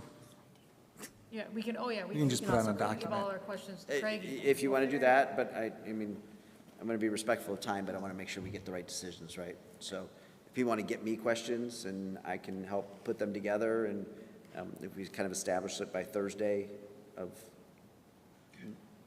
Tuesday, Wednesday of next week, give some time, then that way he can look at it and understand what kind of comes from that. And then if the community emails the, one-on-one link on contacting the board, that's a good way, because all of us get that email, so that we can see it and decide if that reinforces any of our thought processes or opens new avenues of discussion. Is there a timeline, Tom, that you would kind of want to close that window so that you have time to? Well, January 23rd is our next, Cindy, when's our June board meeting? 25th of June. 25th? You said January. Did I say, oh. So late. It's like, boy, that's a long time out. My apologies, everybody. I'm getting punched. Let's Really pull gonna up the think about calendar. it. Hang on. Oh, you want a lot of time, okay. No, I don't want that. All right. So if,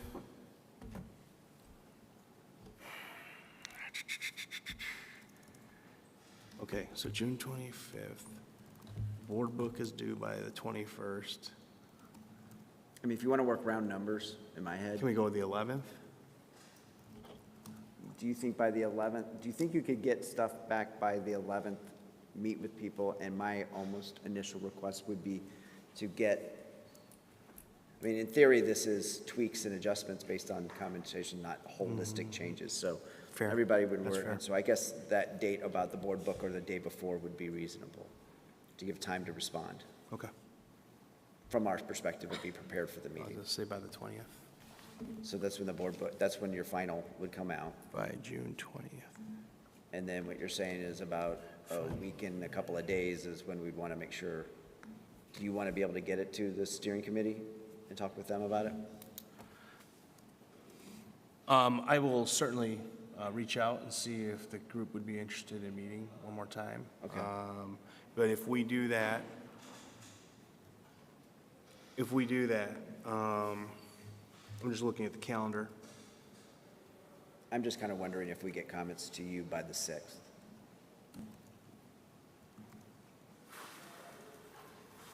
That gives you about 2 weeks almost to get synthesized. I just don't know what the committee will be able to meet. Okay, all right. You know, as of last Wednesday, we ended with them understanding their commitment was completed. Okay, So I don't know. I can't speak for that. okay, it's fair. I mean, I know Aaron and Rob, I'm going to make you be there. That's for sure. We'll be there. But I can reach out and then maybe At give least an pull update. those that feel I'll that provide they're an interested update. and maybe it cares. It depends on the extent of the comments you receive as well. So if I have clarity here, just for clarity's sake, by June 20th, the board,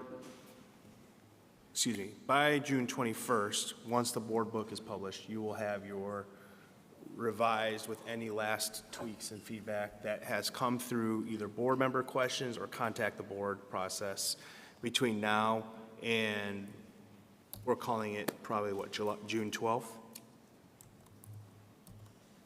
Okay, for you. June 12th? Whatever works for you, Tim. I don't know. I know, you got to pick a day. All right, June 12th, all right. So that provides almost a 3.5-week window for folks. Okay. Okay. So June 12th, we'll close, June 12th. All right. All right. All right, thank you. So we are not at this point in time entertaining a motion for the strategic plan. Thank you for bearing with us for that discussion, everyone. Board matters, item 8.1. I don't have any particular board matters, and there might be a mutiny if I come up with one, so we will not be discussing unless anybody else has something that they want to bring up. So then we will jump into administrative comments. Tom, is there anything you want to bring up? Yes. Okay, thank you. Just wanted to share that BPS 101 has been hosting exchange students since 1959. I don't know if you're aware of that, but we go through an organization called AFI, and I had a chance to meet with this year one of our current exchange students here at BHS. Her name is Josephine, and she's an exchange student from Kenya. In talking with her, I asked her, how's your school experience been? Because she's going to return home on June 4th. And she shared that she really enjoyed her experience at BHS, loved her classes, not necessarily because of all the subjects, but she said, I loved my teachers. So I thought that was great. And we laughed because she named some subjects that she didn't enjoy, but she definitely loved going because of the teachers there. So I want to thank AFI for making that happen for Batavia, because the coordinator volunteers her time to make that happen. Last week, we hosted the second annual Thank You Brunch, which is led by Amy Nelson. And this is a small token of gratitude towards all of our community partnership groups that support things such as the toy drive that we do during the holiday season. Chip In is represented there to be thanked for the work that they do supporting students and families. So I think you get a feel. Beefy is also part of this morning brunch. So we have a lot of great partnerships that exist for BPS 101. And you know, when we take a look at what's coming up next and all the support, we talk about graduation. One of the graduation ceremonies I was able to attend was last Friday for our SAIL program at the Mid-Valley Cooperative. And it was just amazing to see all of the member districts gathering together to celebrate all of our successes of all the students that are part of the SAIL program. And it was truly awesome. And continuing to speak of successes, just a reminder that we'll be having our opportunity to see the class of 2024 take the spotlight tomorrow as they graduate. And I'm pretty sure that it's going to be not only just a great night, but also a pretty emotional night for our students, parents, and staff. What I love about graduation is that it's a great reminder of our why we're in education, why everybody who works in the school district does what we do. And then on a final note, I just hope that people have been able to learn a little bit more about Asian Americans in our country through the Asian American, Native Hawaiian, and Pacific Islander month of May. As a son of immigrants who immigrated from South Korea, it's, for me, I always enjoy these celebrations of all of our heritages in this country. I think it's a wonderful opportunity to learn about each other, learn about our backgrounds and cultures that have made this our nation. You know, and I think about the conversations we had tonight. I think about the work that's been done for the strategic plan. I think of my mom, and I'll tell you why. My mom worked really hard to make sure me and my two younger brothers had a quality education. We moved around a lot. I had a lot of different things growing up that kind of impacted the way our family structures looked. But in the end, she worked really hard to make sure that we were receiving a quality education. One of the things about my mom is she never pushed me or my brothers to go into a certain pathway. She never said, be this, be that, or be that. She always just said, you know, work hard, take school seriously, try your best. And I apologize, Amma, because I did not do well in school all the time. So, and I was probably a big stressor for her. But she always just said, pursue what you think you should pursue. That's all she ever said. And I think about what we're trying to talk through tonight, and I appreciate the discussion and the conversation that the board had here. And I look forward to supporting the work. I also want to say there's been a lot of celebrations lately the last few weeks, and I want to say I appreciate all of the educators, all of our support staff, all the leaders in this district for everything you've done. I know from the bottom of my heart, I believe this and I know this. Whenever we get to that point that it's time to move forward, we're going to do it, and we're going to do it together. And we are going to be supporting our students. I know that, and I believe it. I believe that this district is ready for it. We've heard people make comment about that tonight. And so one of the other reasons why is, board, I just want to thank you as I'm wrapping up my first year. Thank you for being really supportive bosses. I think we've had some great conversations and an opportunity to get to know each other, and it helps me understand your lens as to why you serve on the board. I look forward to continuing this work, and as I warned you, you are going to have to do some work yourself when we move forward with the strategic plan, all right? So don't say I didn't warn you. And so I look forward to seeing everyone tomorrow night, and that's it. And thanks to everybody for sticking around. All right. Thanks, Tom. Board comments. Any volunteers to kick it off? Can I start? Sure, absolutely, sir. I haven't had enough time to talk yet. Yeah. Believe it or not, I actually have some more things to say, so I just want to get it going. Definitely thank you to everyone who's here tonight. I love seeing this many people at our meetings, and it would actually be wonderful if we had to do this every single month. I mean that with sincerity. It's late in the evening, obviously, and the energy and the focus that I have is because I'm drawing it from everyone that's still here. It reminds me how important this is.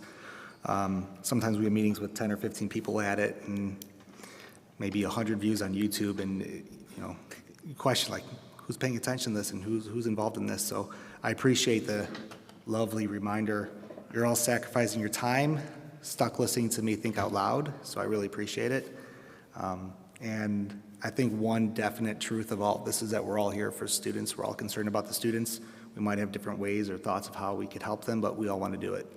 So, Todd, You're still here? Thank you for your service. I really appreciate it. You've always been thoughtful and insightful. Thank you so much. It's been a pleasure.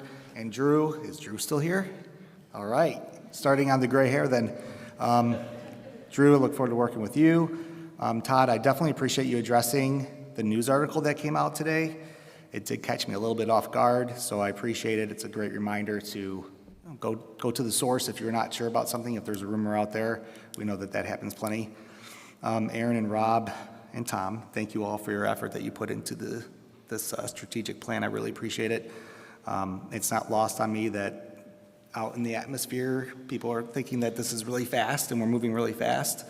But as someone who spent 4 years on the Building Our Future Together plan, to then put the referendum out and be told this is too fast, I understand. You guys did a lot of work, and so did all the people that were involved in it. I kind of wish I understood this perspective back when we put the referendum out to try to address it a little bit better. So I appreciate all the work you did. Give me a second here. Let's see. Tom, again, thank you. I've had a lot of rough bosses, but I've never had 7 that are questioning my work in front of the community, so I appreciate everything you're doing. I think you are doing a great job, and I'm very happy that you're here. I continue to be happy with everything you've been doing. You've been giving me nothing but answers to all my questions. And believe it or not, I actually met Tom earlier this week, and I still have questions, so thank you for it. I appreciate it. Sorry? Said I didn't know that. Yeah, it's embarrassing to say. Some other thoughts. For the past 2 years, we've been asked to address DEI as quickly as possible, and now we're being asked to kind of slow down and really think through it. I don't know, but I hope that means that we've actually made some progress. So I hope at least to have that perspective that nothing's being done, that we are finally showing that we're listening and we hear you. And we do want to make sure that it's right. Lost my spot. I definitely think we've got a lot of opportunities still and a lot of things to consider. If you all remember during the referendum a few years ago, we actually had people that were talking about closing schools down. Like, why rebuild schools? Just close the school down. And now we have people here concerned about the classroom sizes. So things change. That was part of my point of wondering about, like, we can't just have a set goal in mind. We can't just set to one thing. Imagine if we said, yeah, we're going to build that, we're going to get rid of that school, and all of a sudden. So just bringing that for perspective as well. To the students who spoke, Molly, Martin, Alexis, and Liz, I really appreciate your willingness to speak up. I hate that you had to do so. I'm going to remain hopeful that soon that these incidents will be reduced and followed up by them by not happening at all. However, I will never think that just because a student doesn't speak up that means everything's fine. I just want you to know that's a commitment from me. And I know that we say the right words. I heard that before, so I won't say anything else to the matter. Hopefully the action will speak for it. Finally, graduation tomorrow. Congratulations to all the students. Congratulations to all the students finishing up their year, not just the graduates, everyone else. I know it's a long year. It was fun seeing the HC Storm faculty here. My daughter was crying last night about leaving Mr. Stanczyk. Is he still here? He was here, but she was crying last night because she's going to miss him. So she's going to join K-Kids next year just so she can see him more often.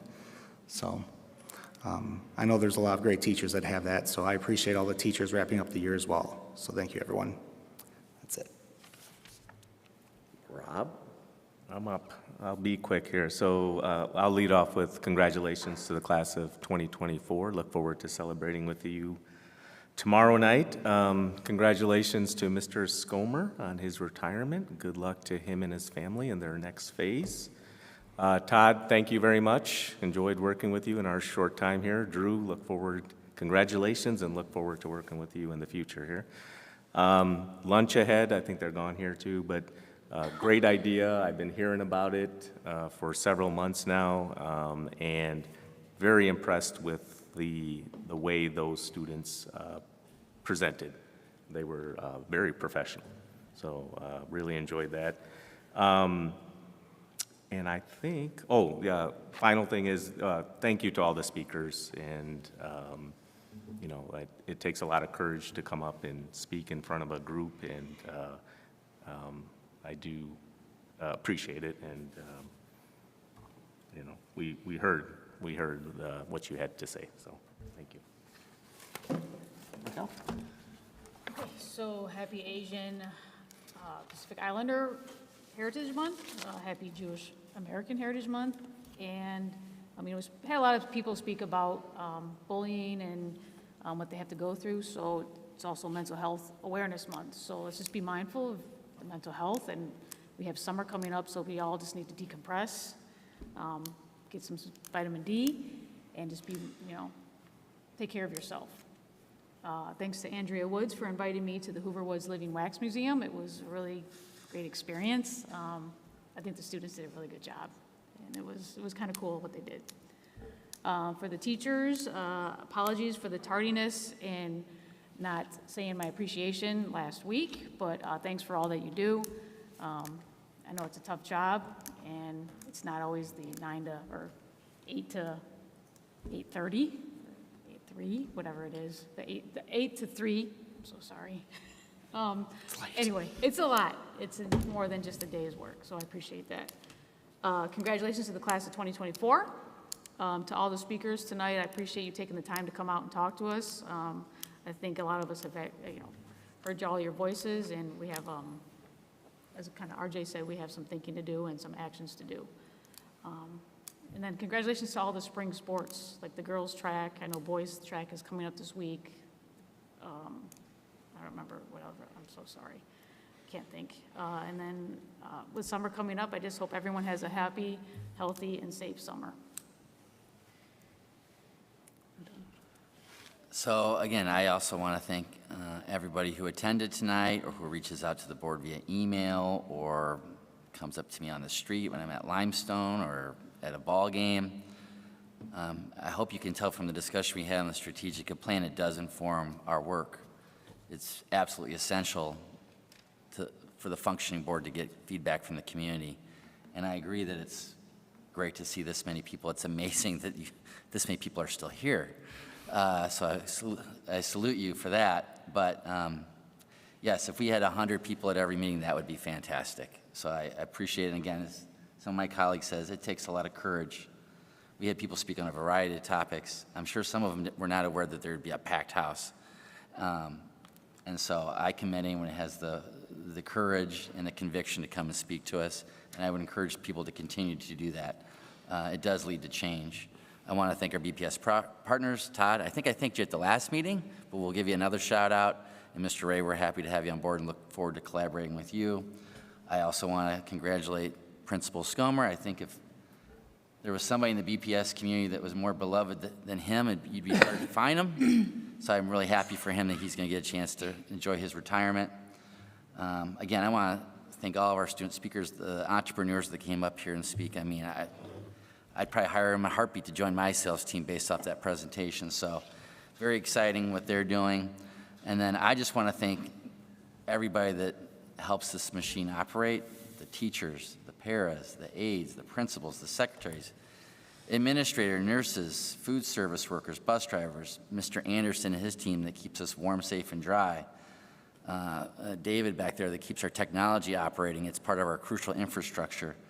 And then really also the army of parent volunteers that help this thing work, that support our children. I mean, I sometimes joke that I think this current generation loves their children more than my parents' generation did because they're so involved, providing so many resources. And I think we're just blessed in this community to have a community of people that want to support our children. And then I like to usually keep this broad, but I do want to be a little selfish because this is the last meeting of the school year and thank some people that impact me and my family and my work. So I first want to thank the community for electing me to serve. I take it very seriously. It's very important work. I don't think any of us up here take it for granted. We all do it because we want what's best for our kids. I want to thank my wife, Kathleen, and my children. It's 11:15. My daughter's graduating tomorrow. I'm sure my wife wasn't thrilled that I spent 4 hours here away from my daughter, but they understand the value of what we're doing up here. If it wasn't for their support, I wouldn't be able to do this, so I want to thank them for that. I do want to thank everyone on the board, Everybody here is doing this for the right reasons. We all are different phases of our lives. We all have different perspectives. I think that is a key component to an effective board. And so I want to thank them for their service and their families that are supporting them in their mission. And then I want to thank our board secretary, Cindy Rodriguez. She supports us. She keeps us organized. She provides us documentation when we need it. I am always asking her to print paper, much to her annoyance probably, but she does it without complaint. And I also think when you walk in Rosalie Jones, she's often the first person you see, and I can't think of a better representative for our district because she really cares about kids and families. So I want to thank you, Cindy, for your work. To our superintendent, Tom Kim, you survived your first academic year. I don't see one gray hair in your head. Somehow. That's admirable for someone that's all white, but I agree with some of the comments. Your passion is undeniable. Everything's about kids, your energy. I sometimes think you have a doppelganger because if you follow Tom on social media, he's at everything. And I know that takes you away from your young family and your wife, but I appreciate your work, and I know that you know there's a lot of work ahead that you're excited to do. And then I do want to thank or recognize the class of 2024. I'm going to get emotional here. I'm tired and emotional, but my daughter Emma Rose will be on stage tomorrow. So today, BPS has a tradition where after rehearsal for graduation, students are allowed to go back to their grade school if they attended a Batavia grade school. And our school is J.B. Nelson, which our family's been a part of for 13 years. And, you stay in contact with some kids go off and they do different things. You lose track of them a little bit, but you see them all together, and it's almost like a class reunion. Everything sort of comes back. They're taller, their voices are deeper, they're adults. But it was really pretty special, and then one of the things that was special about it was as we were leaving, the kindergartners came out. And so it was sort of this full circle moment, and it's like, boy, I just remember when they were that. And what I think about with, at least I'll speak to my experience with my daughter, is how much of a community it takes to get to commencement. I remember a year ago today, on commencement, my daughter was in a very severe accident, car accident, totaled the car. I got a call from a stranger. You don't know who I could hear Emma crying in the background. You don't know who I am. I'm with your daughter, Emma. She is okay. She filled in the details, and she stayed with her until I could get there to comfort her. And this was a total stranger who was actually heading to commencement and stopped what she was doing to care for my daughter. And as a parent,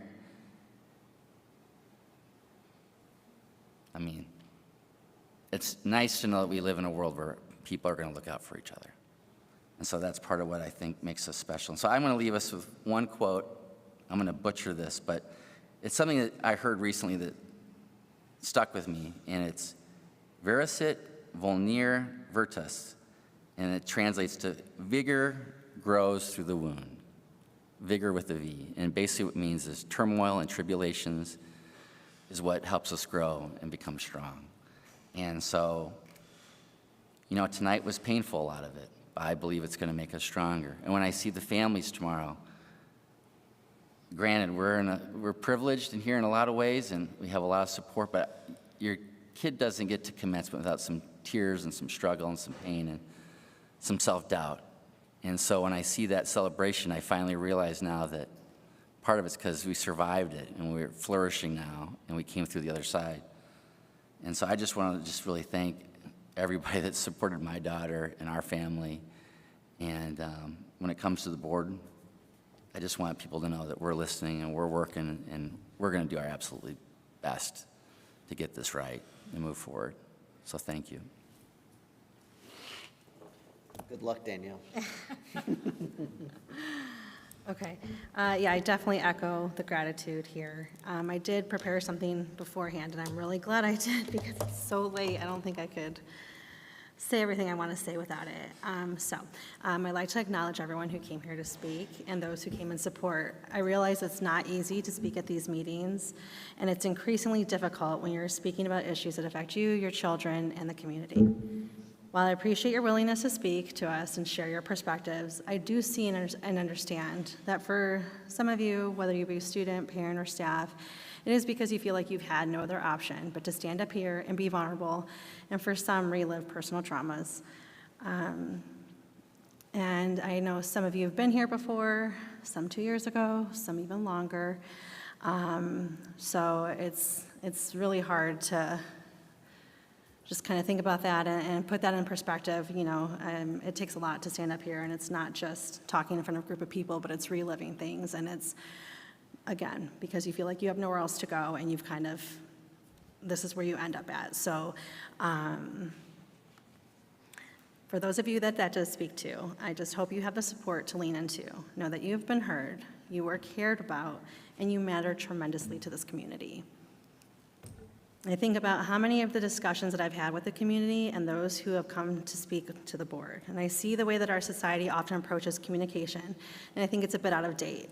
It seems to make things harder on us because it doesn't always support the sharing of perspectives or effective documentation. So I want to share this. We often fear and resist sharing our perspectives because of what others will think, or we worry about making waves. Your perspective is just that. It is yours and it's valid. If anyone is upset with that, with you speaking and sharing it, perhaps they need to sit with their own discomfort before responding. A productive communication method ensures documentation to provide transparency and trust, whether it's a strategic plan or discussing issues. We need to realize documentation is a way that we ensure we're all on the same page while it provides guidance and action and accountability. So I'd like to wrap up by saying to all the seniors out there, whether you're taking a gap year, you're deciding to go into the trades, staying home to help support your family, or going off to college, be very proud of this moment. Graduation is not a given, and I can tell you that from experience. I come up here and it's hard to get to this point, but I had to get my GED for personal reasons. And so I do understand that it's not always something that kids just, I just heard so many comments, you know, it's, what's the big deal? Everyone graduates, but it's not. So there are many obstacles that students face during their academic careers. Recognize and take pride in the fact that you have done years of work, fought against adversities, and have remained resilient and determined. Don't ever doubt your ability to accomplish something, because you have shown by getting to this point, if you put in effort and continue to push, you absolutely can be successful. Stay driven even when the path changes. Find strength in those uncomfortable and hard moments, and continue to be the amazing people you have shown us you've already become. I'm so proud of you, and I cannot wait to see what the future holds for you. And for everyone else, I hope all of our students, families, and staffs have a great summer, and we will see you in the fall. Thank you for sticking with us, you guys. That's it. Sue? Sure, I have a 2.5-page speech prepared. No, you don't. I'm just kidding. Since it's 11:26, I'm just going to say thank you to all of you who stayed through the whole thing, and congratulations to all the graduating seniors who I'm sure are not watching. So thank you and good night. That's it. I will keep it equally as brief. Just wanted to say thank you, and it was right along what Aaron said about, like, thank you to all the kind of teachers, graduates, volunteers, admin, Superintendent Tom Kim for your amazing first year. We kind of charged you with a lot of kind of lofty goals and aspirations that we had at the beginning, and you came in and said, hey, I'd like to do the strategic plan. And I think one of my questions for you was, do you have time? Because you also have a district to run while you were doing all this stuff. So I think for the timeline that you were able to produce and what you were able to produce, I think it's given us a good document to review and to discuss and to hopefully act upon. One thing I do want to say, and I don't normally do this, but I wanted to specifically do it today. I appreciate everybody that came and talked today, not just because of their message, but because, you know, it was really, in my opinion, kind of like the true kind of moment of really like civil discourse. Everybody clearly had a lot of passion about what they were talking about, but they were able to kind of articulate in a way that was put in a forum and a possibility of being able to be received, and it was. So I'm going to run down this real quick, because the other thing was, I believe everybody got an opportunity to speak because everybody took their time to be succinct and got their point across and effectively ceded some of their time to later. So I just want to appreciate and say thank you to Sarah, Scott, Justin, Eileen, Molly, Chris, Kathleen, Frank, Jared, Caleb, Gabriel, Renee, Amy, Katie, Alexis, Liz, Todd, Drew, Kevin, and our student ambassadors, Dorit and Zara. So thank you very much for everybody. Go class of 2024. Looking forward to seeing everybody tomorrow. Enjoy the day. Be safe. And thank you for a great year. So I will, if I get my agenda right, because if I can remember it right now, I will entertain a motion to adjourn. So moved. Second. All right, so moved by who? Raquel? Me. All right, and Raquel, and second by Sue, let's say. All in favor? Aye. Opposed? It is now 11:29. Still today, folks. Meeting is adjourned.